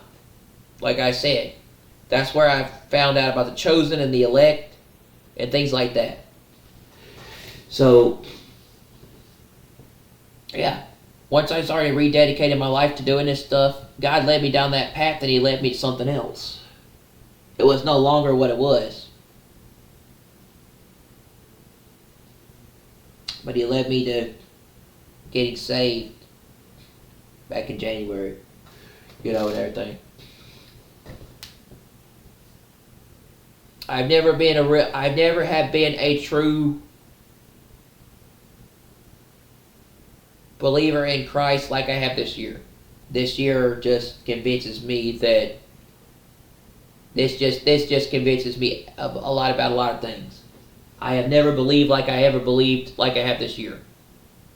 So, you know, and everything. And so, yeah. And so many things changed in my life after that. Like I said, I lost my channel. I had to redo stuff, and then I had to rededicate my time. So I was like, okay, I'm gonna make a channel doing this stuff, or you know, maybe talk about things like the Middle East and all that. But like I said, when this stuff happened, God God set me on the path that he wanted me to go down. He led me to the things, the people, and the stuff I needed to know or to watch or to pay attention to. He led me to these things I know now. I believe. And everything. He got everything else out of the way. God got everything else out of the way that didn't need to be there. And he brought into my life the things and stuff that I needed to pay attention to or know or follow. He led me to the people, the stuff, and the things to understand. And everything, right? And these channels. He led me to these channels, like Watch Woman 65, and everything. Chris from GRW, Bubba News, and all them. Yeah, I found them because I found these people. And I believe I was led to these people because of what was going on with everything, including, with the world, everything, right? And I started paying attention, but I believe God made me understand or see. Maybe God led me to these people, and then these people, these individuals, I found this stuff, with what was coming. So I believe God led me to these other channels. I found these other channels, or I was led to these channels for what was going on, so I could understand. I don't know, or He led me to this with what's happened, because I wanted to know, and I wanted to understand, and so why this stuff was happening, what happened. He led me to these people, and everything with what happened in my life. So He led me to finding these individuals,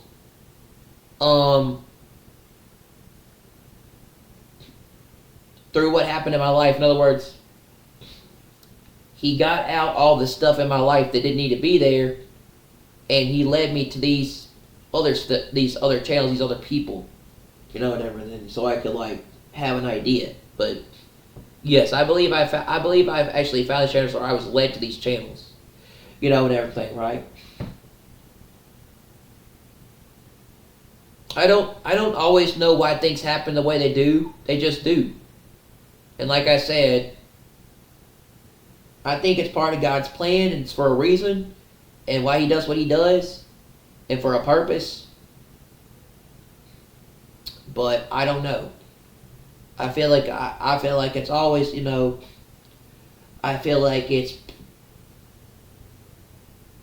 always part of some purpose or some perspective.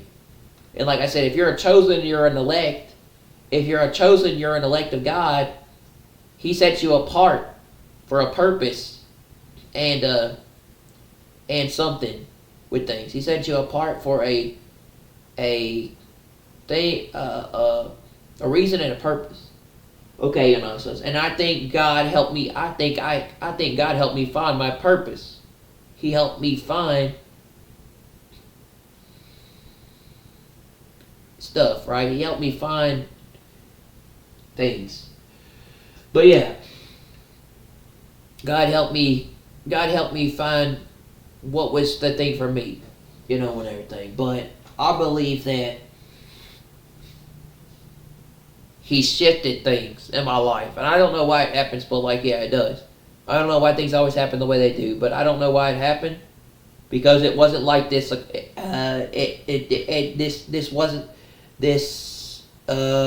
It wasn't like this 3 years ago, and it wasn't like this back in 2023. In other words, it wasn't, or 2024. It wasn't like this back in 2024 when my father died. Like I said, I changed a lot after his passing. But yeah, it wasn't like this when I was streaming and doing YouTube stuff then. It wasn't like this where this stuff happened. So it wasn't like where things changed me. In other words, it wasn't like this where I lose my channel. So like I said, this didn't happen in the past when I did it. So it's probably different now. But yeah, I believe God kind of led me to a new path or somewhere else. So that's what I truly believe. Anyway, sorry about that rant, but I want to go over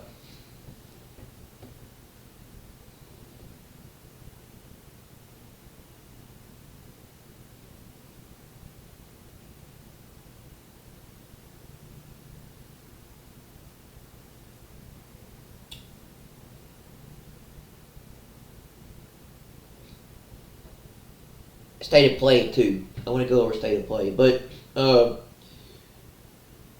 it says, at real Donald Trump is in the Epstein files. That is the real reason they have not made public Musk claim. I have a nice day, Donald J. Trump, he added. So, It says in 1992, Trump is seen at an Epstein party with several women and men as he dances along and talks about how women look with Epstein, who smirks and laughs at Trump's comments. The public spat began after Musk went on an explosive rant on Twitter calling Trump's big beautiful bill a disgusting abomination. A few days after his formal exit as a special government employee heading the Department of Government Efficiency, I'm sorry, but I just can't stand it anymore. Musk, who was revealed to be allegedly using drug cocktails by a bombastic New York Times article last week, wrote, "This massive, outrageous, pork-filled congressional spending bill is a disgusting abomination," he said on X. "Shame on those who voted for it. You know you did wrong. You know it." He added, claiming that it will be massive, increase the already gigantic budget deficit to $2.5 trillion, and burden American citizens with increasingly unsustainable debt. It's not a good thing for their relationship on a public stage. Eric Schaefer, a well-known author, entrepreneur, and political pundit, told the Mirror U.S., "While I don't think it would be in a disaster between the two, I do think it would create a level of tension for some time. It will be great rockets of joy on the left." Trump bade farewell to the tech billionaire on Friday as the latter officially left his job after leading Doge for 30 days. The billionaire led allies and donated about $275 million, which captured Trump to a second term. While Trump recently disagreed, Musk posted on X saying, "Without me, Trump would have lost the election. Dems would have controlled the House, and Republicans would be 51-49 in the Senate." Trump told CNN and ABC News that he is done with Musk and wishes him well. I don't know about that, dude. Because really, if you think about it, I think Trump still would have won without Musk. But, you know, he likes to think very highly of himself and very haughty here. You know, like I said, he's just mad that he can't get in on that stuff with that. He can't get on. He can't get on in with that stuff with what's part of the bill, and that is that Trump's. They're not agreeing to put Tesla in charge of stuff with this bill, with things. He doesn't like it, including with NASA. I think there's something about NASA having Tesla. Anyway, so yeah, you know, like I said, Elon's shady. I don't trust him. I think he wants power. I think he could be the future false prophet alongside the Antichrist. I don't know, but I definitely know he's a really shady dude. But, like, no, Elon fails to realize that the reason why Trump won was because the majority of the American citizens voted Trump into office, and he won by a landslide, not because of the money that he had donated to Trump's campaign. That could have been a factor, yes, but a lot of the voting is the reason why Trump won. Most people went out and voted most people went out to the polls and voted in long lines for Trump, and he won by a landslide. He won the Senate, he won the House, and he won Congress. So to say that Musk was the only reason behind Trump winning the election is just ridiculous. It is. It really is. He might have been backing him, yes, and he might have been behind it, but to say that Trump won because of Elon, it's just ridiculous. It is, you know, and everything. That's like saying, like I said, Biden got 80-something million votes. He didn't. Okay, you know what comes during everything, right? So, yeah. But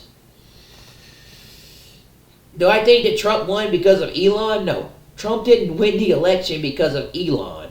He said, "Oh, yeah, the House." He's like, I think it's just ridiculous. Elon said Trump would have lost the election and Dems would have controlled the House and the Republicans be 51-49 in the Senate. I highly doubt that. I highly doubt that Trump would have lost the election, especially after the shooting that took place on July 13th. That's what won him the election when he got shot and survived that assassination attempt. That's what pretty much what won him the election. Okay, you know, when it comes to, right, you know, and everything, it's just like, okay, yeah, Elon can just sit here and just talk out of his big mouth. Honestly, he just needs to shut his mouth and just go away. Seriously. Okay, you know, and stuff. But, to say that the Republicans would have not won the House if it wasn't for me, does Musk forget to realize that people showed up in record numbers at the polls to vote Trump into office to be president? And that they won the House because of the people, not him. And everything. Now, that could have been a big part of it, but yeah. People voted Trump in and showed up record number in polls. They said it was the biggest political comeback ever. The biggest comeback in political history, or the biggest presidential, the biggest election comeback, or whatever. Okay? And stuff. It wasn't just because of Musk and everything. It's like, you're one person, and the money that goes toward his campaign, I'm sure Elon put a lot of money toward Trump's campaign. It wouldn't surprise me, but still, to say that he was the reason why they won the House is ridiculous. No, he won the House because people voted down the ballot Republican, including for Trump. Trump won the House because people showed up in record numbers voting for him and the Republican Party. Okay, and everything, right? Just...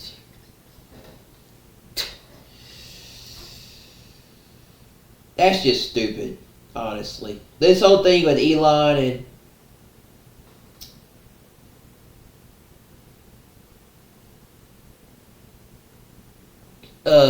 this whole thing with Elon and Trump over this big beautiful bill, like, this is just a clown show, man. It's a clown show. And I think they want you to pay attention to it and keep your eyes on it and watch it, so people will be distracted for what's going on in the world, including with the Middle East, right? They want people to be paying attention to this like, this drama show with Elon and Musk and the government. So they'll pay attention. So they won't be paying attention. This is just all part of a plan and an agenda, I have a feeling. Like I said, Musk is a part of a much bigger plan and agenda for the future. That's why he's there. Musk has a much bigger...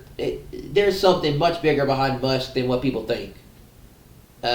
He's not just there for, Doge. He's there for something else. Now, Elon Musk is definitely part of a much bigger plan and agenda. I think he's behind Stargate, and he's behind that computer system and data centers and all that.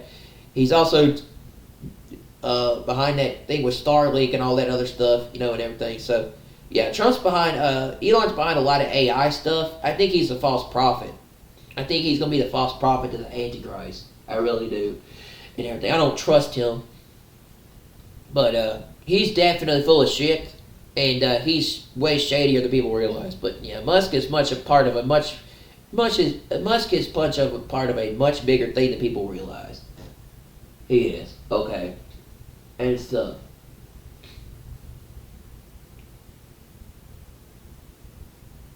But yeah, I don't know. Steve Bannon said he wanted to tell Trump to deport Elon. But yeah, I don't know. I don't know about Steve Bannon. Steve Bannon was like, he was the same guy behind the idea of Trump getting a third term, so. This whole thing with Trump and Elon, I think it's just one big thing to keep people from cause, chaos and stuff in the government. It's to get people to turn on Trump in 2026, and if we're still here, the 2026 midterms, like they said, and Elon doing stuff to sabotage the Republicans' chances at being in office again in 2028. If there's another election, that is. If we don't, like I said, if we don't have war in between the meantime, and we have another election, if there's another election and nothing happens in between, yeah, right, they use Elon to sabotage the Republicans' chances of winning again. Because Elon's a former Democrat, and the Democrats are evil, bro. the Democratic leftist elites, they are pretty much for an agenda. Okay? And like I said, if you go look at Elon's background, if you go look at the video about Elon, you look more into him. He was wearing this satanic demonic suit during Halloween, where it showed him where on the back of this costume, it showed him wearing an upside down crucifix or cross. What does upside down mean in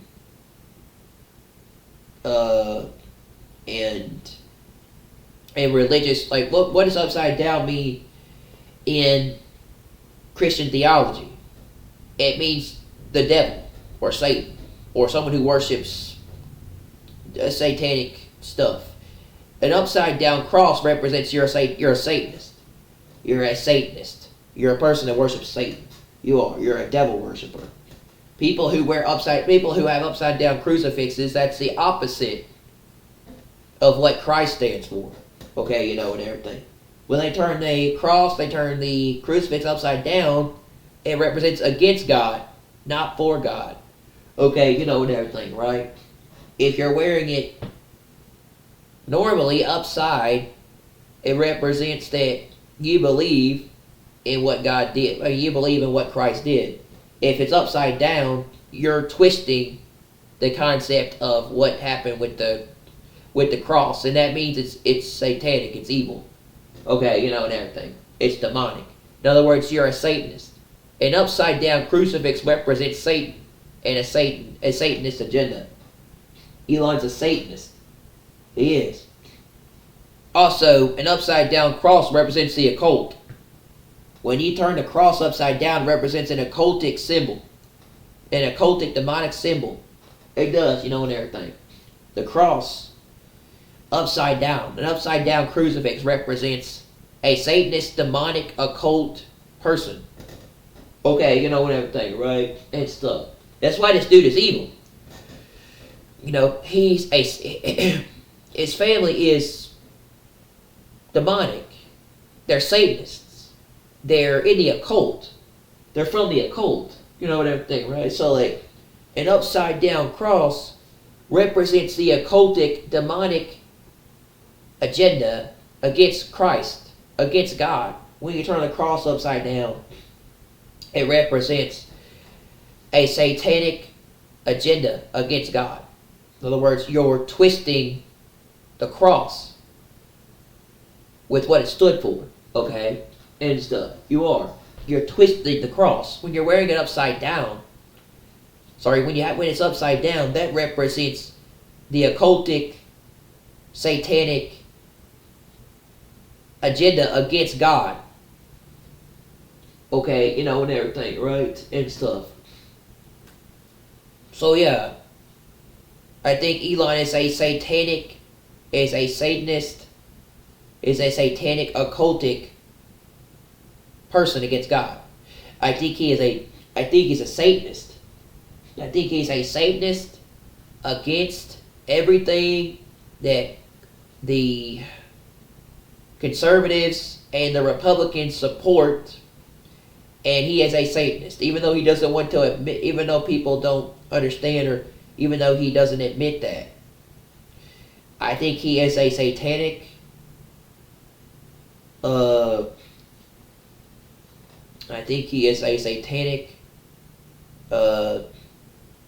occultic person.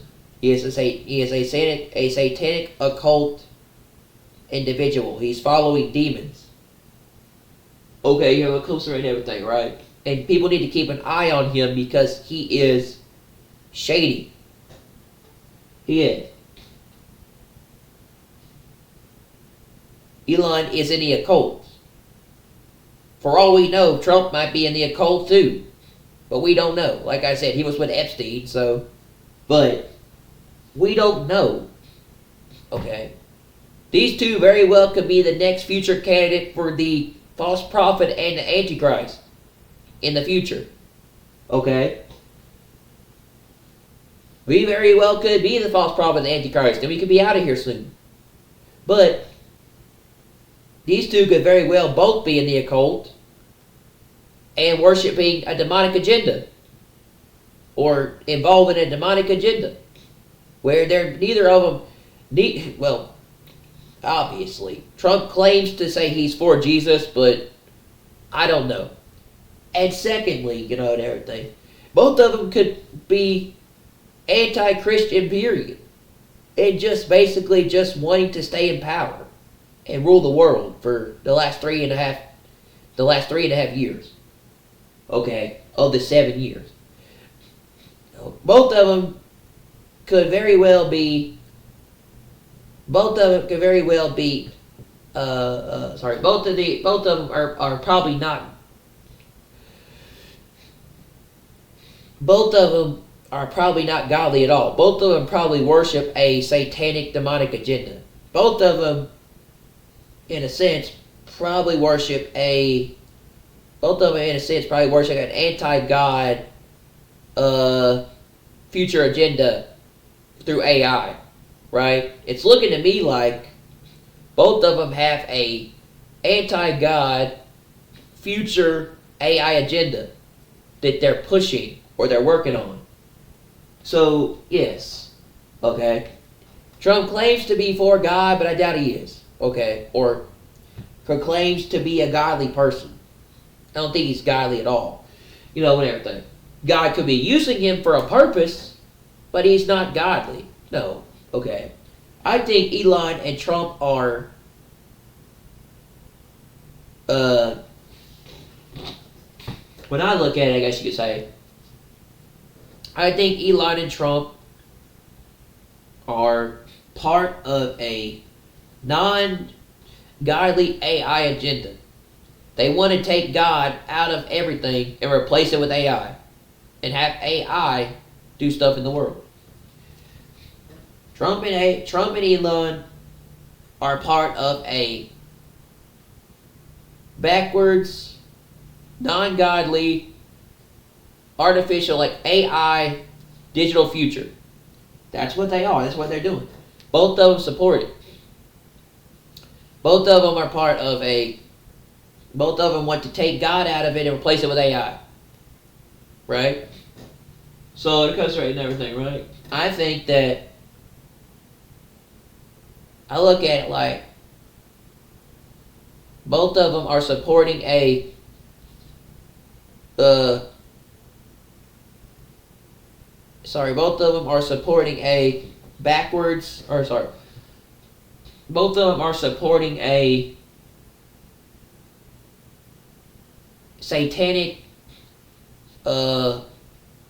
demonic, non-godly AI system in the future. And they're both a part of it, and everything, right? They're both ushering in the beast system, and they're part of a non-godly. They're both supporting a satanic, demonic, twisted, non-godly AI digital future, which will usher in the beast system. Right? They're both a part of that. They're both a part of AI. They're both a part of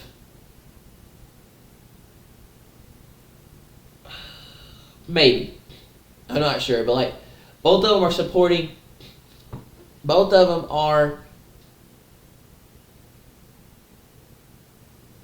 supporting a demonic, not godly AI digital future. In other words, they're trying to, I think they're both in the occult. I don't know. And they're both pushing an occultic, demonic, Satanist agenda. They're both being controlled by the devil, and the devil is using that to set up the beast system. I think they're both being used, in a sense, I guess you could say. I think Trump and Elon are both being used to set up the beast system. And there's a possibility he's the Antichrist and Elon's false prophet. Some people think that. I'm not saying that's the case, but like, there are people out there that believe that these two will usher in the beast system. These two will usher in the beast system in the future together in with the government. They will usher in the AI digital. They will usher in the AI digital beast system future. That people are going to have to live in with surveillance and Palantir and all that. They're going to be pushing in. These two will usher in the satanic, demonic beast system of control. And Trump will be the one world leader, and Elon will be the false prophet. So, and everything, right? Not saying that's the case, but could be, right? But people wonder why are Trump and Elon so buddy together, and the government. So, but people out there believe that both of them are running an agenda to take God out of it and replace it with AI and digital future. In other words, Trump's not really a godly person, or is he for God? He's being used by God to usher in stuff, possibly the end days, or the last days, possibly the apocalypse, possibly to usher in Armageddon and the apocalypse. With everything. And Elon's false prophet. But Trump's not a man of God. Trump's not a godly person. Trump's not of God. Okay, and everything. And stuff. But he's being used by God to bring about what's coming. But Trump is not of God. He's far from it. Trump is ushering in probably already set up. He's ushering in the future beast system coming after the rapture. Maybe. It's a possibility. Ushering in the future beast system and preparing the way for the Antichrist, if he's not the Antichrist. And Elon's false prophet. I think Elon is definitely the false prophet. But who is the Antichrist, we don't know. And we won't know. But Trump is definitely ushering in the satanic beast system that is coming for the Antichrist. He's setting it up, or he's putting it into place so it will be ready. He's setting up the satanic beast system coming in the future. Okay, and everything. Or he's a part of this, and so is Elon. They're both a part of it. But I think Elon is more about being the person. I think Elon is more about being that guy that is. Elon's about being more about that guy that's going to be that loyal person and that follower and that crony of the Antichrist. Elon is going to be the guy that's going to bow down and worship the Antichrist. He's going to cause people to worship the beast. Elon's going to be buddy with the Antichrist. I'm not saying Trump is the Antichrist, but Elon is going to be the guy that is going to, because Elon Musk is all about AI too. Elon Musk is about a future AI system with robots and Tesla and all this. Elon Musk is big on AI with SpaceX and Tesla and all these things, moving people to Mars. Elon is interested in an AI future. He's also a big person with science and technology. Elon is a guy that likes AI, including with the Tesla cars, right? Self-driving Tesla cars that just do what you want them to do without you having to drive them, right? Elon is big on AI doing stuff in the future. Elon is big on an AI future. He's already doing it with Tesla. So, Elon is all about AI in a future AI world, in a system like that. I think he's the false prophet. That's what I think. Okay, when it comes to everything, either that or it's the Pope. It's Prevost. It's Pope Prevost, right? So the Roman Pope, the guy that the guy that has a really interesting history to him. It's the first American Pope, Prevost. Okay, maybe he's the false prophet, but Elon does give me weird vibes. I think he's shady, so that's why I don't like him. But Elon's definitely not to be trusted. I think he's the false prophet. Elon's so much about AI and a future AI system, including with robots, that he might be the person that's going to usher in the worshiping of the beast and the Antichrist. Right? Is it Trump? I don't know. I don't think so. But yeah, these two are really buddy-buddy, you have to admit. But they're both they're both about building and ushering in the AI system.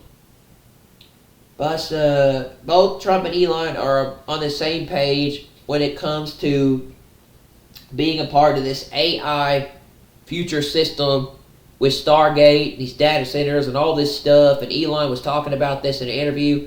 So yeah, both of these two are about... These two are on the same page when it comes to an AI future, including with Stargate. And both of them had put money into this stuff. So, if you really think about it,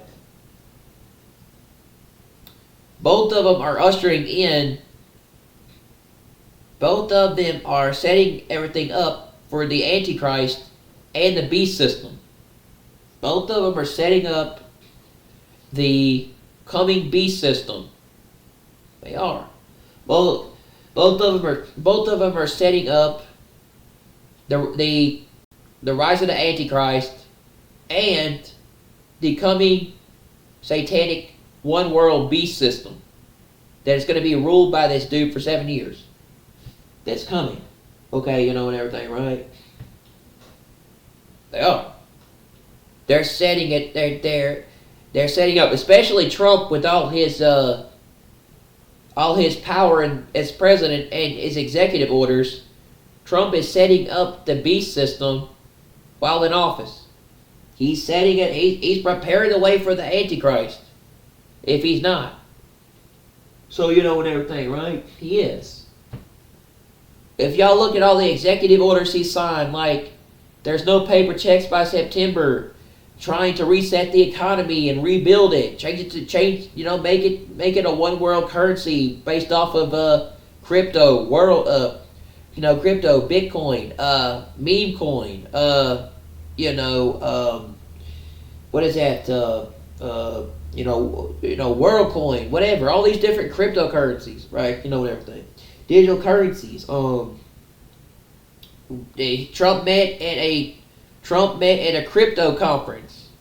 Trump met these people at a crypto conference, or Trump met people at this big crypto place, this big crypto meeting and everything. They were discussing how Bitcoin was going to be the future, how crypto was going to be the currency going forward in the future. And Vance was talking about this at the speech, and everything. And Trump was, and they had all these big people there meeting about this currency, and everything. Rebuilding the economy. Talking about Palantir, Palantir, and making a database on all sorts of U.S. citizens and people in the future. What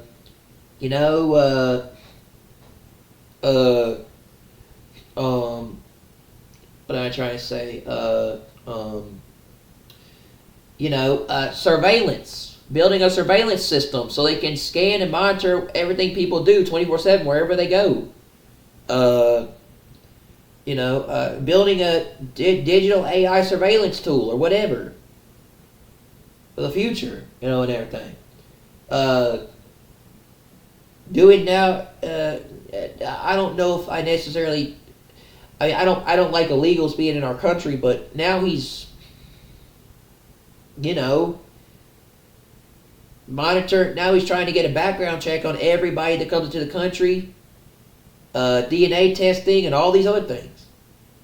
You know, he's trying to like, they're trying to like get all this stuff on people. You know, and everything.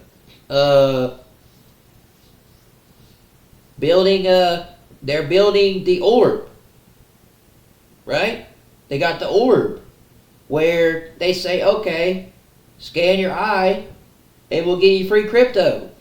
Here, go over here, go to this thing, scan your eyeball and give us an ID, give us a perspective of yourself, or WorldCoin, right?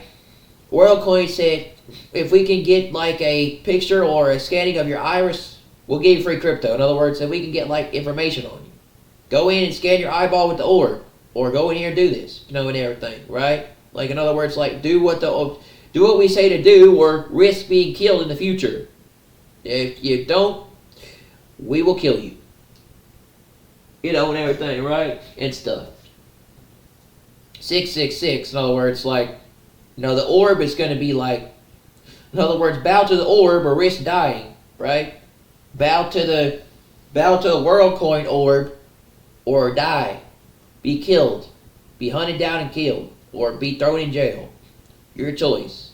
But you don't have a choice. You don't have a say. Either do the coin, either scan your eye with the orb in the future, or die. Your choice. You know, and everything, right? That's what I look at it like. It's like, you know, get ready to scan your eyeball or do something in the future.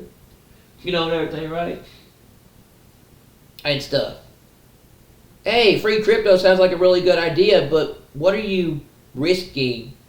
And what is it costing you in the future when you do it? That's what I said, right?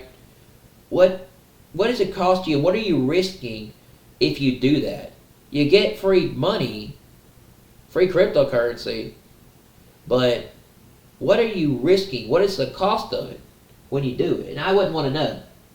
Like I said, it says those who take the mark, or those who participate in the beast system, will suffer tremendously on earth. If they try to participate in the system, or they take the mark, or they participate in the satanic beast system, or the coming this coming system, God will make you suffer on earth. You will end up suffering tremendously if you take the mark, unfortunately. For people that take the mark, they like get boils and all sorts of terrible things, and they get, it's not good. People who take the mark of the beast, they suffer sicknesses and health and all sorts of terrible things to them. In other words, when you take the mark, you have to suffer even more on earth than you already will if you are left here. So, you know, and everything, right? That's unfortunate, but that's the way it goes. You know, and everything. So, I wouldn't want to know. I wouldn't want to know. I'm not going to do it, but like I said, what is the cost of it? I'm sure the cost is you lose your soul. You lose your soul because you give your soul to Satan. You give your soul to the satanic beast system. You know, you lose your soul. In other words, you sell your soul to the devil to get something free in return, right? You're selling your soul and your integrity to the devil to get something, to gain stuff in return. In other words, it's kind of like, you know, being tempted here. Do this and you'll gain everything. You'll get this. You'll get stuff in return if you do this. It's like, yeah. So in other words, the devil's offering people, you know, something in return if they just give up their privacy and who they are. So, like, I don't know, but yeah, that whole WorldCoin shit, man, it's nuts. It is. I wouldn't want to know, but I know that they do something with those things, man. They do something with them. You have to admit.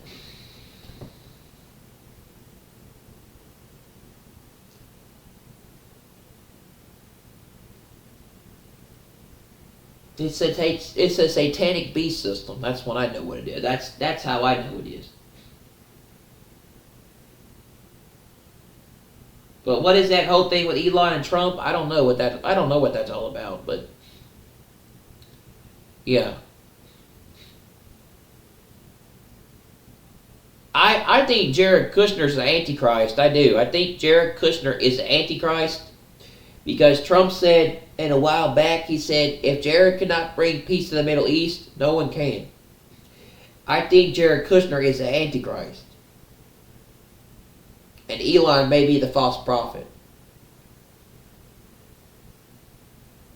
But there is the Pope, yeah. No one really knows. No one really knows who the false prophet will be. I think Jared's the Antichrist. But a lot of people say he's not. I think he is. Why would he have a building called 666? He has a building called 666 he bought a building called 666 Fifth Avenue. It's like, there's no coincidence. I think Jared Kushner is a future Antichrist. I do. And they're waiting to bring him in with this United Nations security, this United Nations peace conference coming up in June. They're waiting to bring him in and sign that covenant, make peace in the Middle East. No. Like I said, I think Jared's behind a lot of the stuff that's going on, including possibly the stuff with Iran. So I don't know. But I think Jared Kushner is the future Antichrist. Or I think Jared Kushner is the Antichrist. Because I heard that Jared's behind a lot of stuff going on with the Middle East, including the dividing of Gaza, the dividing of the thing behind where Trump's Gaza plan, where they want to displace the Palestinians. So I heard Jared's behind the whole thing with Israel and Palestine, man. He wants to, Jared Kushner wants to fix that issue between Palestine and Israel. Jared Kushner wants to make that, fix that deal and finalize that. Jared Kushner wants to come in and make that deal with the Palestinians and the Israelis. So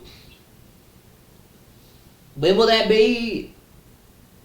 Probably when we're gone, probably. It'll probably be after the rapture, but like I said, I think he is.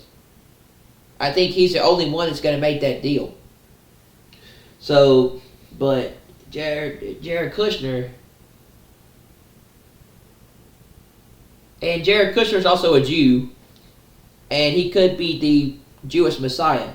So, Jared Kushner is the one that's going to get that thing settled between the Palestinians and the Israelis. Not to mention, Bibi Netanyahu likes Jared Kushner, and they have a good relationship. Bibi likes Kushner, and they have a good relationship. So, Jared could very well convince Israel and Bibi to sign a covenant or a deal to make peace in the Middle East with the Palestinians. You know, and they could, he could be the future Antichrist. I think he is. I think Kushner's going to bring peace to the Middle East, and he's going to usher in that false peace. But I do think he's the one that's going to sign that covenant with many nations. He's going to sign that 1 week covenant with many nations for 1 week, which is 7 years. He's going to sign that 7-year covenant. I do. When is that? Maybe after June. Or maybe sometime in June. I don't know. Right now it's kind of getting kind of very hard to talk Israel. It's kind of very hard to talk Israel down from attacking Iran. And like I said, we still have a lot of things to come in the world before this happens. So we're not there yet. But I think we're getting there. You know, and everything. We still have a lot of things happen. Including a couple of wars to go off first. Or there's things to happen. Like I said, before they get to that signing, we're going to be gone with the rapture. And I have a feeling we're going to be raptured out of here before that happens. But we're getting close. But I have a feeling that we're not going to be here to see them sign that covenant. But however, it's not there yet, but it's building up. But this stuff is coming, and I feel like stuff has to happen before that comes to that. But maybe not. It says it doesn't really say anything has to happen before the rapture, but I feel like I said, the covenant cannot be signed yet because they're still doing stuff in Gaza, and Iran's about to attack. Israel's about to could attack Iran soon. So this is not going to happen until either. This is not going to happen until after, World War III starts, and somehow the Antichrist brings peace to the world and fixes it, and he solves the issue, or we're gone. But I don't think we're going to be here to see it. But I think there won't be anything he can do until World War III breaks out. In other words, I feel like we're going to have war before we have peace, and once war happens and once war starts, somehow there's going to be peace, but it's going to be a false peace. I think maybe stop it and end it before it happens. Stop the war. But it's just. But like I said, somehow Israel hits some way. Israel hits Iran and something happens. But I feel like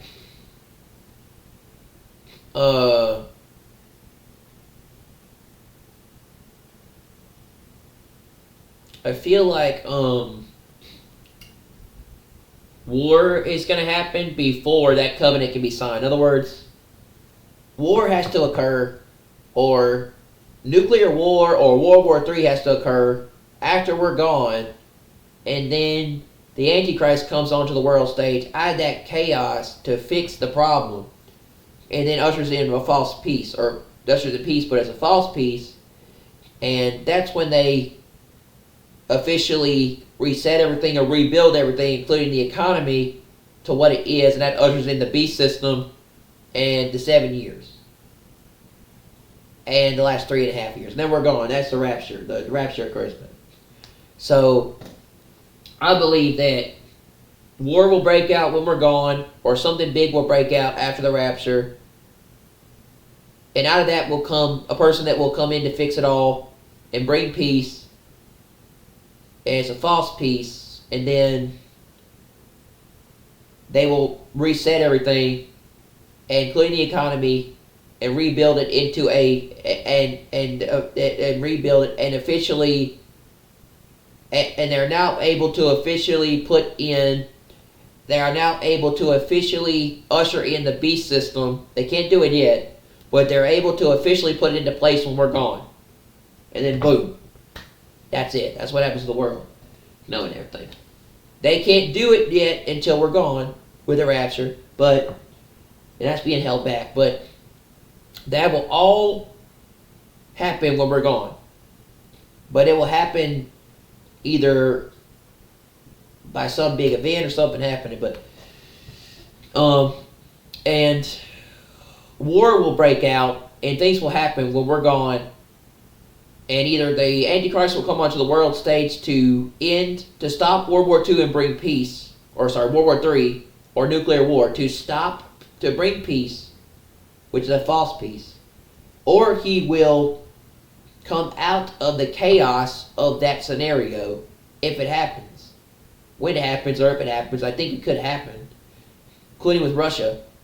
If it happens. And he will bring peace to the world. Claim to bring peace to the world. And then that will fully put it, then the beast system can now fully be put into place. It can now be fully exercised. It can now, his plans their plans and his plans can now fully be revealed and put into place. In other words, this thing can now finally fully go in to place when we're gone. It can now fully be used. And then boom. Knowing everything, right? So I believe that I believe this stuff cannot fully be used or cannot be put into place until we're gone. And then it will happen. And everything. Including with the economy.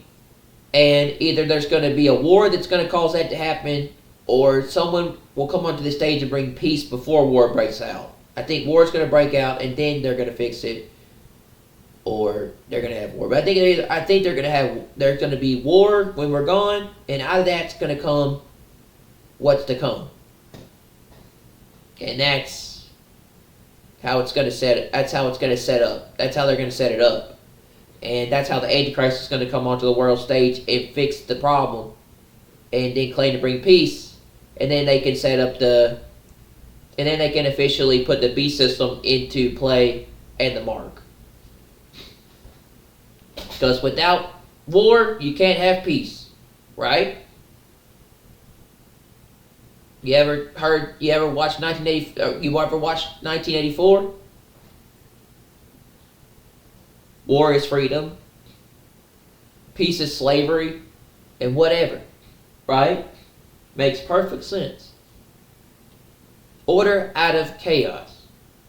Order out of chaos. Like 2020, order out of chaos. And everything, right? Create war so you can bring that person in to fix the problem and to bring peace to the world and to set up what's to come and to put into play and to finally put into place what you want to do once people are gone with the rapture or they're not here, right? Makes perfect sense. Have a war break out after the rapture so that you can have a war break out after the rapture so that you can usher in peace and be able to put the world in the state you want it to be for the future 7 years. Makes perfect sense.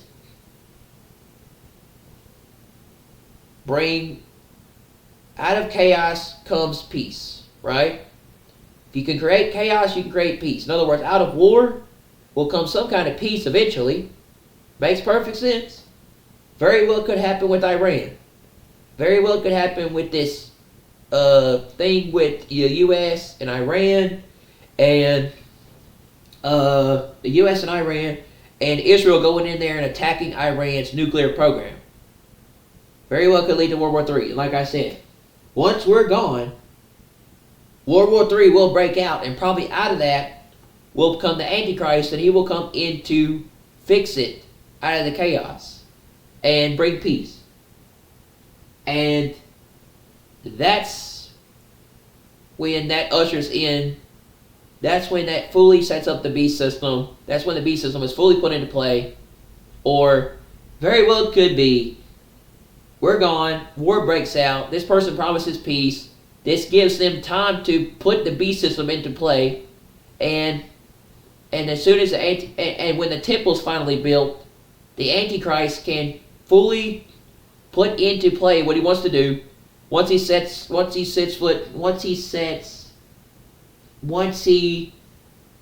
himself up in the temple and can proclaim himself as God, right? And stuff. And can control this stuff. In other words, he has control over the whole world for 3.5 years after the 7 years. Right? The last 3.5 years. So, something like that. But yeah, we'll be going with the rapture.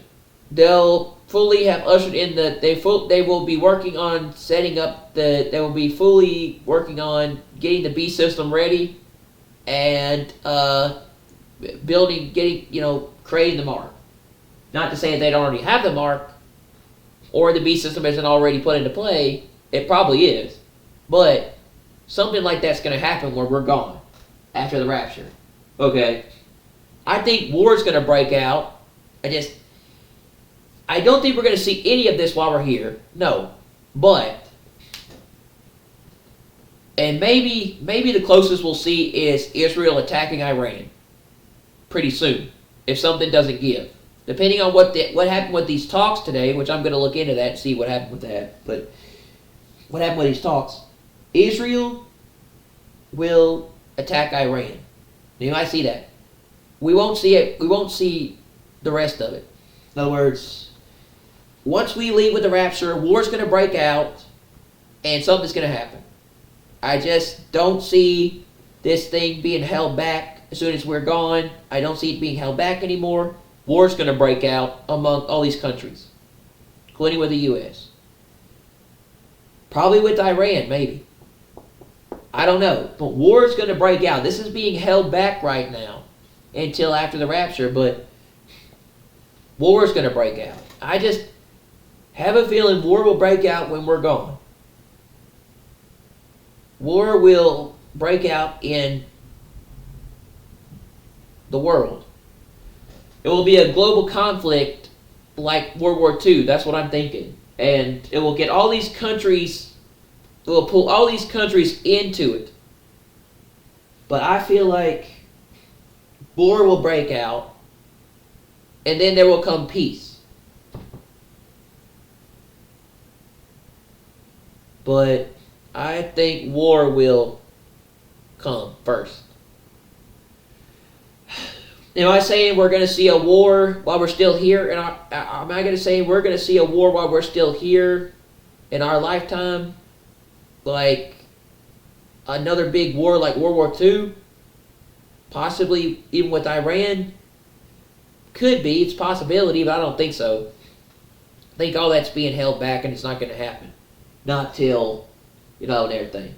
But including with Trump, I think that's why Trump's trying to get a deal with Iran, but I don't think so. I don't think we're going to see a war. I don't think we're going to see a global conflict or a war in our lifetime until after the rapture's over.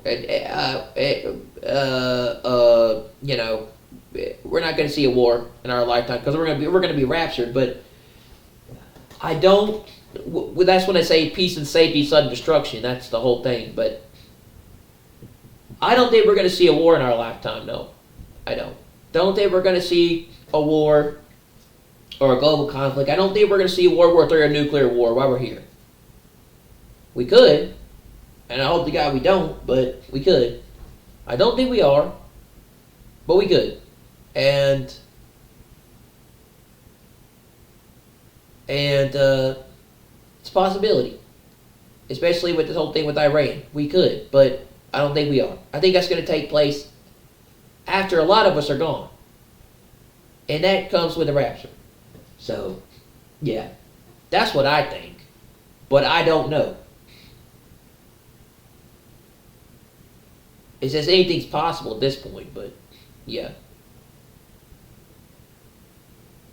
I guess I'll have to see what's going on with the whole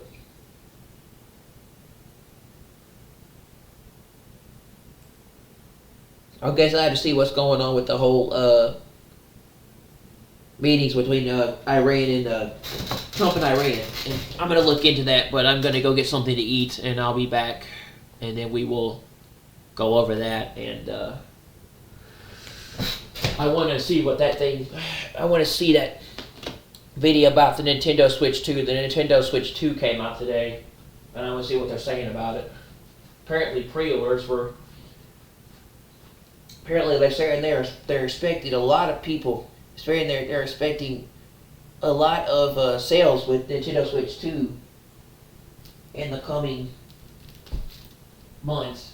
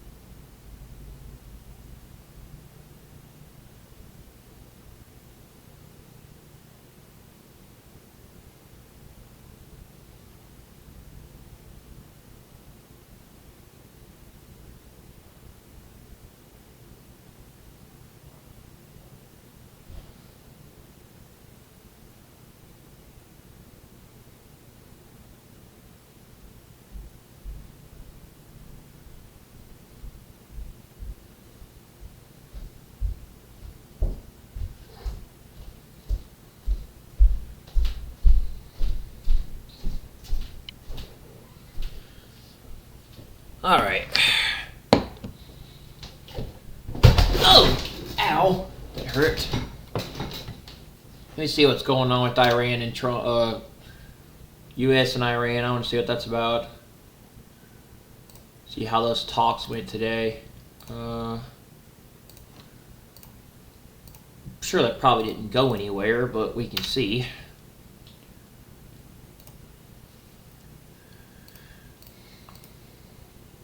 And then we're going to go over State of Play. And I want to see that Nintendo, so what they're saying about the Nintendo Switch 2. Or something about that. I don't know. I might get that. I might get it. But I can't get it right now. But I might get it in the future. It's like, I don't, man, it's like I said, it's like 70 to 80, $500. It's like $500 Switch. I don't know. I heard some of the games that launched with it weren't very good. Or I heard that when it launched, I heard that when the Switch, I heard that some of the games that launched weren't going to work very well with it. So I might just wait for them to work that out. But uh-oh, having network problems.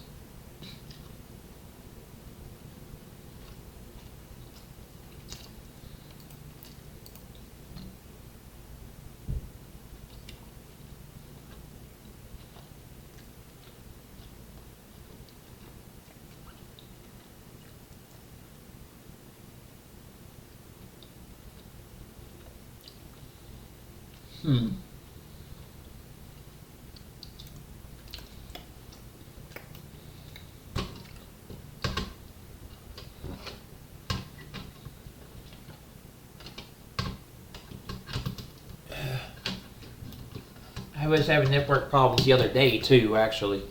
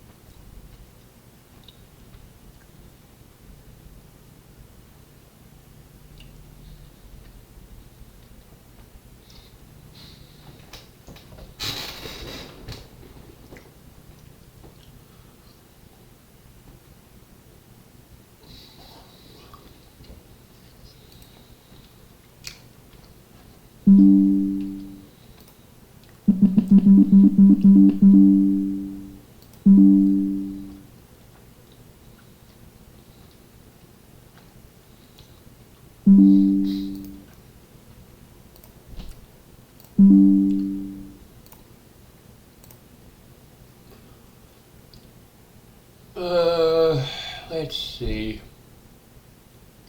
Nintendo Switch 2 got hacked in less than 4 hours. Wow.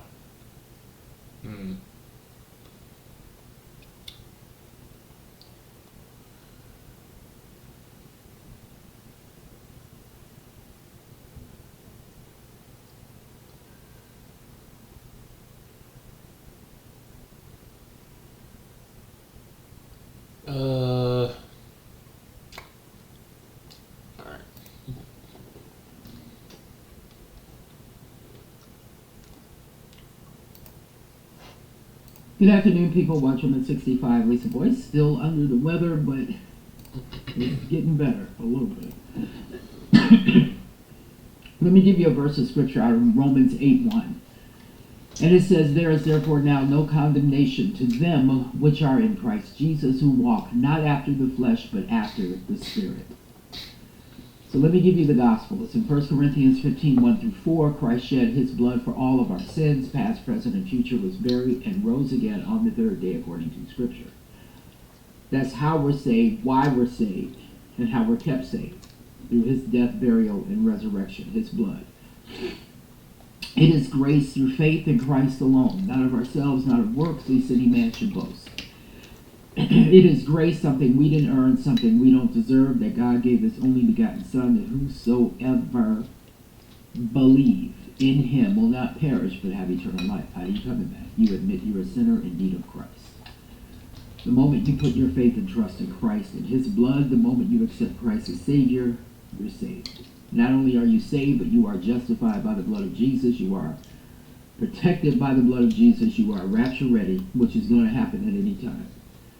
And you're sealed until the day of redemption, which means you cannot and will not lose your salvation. The Holy Spirit will indwell in you, lead you, guide you, minister to you, encourage you, speak to you, teach you, and change you if you let him.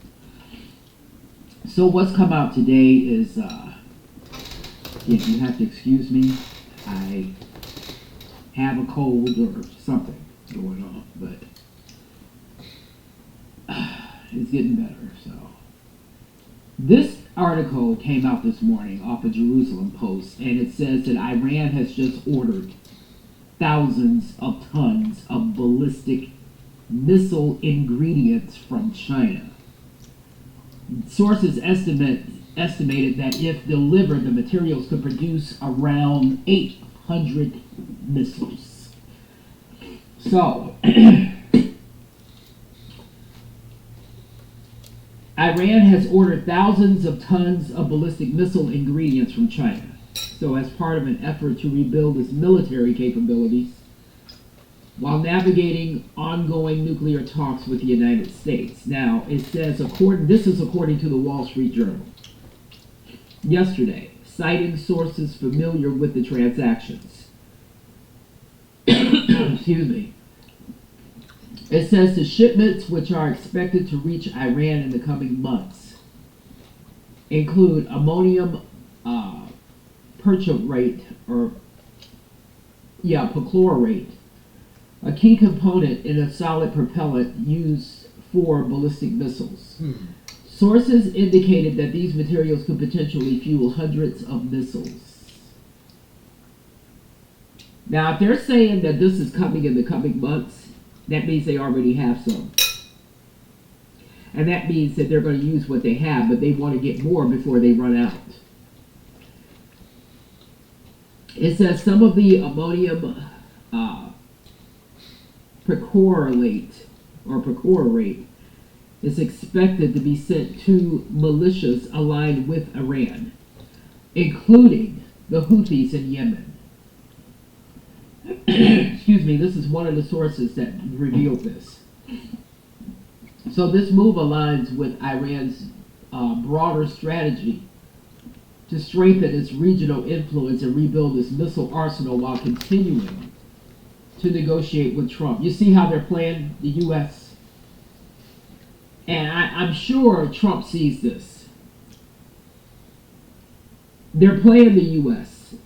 because the longer they negotiate this thing, the longer they have to refuel what they have and to get more material to make more bombs.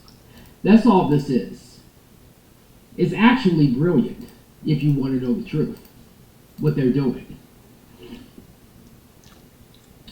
I just hope the Trump administration sees it. So it says Iran has been expanding its stockpiles of uranium enriched to just below weapons grade levels despite calls from the U.S. to curb its nuclear activity. So at the same time, Iran has made it clear that it has no intention of negotiating limits on its missile program, a point that has remained a major sticking point in international discussions. So, according to sources, the order of the missile ingredients was placed in recent months by an Iranian entity.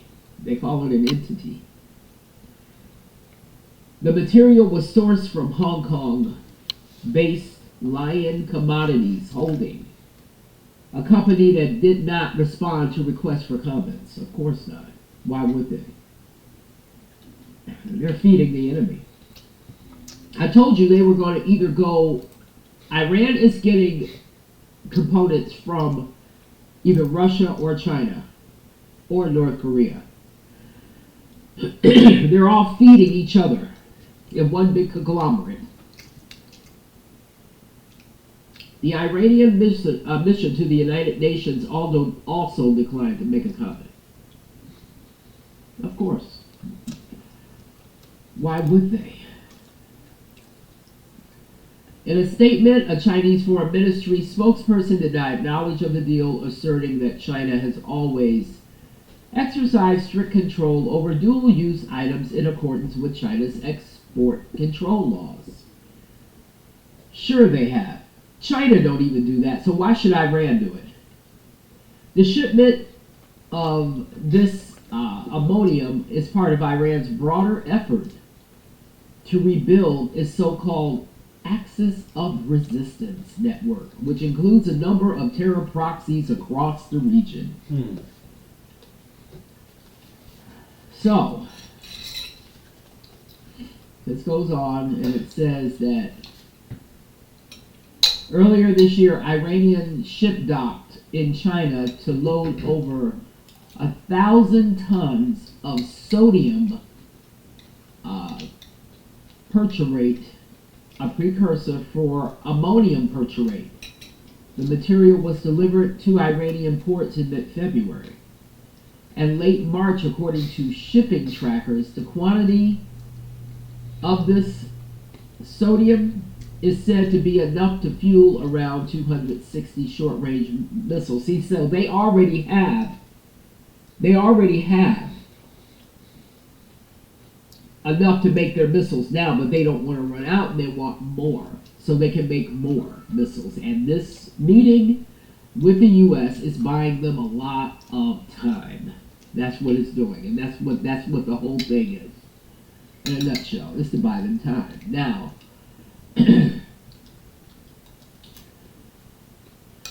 let's talk about Russia.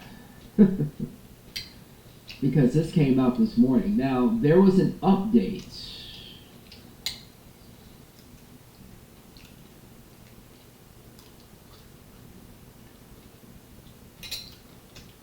on the missile launch yesterday. This update came in actually late last night. So the update came in at 11:18. Let me just put it this way. All these rogue nations, and I've been saying this for the longest time, they're planning to do something. It's already in the works. It's already there. You got these two students that were picked up in Michigan University, Michigan State. Two Chinese nationals. You got this going on right now. So the update was last night at 11:18, and it says, Russian attacks took out the electric grid, telephone switching centers, and drones that were directed to very many rooftop Starlink antennas. Cellular phones are also getting their signals thanks to battery backup. But the thing that happened is that many areas in Kyiv are burning. Were burning last night. Russia launched a barrage of ballistic missiles last night, targeting the Ukrainian capital in the early hours of this morning. Now, and there is video here of that. Now, something came out again just now.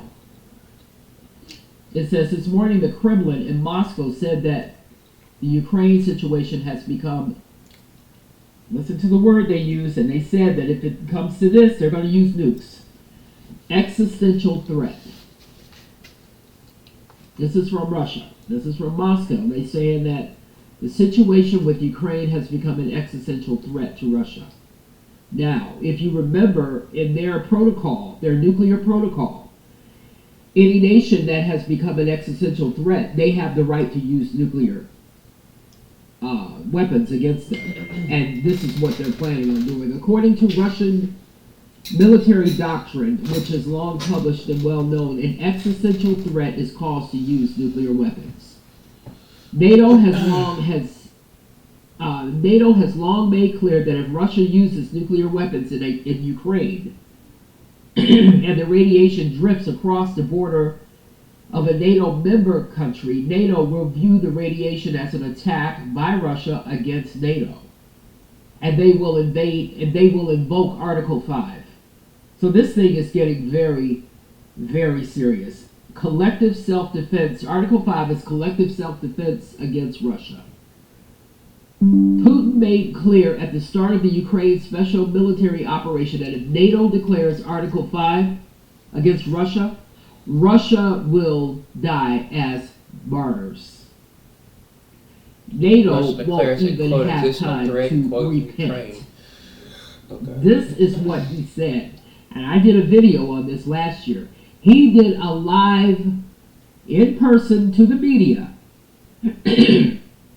He did this live. And that's exactly what he said. He said the Russians will die as martyrs and NATO won't even have time to repent. That's a hell of a thing to say.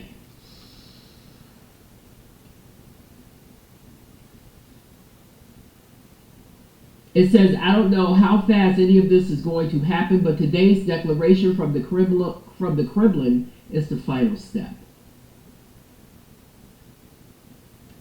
Now, this came in a little while ago. It says that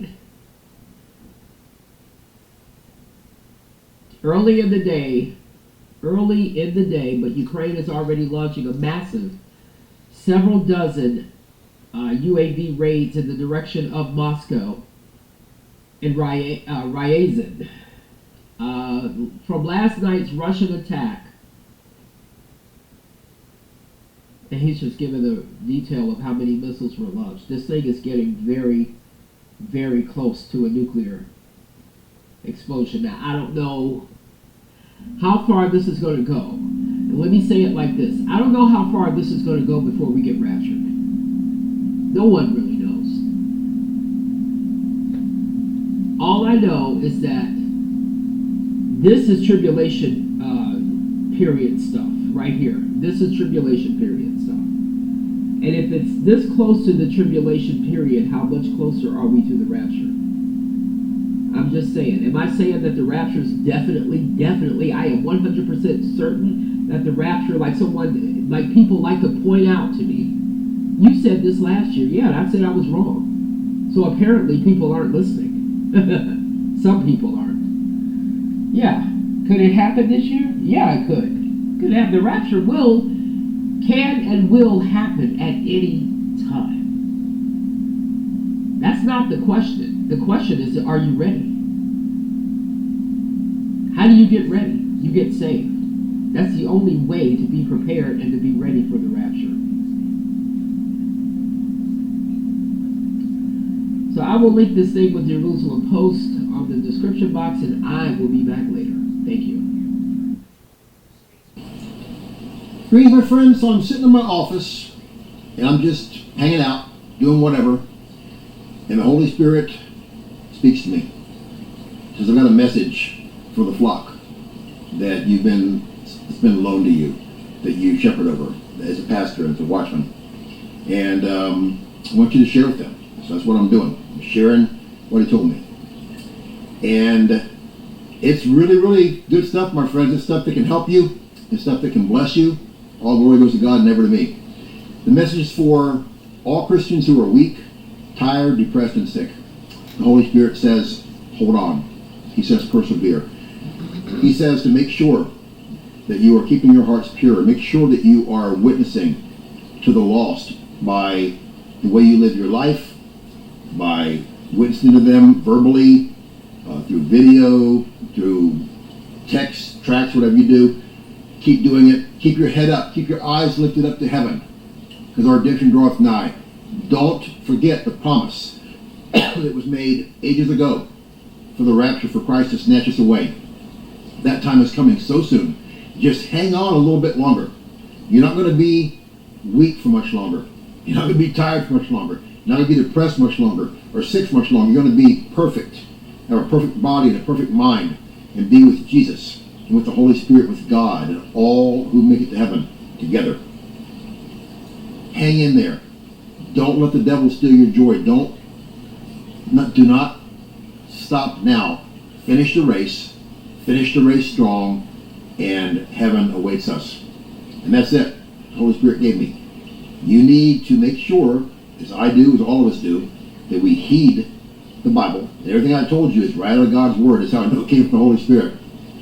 And we need to make sure that we are just focused on what's important, focused on Jesus, focused on heaven, heavenly things, and away from earthly things.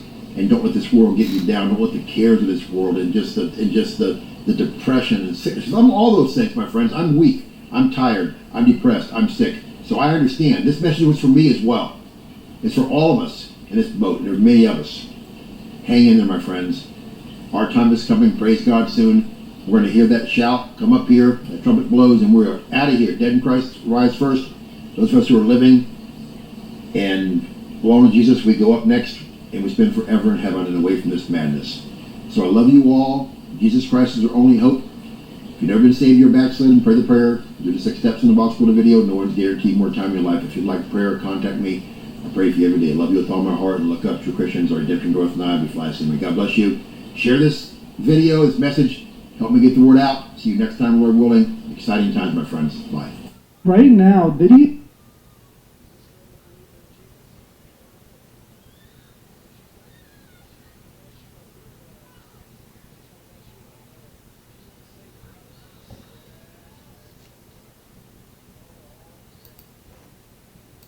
is being exposed left and right. His victims who were once afraid of him no longer fear him, as he's now a caged animal waiting for his demise. In my last video, I covered how a former bad boy artist named Chopper exposed Diddy for being a part of the Illuminati. Today, we will be listening to another former bad boy artist who broke down crying while revealing he was almost sacrificed by Diddy, proving this industry is darker and more disturbing than most people expected. Hey guys, I hope all is well. Welcome back to The Truth Is, where I drop new videos exposing the truth weekly. In today's episode, we will be talking about a former bad boy artist revealing he was almost sacrificed by Diddy. But before we begin, I just wanted to let my Patreon members know I will be dropping a new exclusive video about a man who discovered a ghost town where he found a satanic sacrifice site. I'm finishing up on this video, and it should be up soon. If you're one of my members, make sure to be on the lookout for that video. If you're not a member, you should consider joining. For $3 a month, not only will you be offering support to the Truth Movement, but you will also get access to over 45 exclusive Patreon videos that are not allowed here on YouTube. If you would like to join, you can find the link in the description and in the comment section. I want to thank you all. Now, let's get right into it.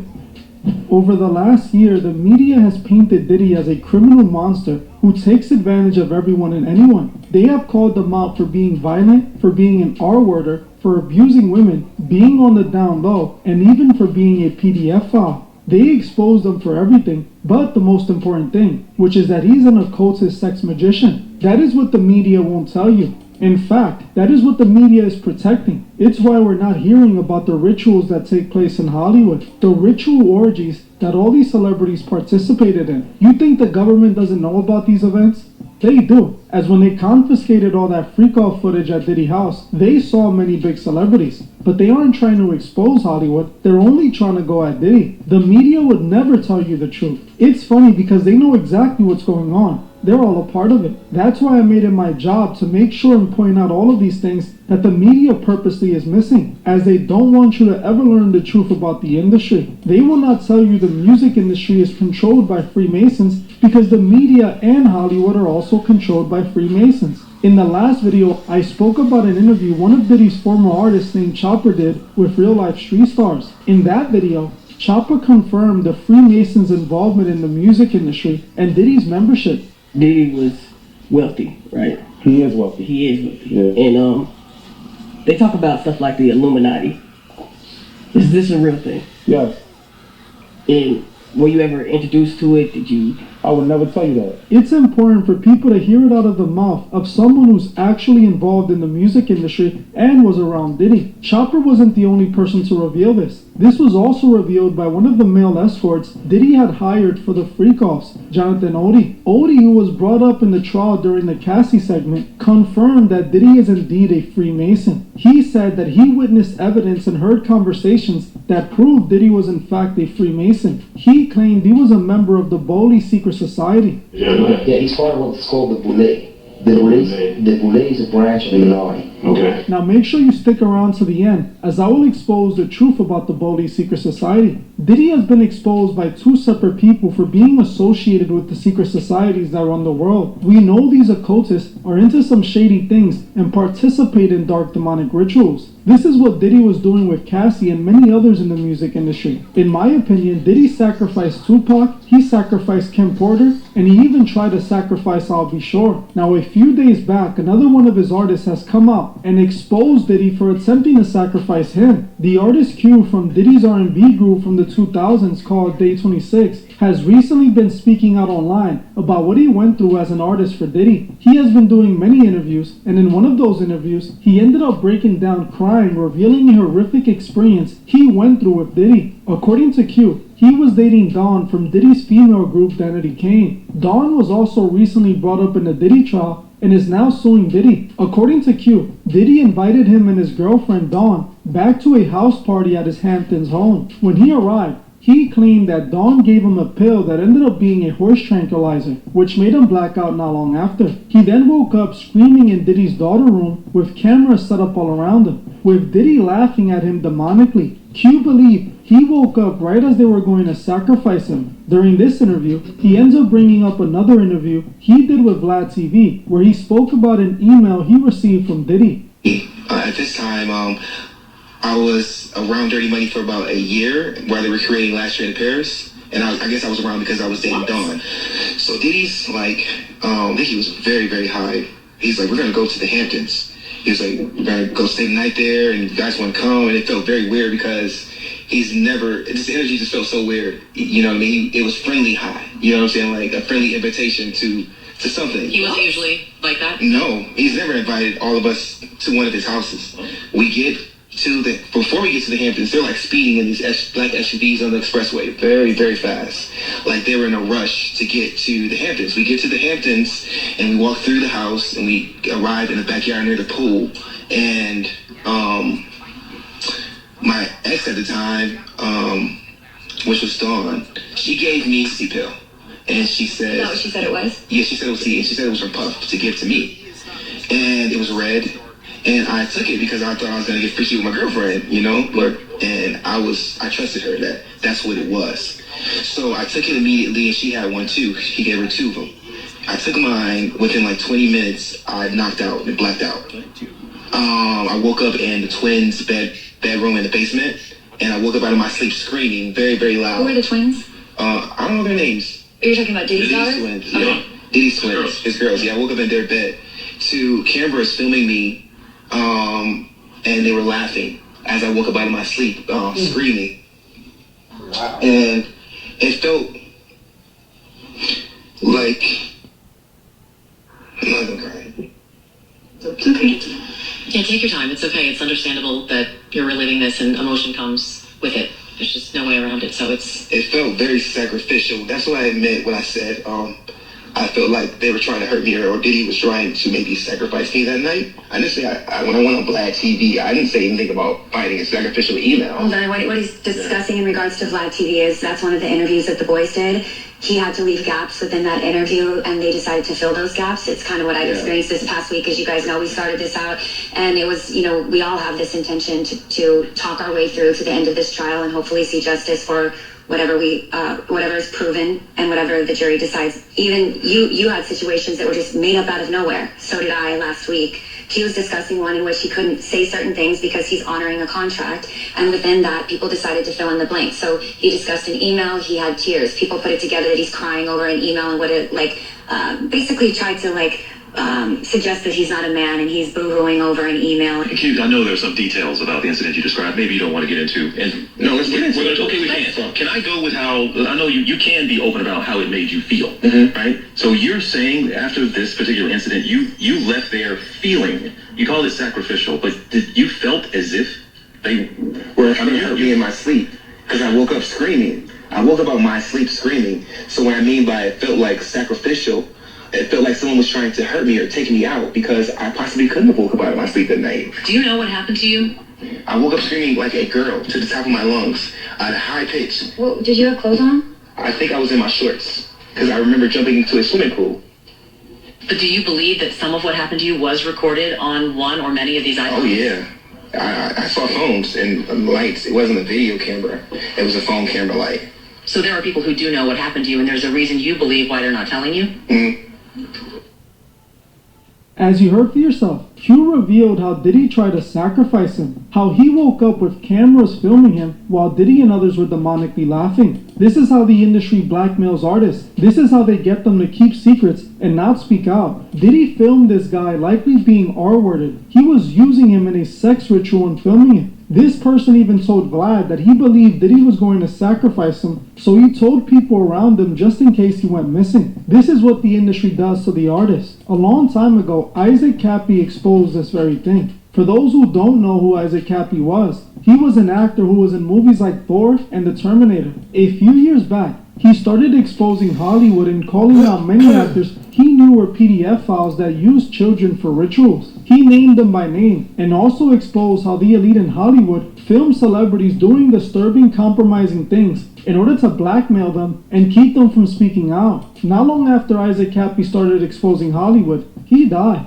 According to the media, he did it to himself, but those with a brain know he didn't, especially since he said he wouldn't days before. What Q was exposing is the same thing that Isaac was saying. Diddy filmed them being violated, both as a hazing ritual and as collateral just in case they need to take him down. What this man went through is truly horrible. It's truly disturbing. He can't even talk about the situation without breaking out in tears. You can see his pain. He went through something really dark. It's truly sad the internet tried to mock him for crying on Vlad TV, but if they knew what he went through, they would understand why he was crying. This is spiritual, not just physical. It's interesting that he called out Dawn for giving him the pill in the first place. I wonder if she was involved, or did he trick her into giving him that pill? But honestly, she could have been the one trying to offer him as a sacrifice to make it to the next level. People don't believe in sacrifices in the music industry, but artists like Kanye West have admitted his mother was a sacrifice. Here, my mama was sacrificed. My mama was sacrificed. You understand? Yeah. Michael Jordan, what about him? His daddy,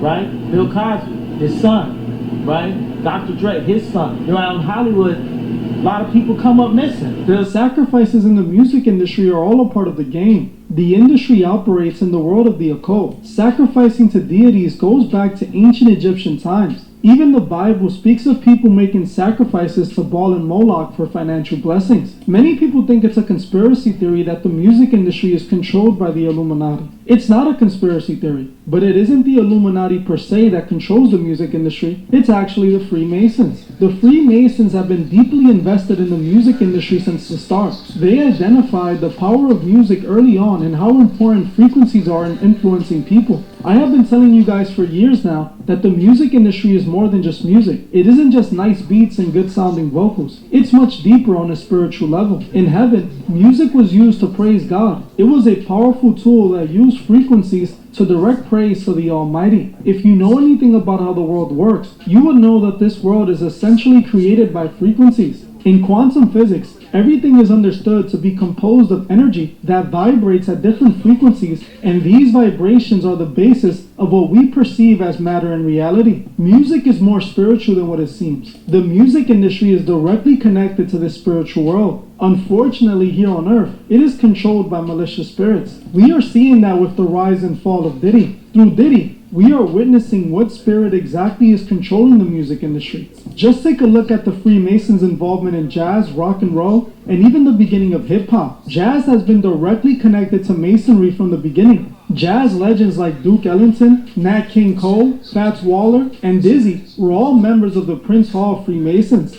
Jazz was inspired by the blues, and the blues, especially Mississippi blues, are highly spiritual.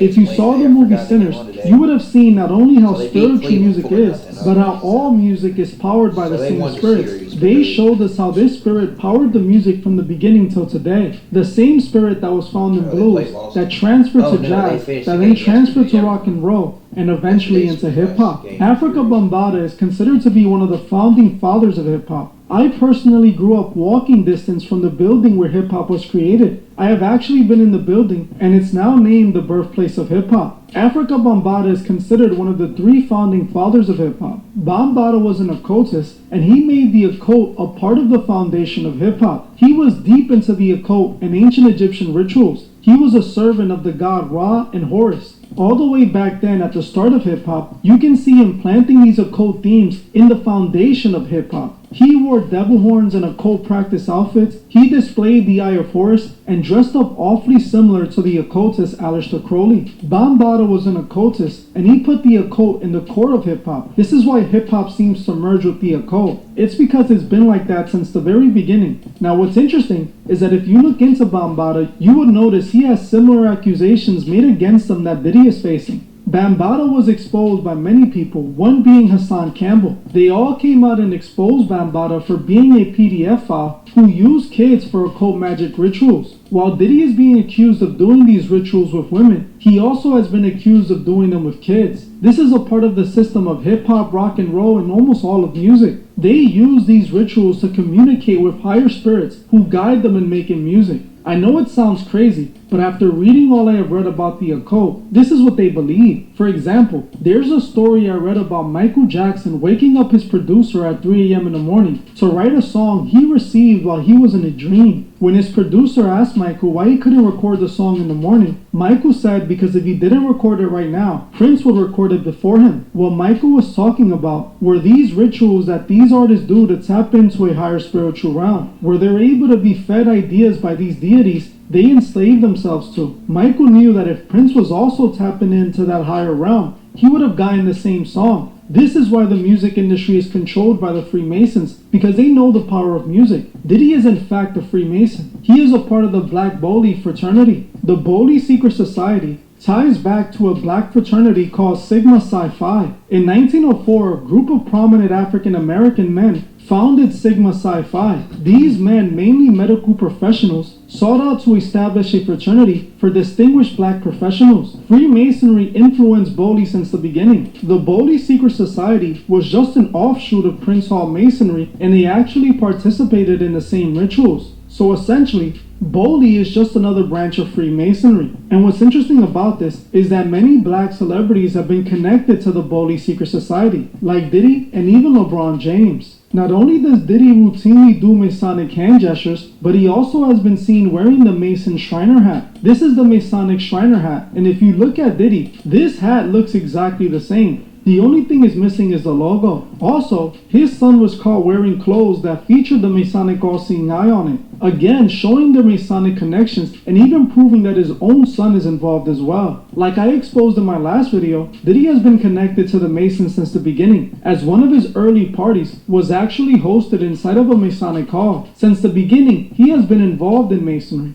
I believe Q. Diddy was indeed trying to sacrifice him, just like he sacrificed many others. People really need to start waking up to this. Life isn't only about the physical, it's about the spiritual. We are in a spiritual battle. The music industry is a weapon used by the enemy to control you, guide your soul away from God, and destroy your chance at eternal salvation. Diddy and all of these artists are puppets, slave to these demons they call gods. They have sold out, agreeing to enslave the masses to demons for fame and riches. You need to wake up. They are telling you the truth right in front of your face. The elite no longer care, as they know the masses are too far gone and won't see the truth even if it's staring them in the face. What Q went through is the unfortunate price of fame in an industry controlled by demons. We need to pray for Q and other victims of the industry. Sadly, most of these people have no idea what they were up to in the industry before they joined, and they ended up losing their soul to it. Well, I'm gonna end this one here. I want to thank you all for watching, and I'll see you guys in the next one.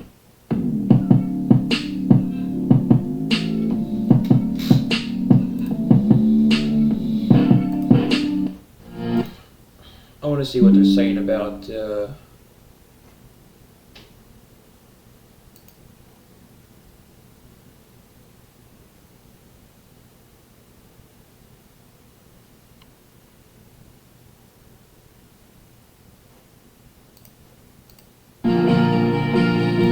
okay, so YouTube doesn't like using ad blockers anymore now. That's new. They used to not have a problem with you using ad blockers, and now that you're using ad blockers, they don't want you using ad blockers. That's interesting.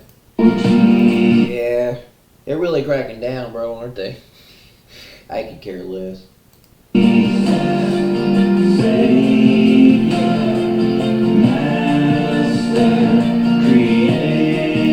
don't like you using ad blockers.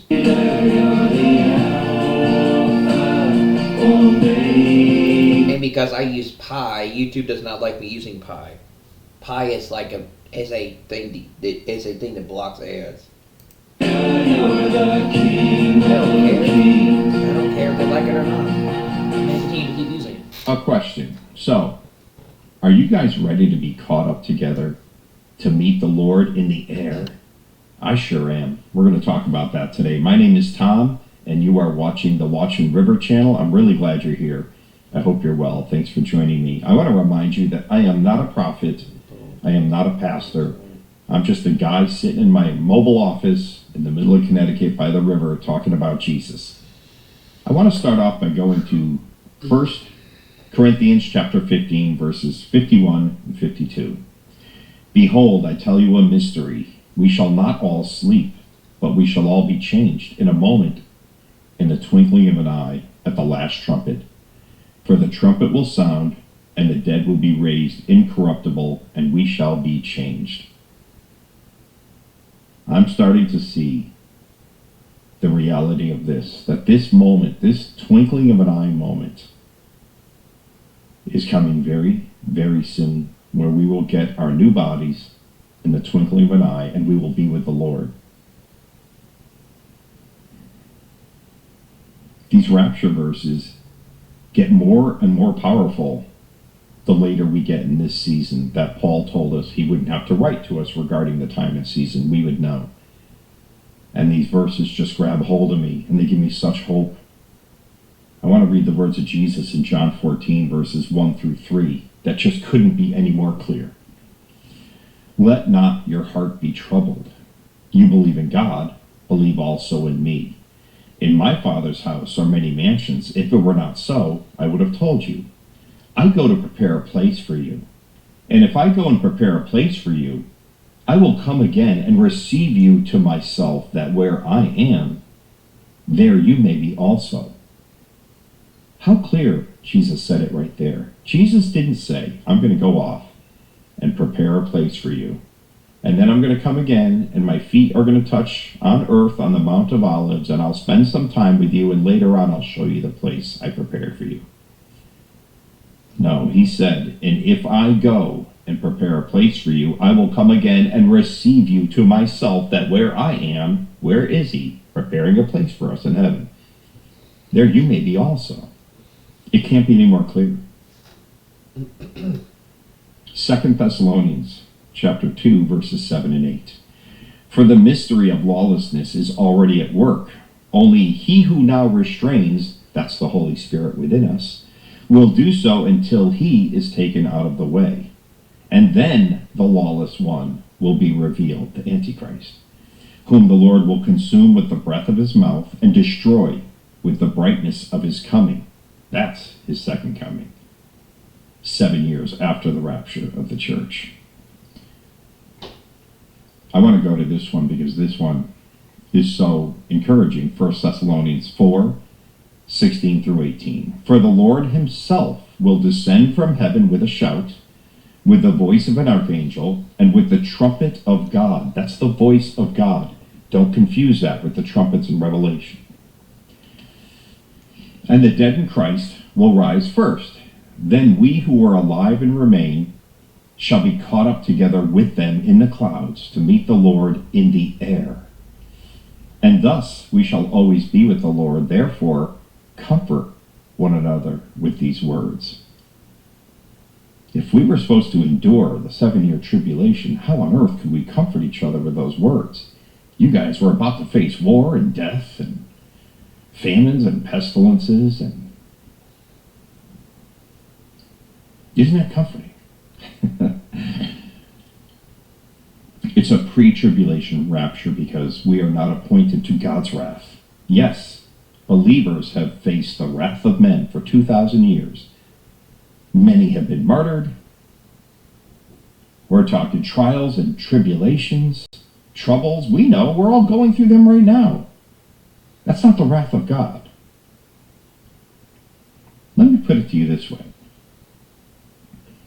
Let's say that my house, I find out my house is completely infested with termites. What's my first thought? I've got to fumigate this house. Get it out, yeah. I'm no longer going to have a house. Do I leave my kids in the house when I fumigate it? Would I do that? Would I set up all these different stations to fumigate the whole house and say, hey kids, here's a paper towel. Maybe you might want to put this in front of your face. Or would I say, kids, get out. I'm fumigating. I'll see you when I'm done.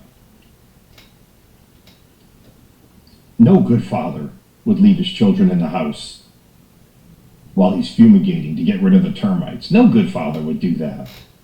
And you know, as I read the Word of God, the older and older I get, and the more I read it, I understand more and more the beautiful nature of the God that I serve.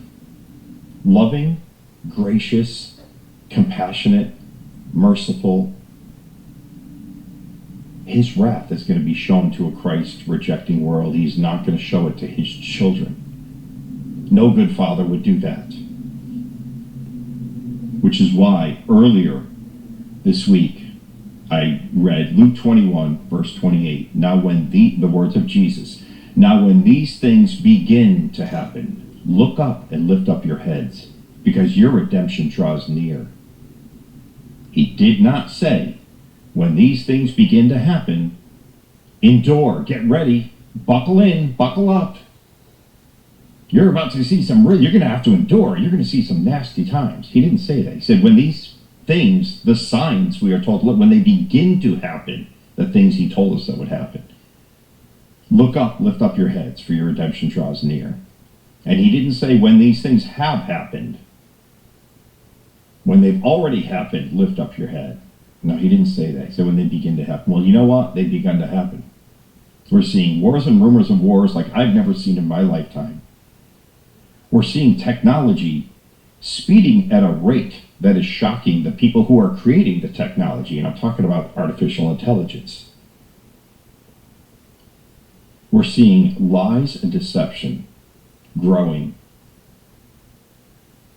I don't know what we're not seeing. We're ready. I'm literally, I always tell you, I'm not trying to find the day or the hour of the rapture, and I don't name dates. But I'm telling you, we're in the season, and I'm looking up every single day because I think it could happen any day.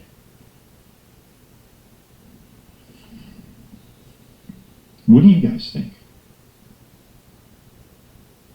I know most people that watch this channel believe in a pre-tribulation rapture. You really think the Father would leave his children here when he shows his wrath to a Christ-rejecting world? We didn't reject Christ. What do you think? Let me know. All right. Let's look at a little bit of what's going on in the world. Yesterday, last night, 7 or 8 o'clock, this was from Israel today on Telegram. Israel has issued an evacuation order for 4 buildings in Beirut. Then I saw a video of traffic jams of people trying to get out of Beirut where Israel had warned that they were going to strike. And then Israel did strike. Before the strike happened, Bubba News on Telegram said, big attack coming up on Beirut, Lebanon by Israel tonight. Defense Minister Katz said Prime Minister Netanyahu and I have instructed the IDF to attack this evening and to destroy buildings used to manufacture and store drones by the terrorist organization Hezbollah in the heart of the Hadida district in Beirut. The residents of the buildings have already received evacuation notices. Yeah, like I said, I saw a video of a lot of traffic getting out of there. We will continue to enforce the ceasefire rules without any compromises and will not allow any party to create threats against the northern communities and all citizens of the State of Israel. We see the Lebanese government as directly responsible for preventing violations of the ceasefire and all terrorist activity against the State of Israel. Also, according to Israeli media, the Israeli army is preparing for the possibility of retaliatory fire from Lebanon in response to the Beirut suburb attacks. Bubba News said that reports of 17 Israeli airstrikes so far have targeted the southern suburb of Beirut within the last hour, with a number of Hezbollah-affiliated buildings said to have suffered significant damage, leading several to becoming partially or totally collapsed. Yeah, I know the videos, the explosions were huge, and there was a lot of secondary explosions, which always tells you there's something in there that they are blowing up that was worth blowing up. Israel Today said it. Video of last night's Israeli airstrike on Beirut clearly shows secondary explosions. Reports indicate Israel destroyed hundreds of Hezbollah drones that were being kept in the Lebanese capital. So the Lebanese army, the Lebanese government, is not holding up their end of the bargain. They're supposed to be helping to disarm Hezbollah. But, you know, everybody, it's a spiritual thing. You know, everybody wants Israel to end, which will not happen.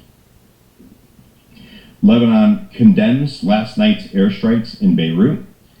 Israel says Lebanon has only itself to blame. Defense Minister Israel Katz responded to the Lebanese president's remarks, saying, quote, "There will be no peace in Beirut and no order and stability in Lebanon without security for the state of Israel. So, yeah, so they're going to take over most of the West Bank. And if you do not do what is required, we will continue to act with great force." End of quote. Retired Lebanese General Rifi, a Sunni who previously served as Lebanese Minister of Justice, said Hezbollah needs to understand that it has two choices: either hand over its weapons to the Lebanese army or have them destroyed by Israeli drones and planes. Pretty simple. Pretty simple. What else? You guys okay? Everybody okay out there? Don't let this stuff trouble you. It's all good. The Lord is in control. Jesus is in control. Just, grab a snack. Go get a pickle and a donut. Just don't eat them together. The U.S. imposed sanctions on international criminal court judges. Yes, they did. The U.S. has imposed sanctions on 4 judges of the International Criminal Court, the ICC. The relevant statement was published yesterday on the website of the U.S. State Department.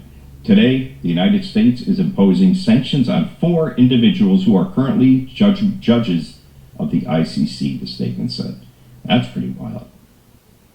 And then we got everyone talking about these meetings that are coming up on June 17th through 20th. This was from the Saudi Gazette. Saudi Minister of Foreign Affairs, Farhan, held a phone call on yesterday, with the United Nations Secretary General Antonio Guterres. So Guterres and Farhan had a phone call. During the call, they reviewed the ongoing preparations for the high-level international conference for the peaceful settlement of the question of Palestine and the implementation of the two-state solution, the longest conference name of all time. They also discussed the latest regional and international developments. Saudi Arabia and France will co-host this conference, which will be held at the United Nations headquarters in New York City on June 17th through the 20th. French President Emmanuel Macron announced this meeting earlier, and he said that he and Saudi Crown Prince Mohammed bin Salman will co-chair the conference. We will be watching that one closely. They're going to try to force Israel into a two-state solution. It will be very interesting. UN Secretary General Antonio Guterres on Thursday told Arab News that the international community has a duty to do everything in its power to stop Hamas. Oh, no. I added those 2 words, stop Hamas. No, I'm sorry. That was a mistake. That the international community has a duty to do everything in its power to pursue a two-state solution to the conflict between Israel and Palestine, and to bring about the conditions that can make it happen. It is absolutely essential to keep alive the two-state solution perspective, he said. No, that guy loves Hamas. He never says anything against Hamas. And he's got under that suit, he's got a Hamas t-shirt, I guarantee you. Israel Today shared this. Southern Gaza warlord Yasser Abu Shabab denies that he is working for the occupation, aka Israel. Of course, Abu Shabab and his militia wouldn't be able to operate as they are if they didn't have the IDF's approval. Yeah, that's obvious. So they definitely have the IDF's approval because they'd be gonzoed if they didn't. Interesting to see where that group goes, the Shish Kebab group. Amir Sarfati shared this on his Telegram early this morning.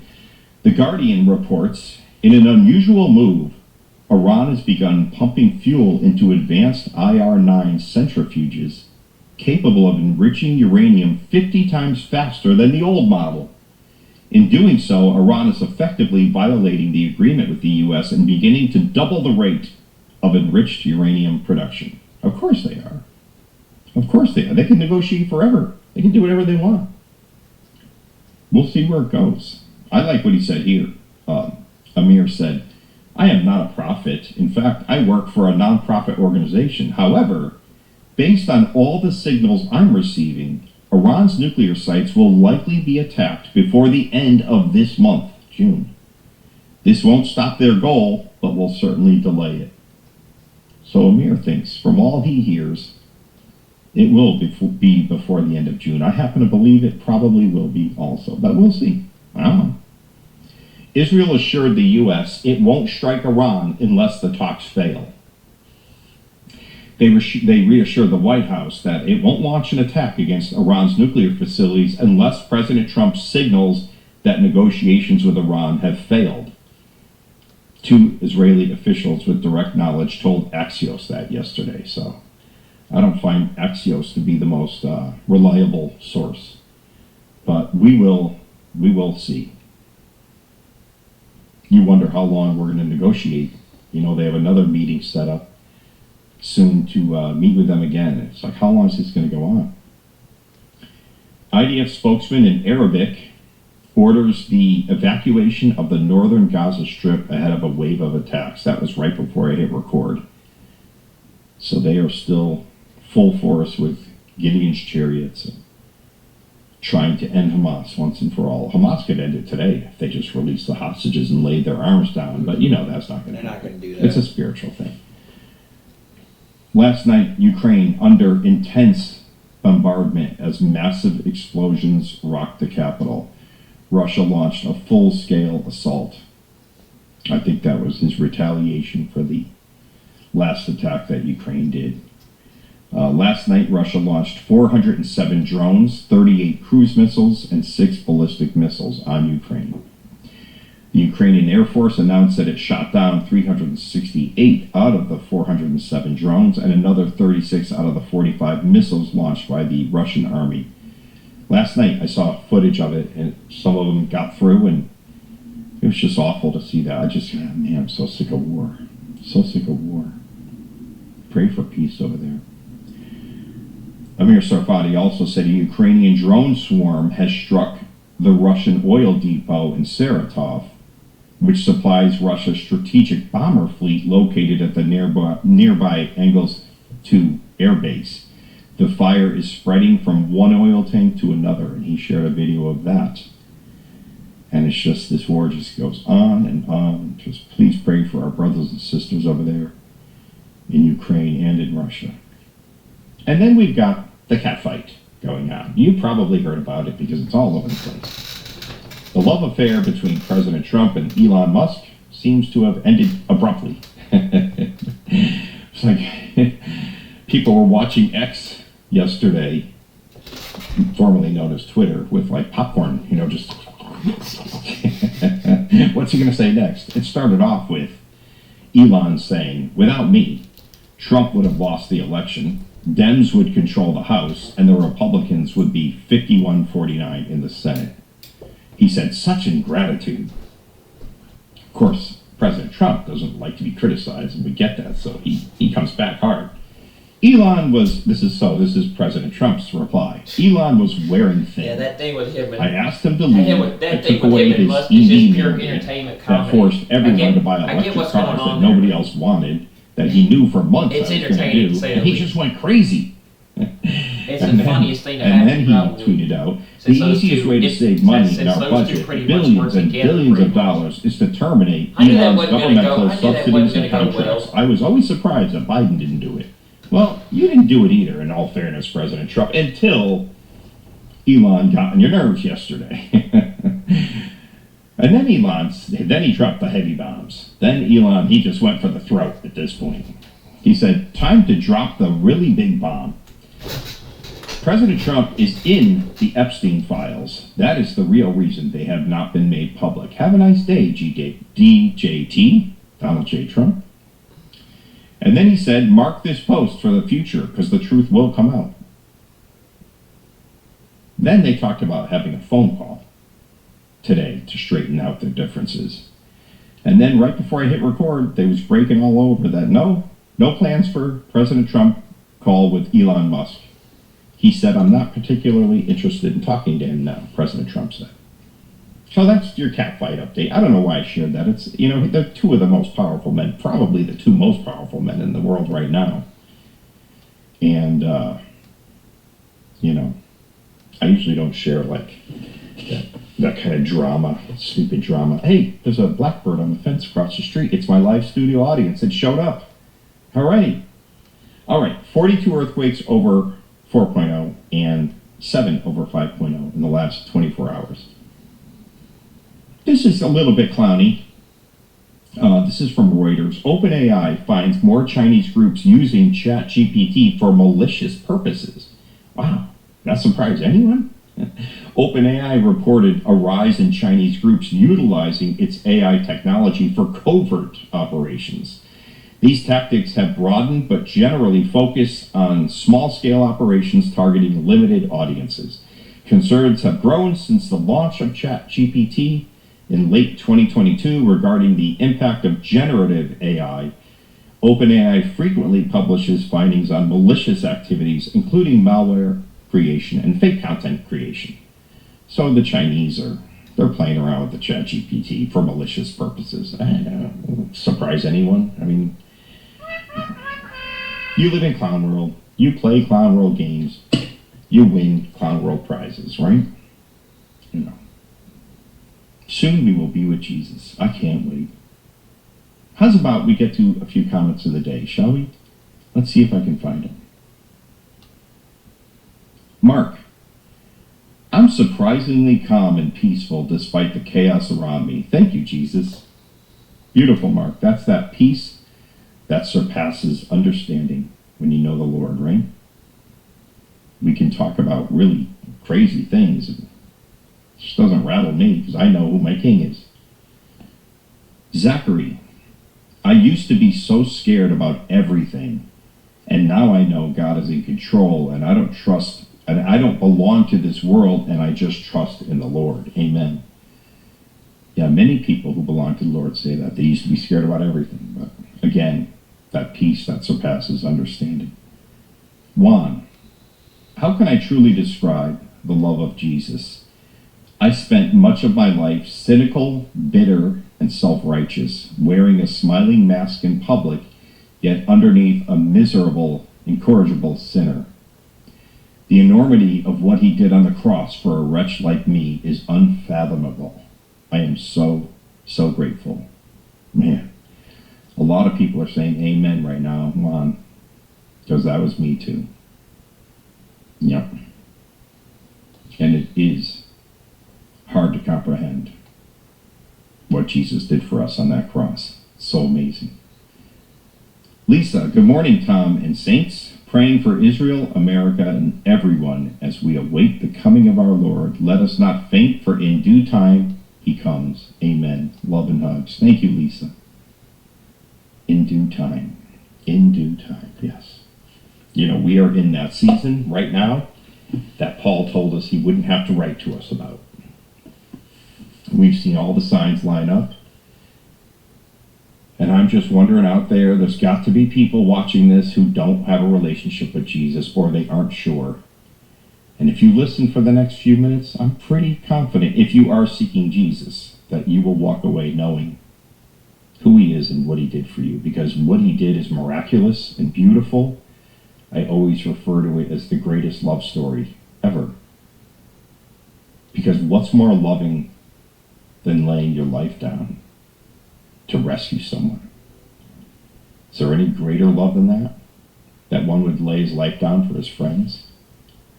That's what Jesus did. Jesus came here to rescue us from our sin problem. And Jesus came here knowing he was going to die. He came here knowing he's the Lamb of God, slain from the foundation of the world.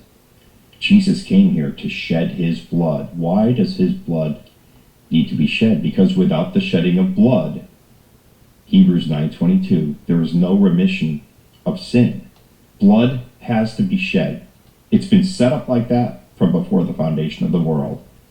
If mankind sins, sin is so serious to God, to the Most High God, that something has to die so that sin can be removed. So your King of Kings, Jesus, the one who left a throne in heaven to come here 2,000 years ago, he made a blood payment for each and every one of us. It has the power to forgive every person who's ever lived. Jesus' blood that he shed is so powerful that it has the power to remove every sin from every person who has ever lived. But I'm sorry to say it won't remove all the sin, because you have to have faith in the blood. You have to understand and admit you're a sinner. And you have to understand, I need a payment. I have a sin debt. For sin comes death. The wages of sin are death. And I have a sin debt. Guess what? The King of Kings and the Lord of Lords, Jesus, paid your sin debt in full when he shed that blood. That's so amazing.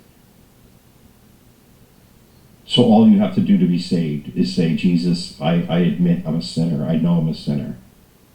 And I now understand that you shed your blood to rescue me. I now understand that you love me so much that you went to a bloody cross so that I could live forever with you. How can you turn that down? But you say, Jesus, I have faith in that blood, that it'll wash me white as snow. And I believe in your finished work. I believe you came here. You were the God-man, fully God, fully man. I believe you went to the cross for me. And you died, and you were buried, and you rose again on the third day. I believe in your atoning blood and in your finished work, Jesus. And I need a Savior, and now I know you're the Savior of the world. So I'm repenting, and that means turning from unbelief to belief. 180-degree turn. I am turning to you now, Jesus, in the belief of your atoning blood and your finished work. You are now my King and my God. And when you do that, you are saved. And don't let anyone tell you you are not. You are sealed into the day of redemption. You are born again, because God will put the Holy Spirit in you. And once you're born, how can you be unborn? Have you ever had a fight with your parents or your mom and said, that's it, I'm going to be unborn now? Can you be unborn once your mom gave birth to you? It's impossible. When you are truly born again, how do I get truly born again? When you believe that Jesus shed that blood for you. You have faith in that blood, and you have faith and belief in Jesus' finished work on the cross, and you say, yes, that's for me. I believe that. You are saved.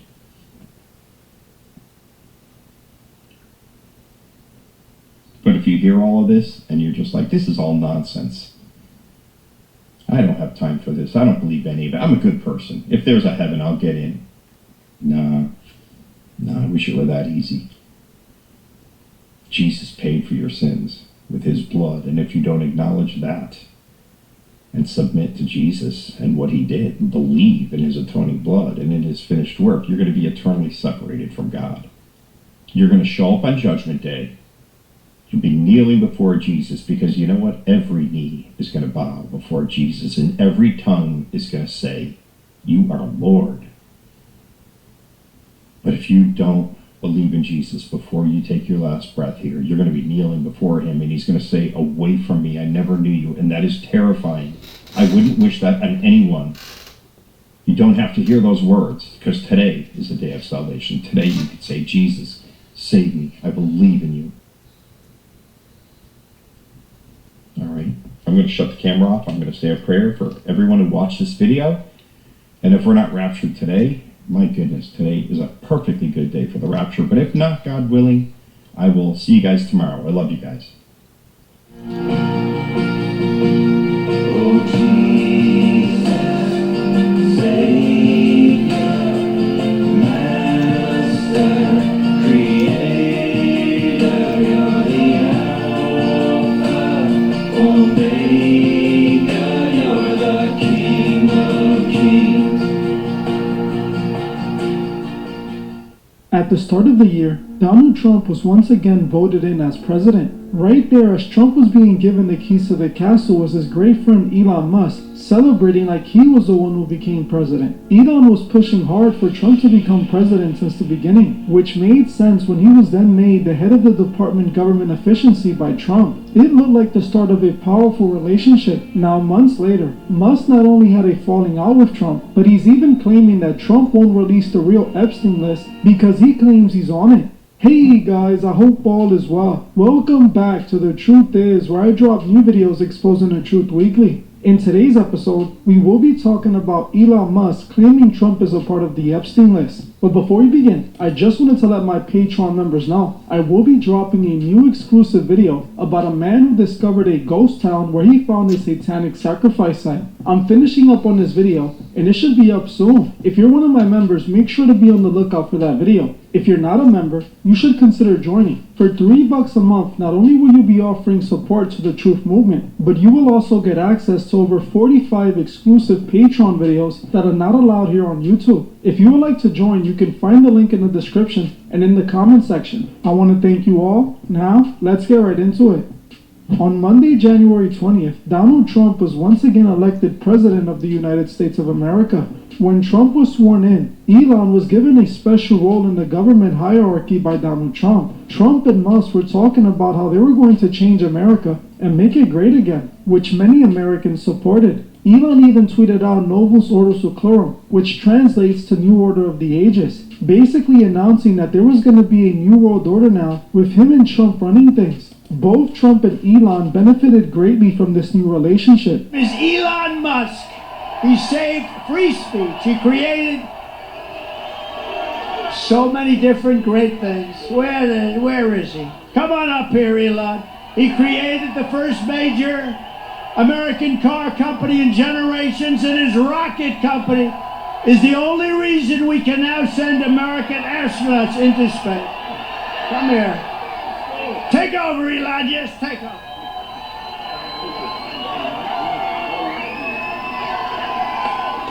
Hi, everyone. Musk constantly promoted Trump on X and was even one of the top donors for his campaign. Elon benefited as well by not only receiving an important role in the government as the head of the Department of Government Efficiency, but his Tesla stocks also saw a giant increase. Things were going great for both Trump and Elon until just a few days back. What's being reported is that the beef between Trump and Elon started because Trump was passing a bill called the Big Beautiful Bill, which was going to negatively affect Elon Musk's Tesla company by cutting out a tax credit given to those who buy an EV. Since Musk had a company that sells EV, this bill would lower the incentive for people to buy a Tesla. For obvious reasons, according to Trump, Elon was opposed to the bill, but Trump still got it passed by the House and is now awaiting it being passed by the Senate. Elon's upset because we took the EV mandate, and which was a lot of money for electric vehicles, and they're having a hard time with electric vehicles, and they want us to pay billions of dollars in subsidy. And Elon knew this from the beginning. I can understand why he's upset. Remember, he was here for a long time. You saw a man who was very happy when he stood behind the Oval Desk, and even with the black eye, I said, "Do you want a little makeup? We'll get you a little makeup." But he said, "No, I don't think so," which is interesting and very nice. He wants to be who he is, so you could make that statement too, I guess. Look, Elon and I had a great relationship. I don't know if we will anymore. I was surprised because you were here. Everybody in this room practically was here as we had a wonderful send-off. He said wonderful things about me. You couldn't have nicer. Said the best thing. He's worn the hat. Trump was right about everything. And I am right about the great, big, beautiful bill. I'm very disappointed because Elon knew the inner workings of this bill better than almost anybody sitting here, better than you people. He knew everything about it. He had no problem with it. All of a sudden he had a problem, and he only developed the problem when he found out that we're going to have to cut the EV mandate, because that's billions and billions of dollars, and it really is unfair. We want to have cars of all types. Electric, we want to have electric, but we want to have a gasoline, combustion. We want to have different. We want to have hybrids. We want to have all. We want to be able to sell everything. And when that was cut, and Congress wanted to cut it, he became a little bit different, and I can understand that. But he knew every aspect of this bill. He knew it better than almost anybody, and he never had a problem until right after he left. Now, this led to the events that took place yesterday, where Elon started a war with Donald Trump over Twitter. Elon Musk directed several insults towards Donald Trump. He called for the impeachment of Trump, claimed that if it wasn't for his support, Trump wouldn't have become president, and also claimed that Trump's big beautiful bill will hurt Americans.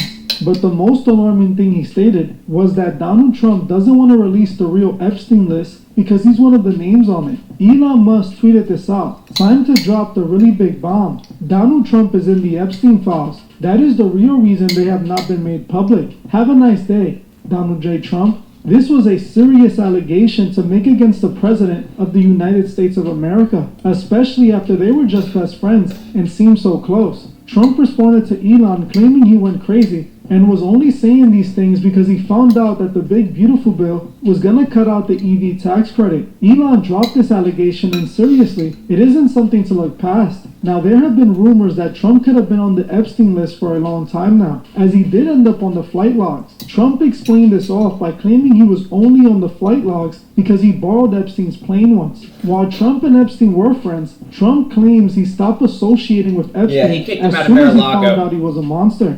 He kicked him out of Mar-a-Lago. I looked into it. I did research on that too. I saw it last night. When Trump found out who Epstein was, he kicked him out of Mar-a-Lago. Epstein himself claimed in a recording that leaked months ago that Trump was his best friend at one point, and claimed he wasn't a nice guy. He didn't know who he really was at the time, though. That was the thing.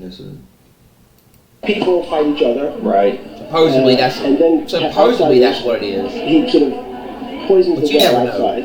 He will tell 10 people Bannon's a scumbag and Priest's not doing a good job and Kelly has a big mouth. And what do you think? Jamie Dimon says you're a problem and I shouldn't keep you. And I spoke to Carl Icahn, and Carl thinks I need a new spokesperson. So Kelly, even though I hired Kellyanne's husband, Kellyanne is just too much of a wild one. And then he tells Bannon, I really want to keep you, but Kellyanne hates you. I have more than dozens. I probably have 100 hours of Epstein talking about the inner workings of the Trump White House and about his long-standing, deep relationship with Donald Trump. So how do you know this? That's what it's right. So I need the dump. Just give me dump. First, it's fun. So you probably know he had a scalp reduction. Because he had the same male pattern model that we all have. He had his scalp moved from hysterical. Donald's office, as you know, he made that call. He used to be on the phone and said, he's fake PR person. I was kind of funny. I was sitting there listening to the guys from the Post talk, and Donald would say, he's a great guy, I love working with him. And I sit there like, this is just amazing. And he'd say, Michael, come on, let's go to the office.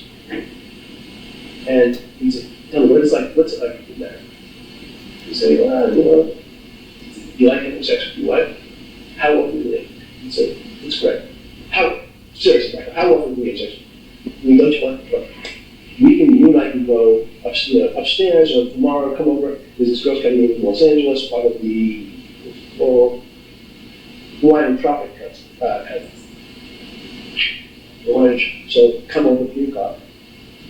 You can have a great time. I promise you, Michael, it's just me and you. You're going to have a great time. Be up here at 3 o'clock, we can go upstairs. The whole time, Tony's been on the phone, listening. He's setting it up. Because he wants the story. So he has because as an avoid conversation,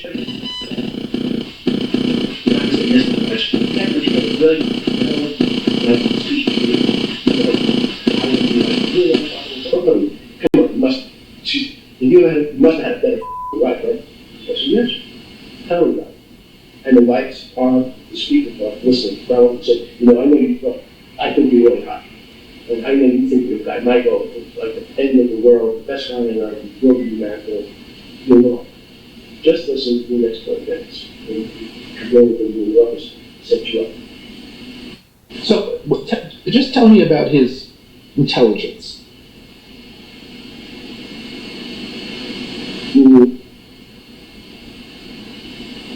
With respect to real estate deals, he's good. He's a salesman who knows real estate really well. Anything else but that, he knows nothing. No history, no strategy. And I start to say about executive function. The executive function is, and it's strange because construction by definition is just that. First you have the foundation, you have the steel going up, what stage? But in terms of his anything but real estate, he can't figure out if I fire Bannon, what happens tomorrow. So cause and effect, that has no relationship. In analytic intelligence? No. Now what's this thing about that functionally he can't read, or he doesn't read, or... He doesn't want to. He certainly can't read a balance sheet. Which is funny. I have no idea.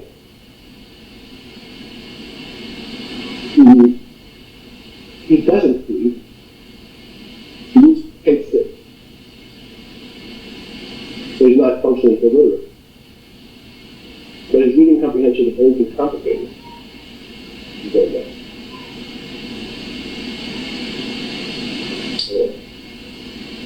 Now, what's other than he has he has a sense of humor, he can be funny.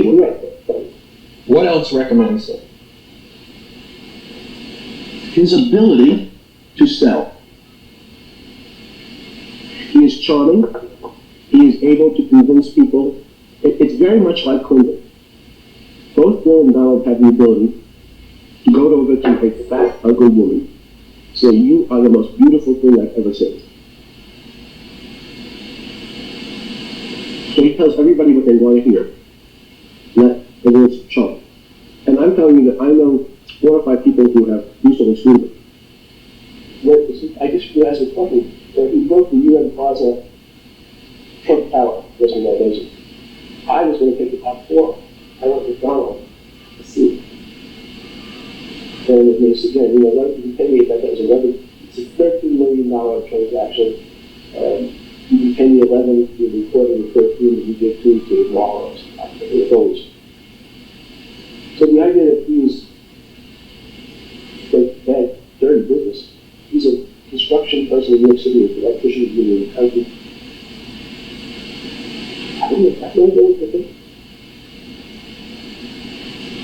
There's not a horrible human being in Jeffrey's book. He does nasty things to his best friends' wives.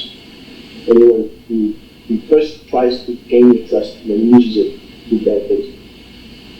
That's how it goes.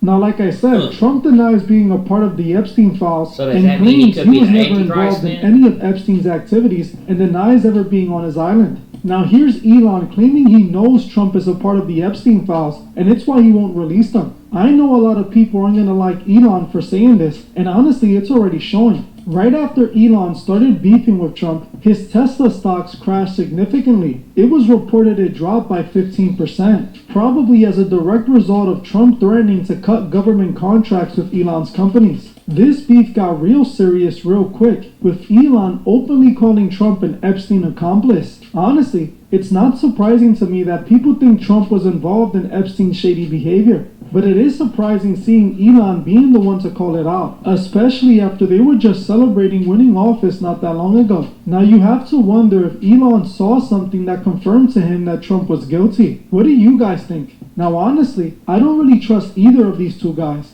To me, all of this seems like a giant distraction. We gotta look out for what they're trying to distract us from. You guys know I think all presidents are puppets. I know this country isn't really run by them. It's run by the real elite behind them. They are just the puppets put in place to give people the illusion of choice. Even though Elon is calling out Trump, I don't trust him at all. And I feel like he's someone we have to keep our eyes on. I feel like Elon Musk likes to pretend to be the Antichrist. All the things he's been doing paints him as some sort of supervillain. Elon is trying to install chips in people's brains. He has a company working towards improving AI, and he is even creating humanoid robots, promising that he will put humanoid robots in the houses of all Americans. He also tweeted out that it was the start of the New World Order when Trump became president. Elon seems like the perfect catalyst for an antichrist. All he would have to work on is making most people like him, which while he was with Trump, he was achieving. It seems like Elon wants people to think he's the Antichrist. Now, when it comes to Elon claiming that Trump was a part of the Epstein files, honestly, even if it's true, they would never confirm it. The government isn't going to expose themselves. The whole Epstein situation was covered up, and we let it happen. They lied about the whole thing and refused to tell us the truth.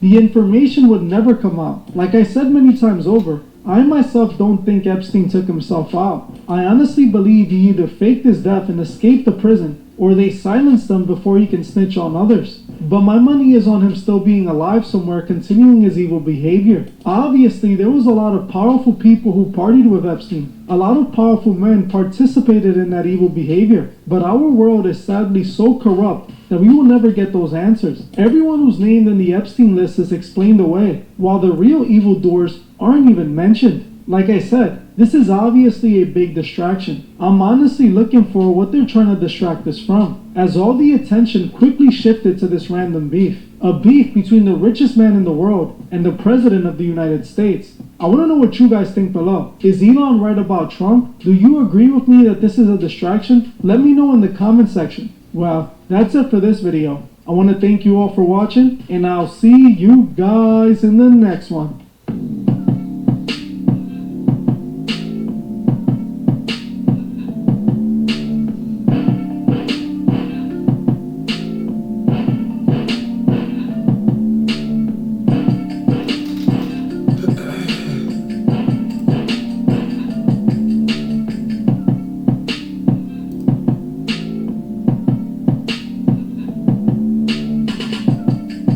Alright, I want to see what they're...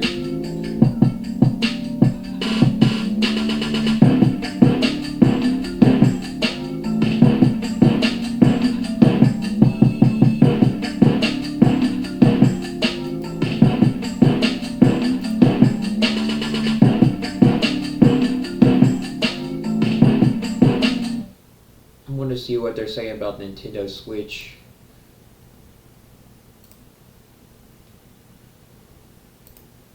See if it's worth the. See if it's worth it.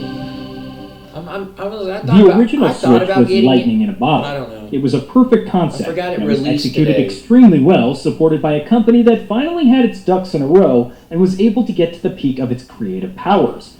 It sold untold, obscene numbers. It is likely to go down in history as the highest-selling game platform of all time by the time it's pulled from the market. If nothing else, it's guaranteed to be the highest-selling Nintendo system of all time. It sold over 150 million units of hardware and over 1 billion units of Apparently software. it got hacked The scale when of it its just success released, is mind-boggling, and has not been seen this side of the PS2, which is the only other hardware to achieve both of these feats. In other words, there's a gigantic, highly engaged audience here that Nintendo needs to sell on a successor. That successor, which has been rumored and reported on for literally years at this point, has been long in the coming. The existing Switch, fantastic machine that it is, has increasingly been unable to keep up with the demands that modern games make of it.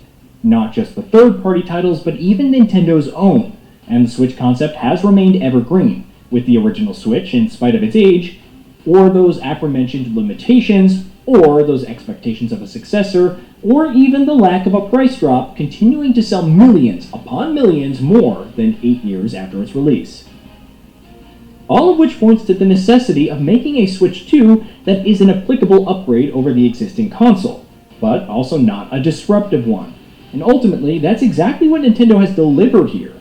The Switch 2 is very much what it says on the box. It's a new Switch. It's bigger. It's more powerful. It supports HDR, 4K, DLSS, 120 FPS, VRR in handheld mode, and even has intriguing new mouse controls built in.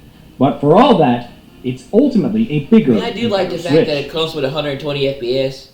This But isn't the meant to be Switch a 2 kinda criticism. reminds A me better of, like, Switch was quite modern literally PS5 exactly what Switch owners have or, wanted like, from its successor, Xbox. and exactly what was needed.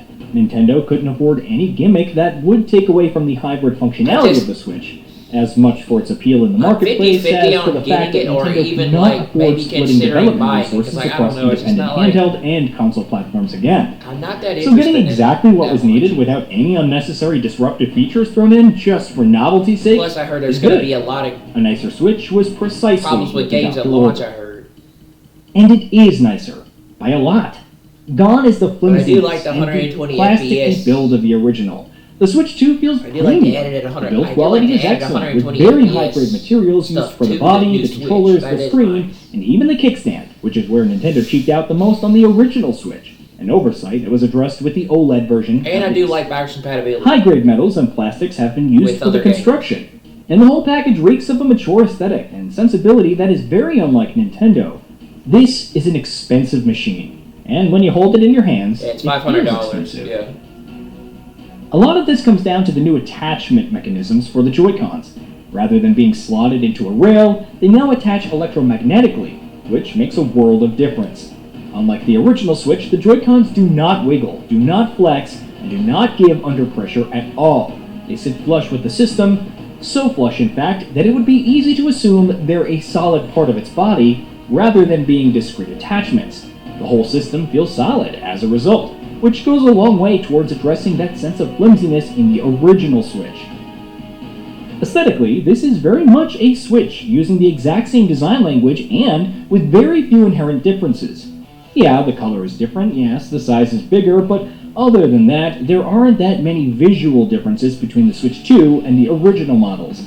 The biggest one is the kickstand, which has a U-shape and allows for full support across 90 degrees like the OLED model's kickstand did. There's also a USB-C slot near the top, which can be used to charge the system, as well as for accessories such as the Switch 2 camera, but not to dock the systems. Realistically, this isn't a bad thing, as again the Switch concept is evergreen, and also limits what you can do if you stick to it. It is a little disappointing that there are no color options available for the new Joy-Con at launch, as those were a great way for people to differentiate their systems and personalize it to their liking.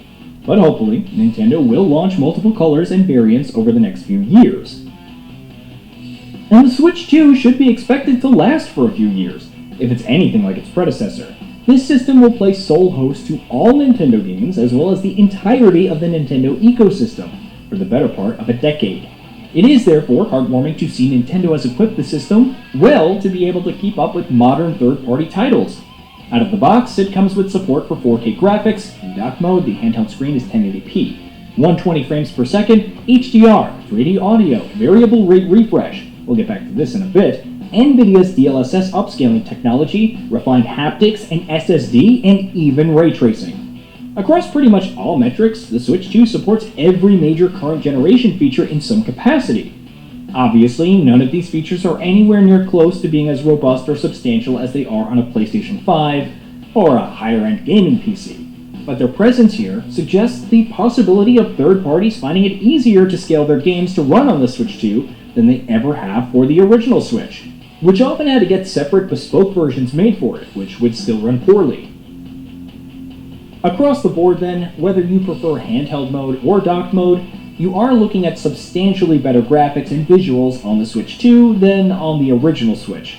There are definitely going to be areas where one mode is better than the other, however. For example, as good as the Switch 2 screen is, and it is definitely a great looking screen, bright, vibrant, and a far better looking screen than in the launch model Switch, the Switch Lite, the launch model Steam Deck, or the PlayStation Portal, it is an LCD screen, which means that in terms of HDR, for example, it performs a lot worse than a high-end TV is likely to. Conversely, however, the portable mode supports VRR, which docked games do not.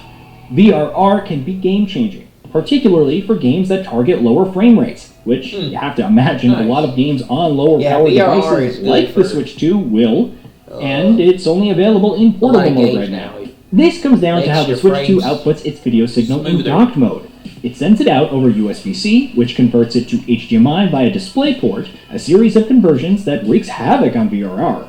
Hopefully, this is a problem that can be resolved eventually, That's interesting. Although recent systems like PS5 and Steam Deck also lacked VRR support at launch, but did end up getting it eventually. These quirks aside though, you're going to get far better graphics on the Switch 2 than the original across the board. This can be easily verified by anyone themselves. Playing Breath of the Wild or Tears of the Kingdom on Switch 2 is eye-opening compared to how they look and run on the original Switch. Running in locked 60 FPS, the original releases are infamous for not even keeping a steady 30 FPS, and a beautifully 1440p in docked mode and 900p in handheld mode, the games look sharper, cleaner, clearer, and smoother than they ever have before. The loading is almost instantaneous as well, which is a very underrated upgrade, but one that can be hard to go back from. Nintendo has more of these Switch 2 editions planned for their first-party games, and hopefully they can keep the ball rolling for a while, because I would love to play a lot of Switch games with these kinds of upgrades. Those two games have gotten substantial Switch 2. A lot of games on lower-powered devices like the Switch 2 will, and it's only available in portable mode right now. This comes down to how the Switch 2 outputs its video signal in docked mode. It sends it out over USB-C, which converts it to HDMI via DisplayPort, a series of conversions that wreaks havoc on VRR. Hopefully, this is a problem that can be resolved eventually. Although recent systems like PS5 and Steam Deck also lacked VRR support at launch, but did end up getting it eventually. These quirks aside though, you're going to end up getting it eventually.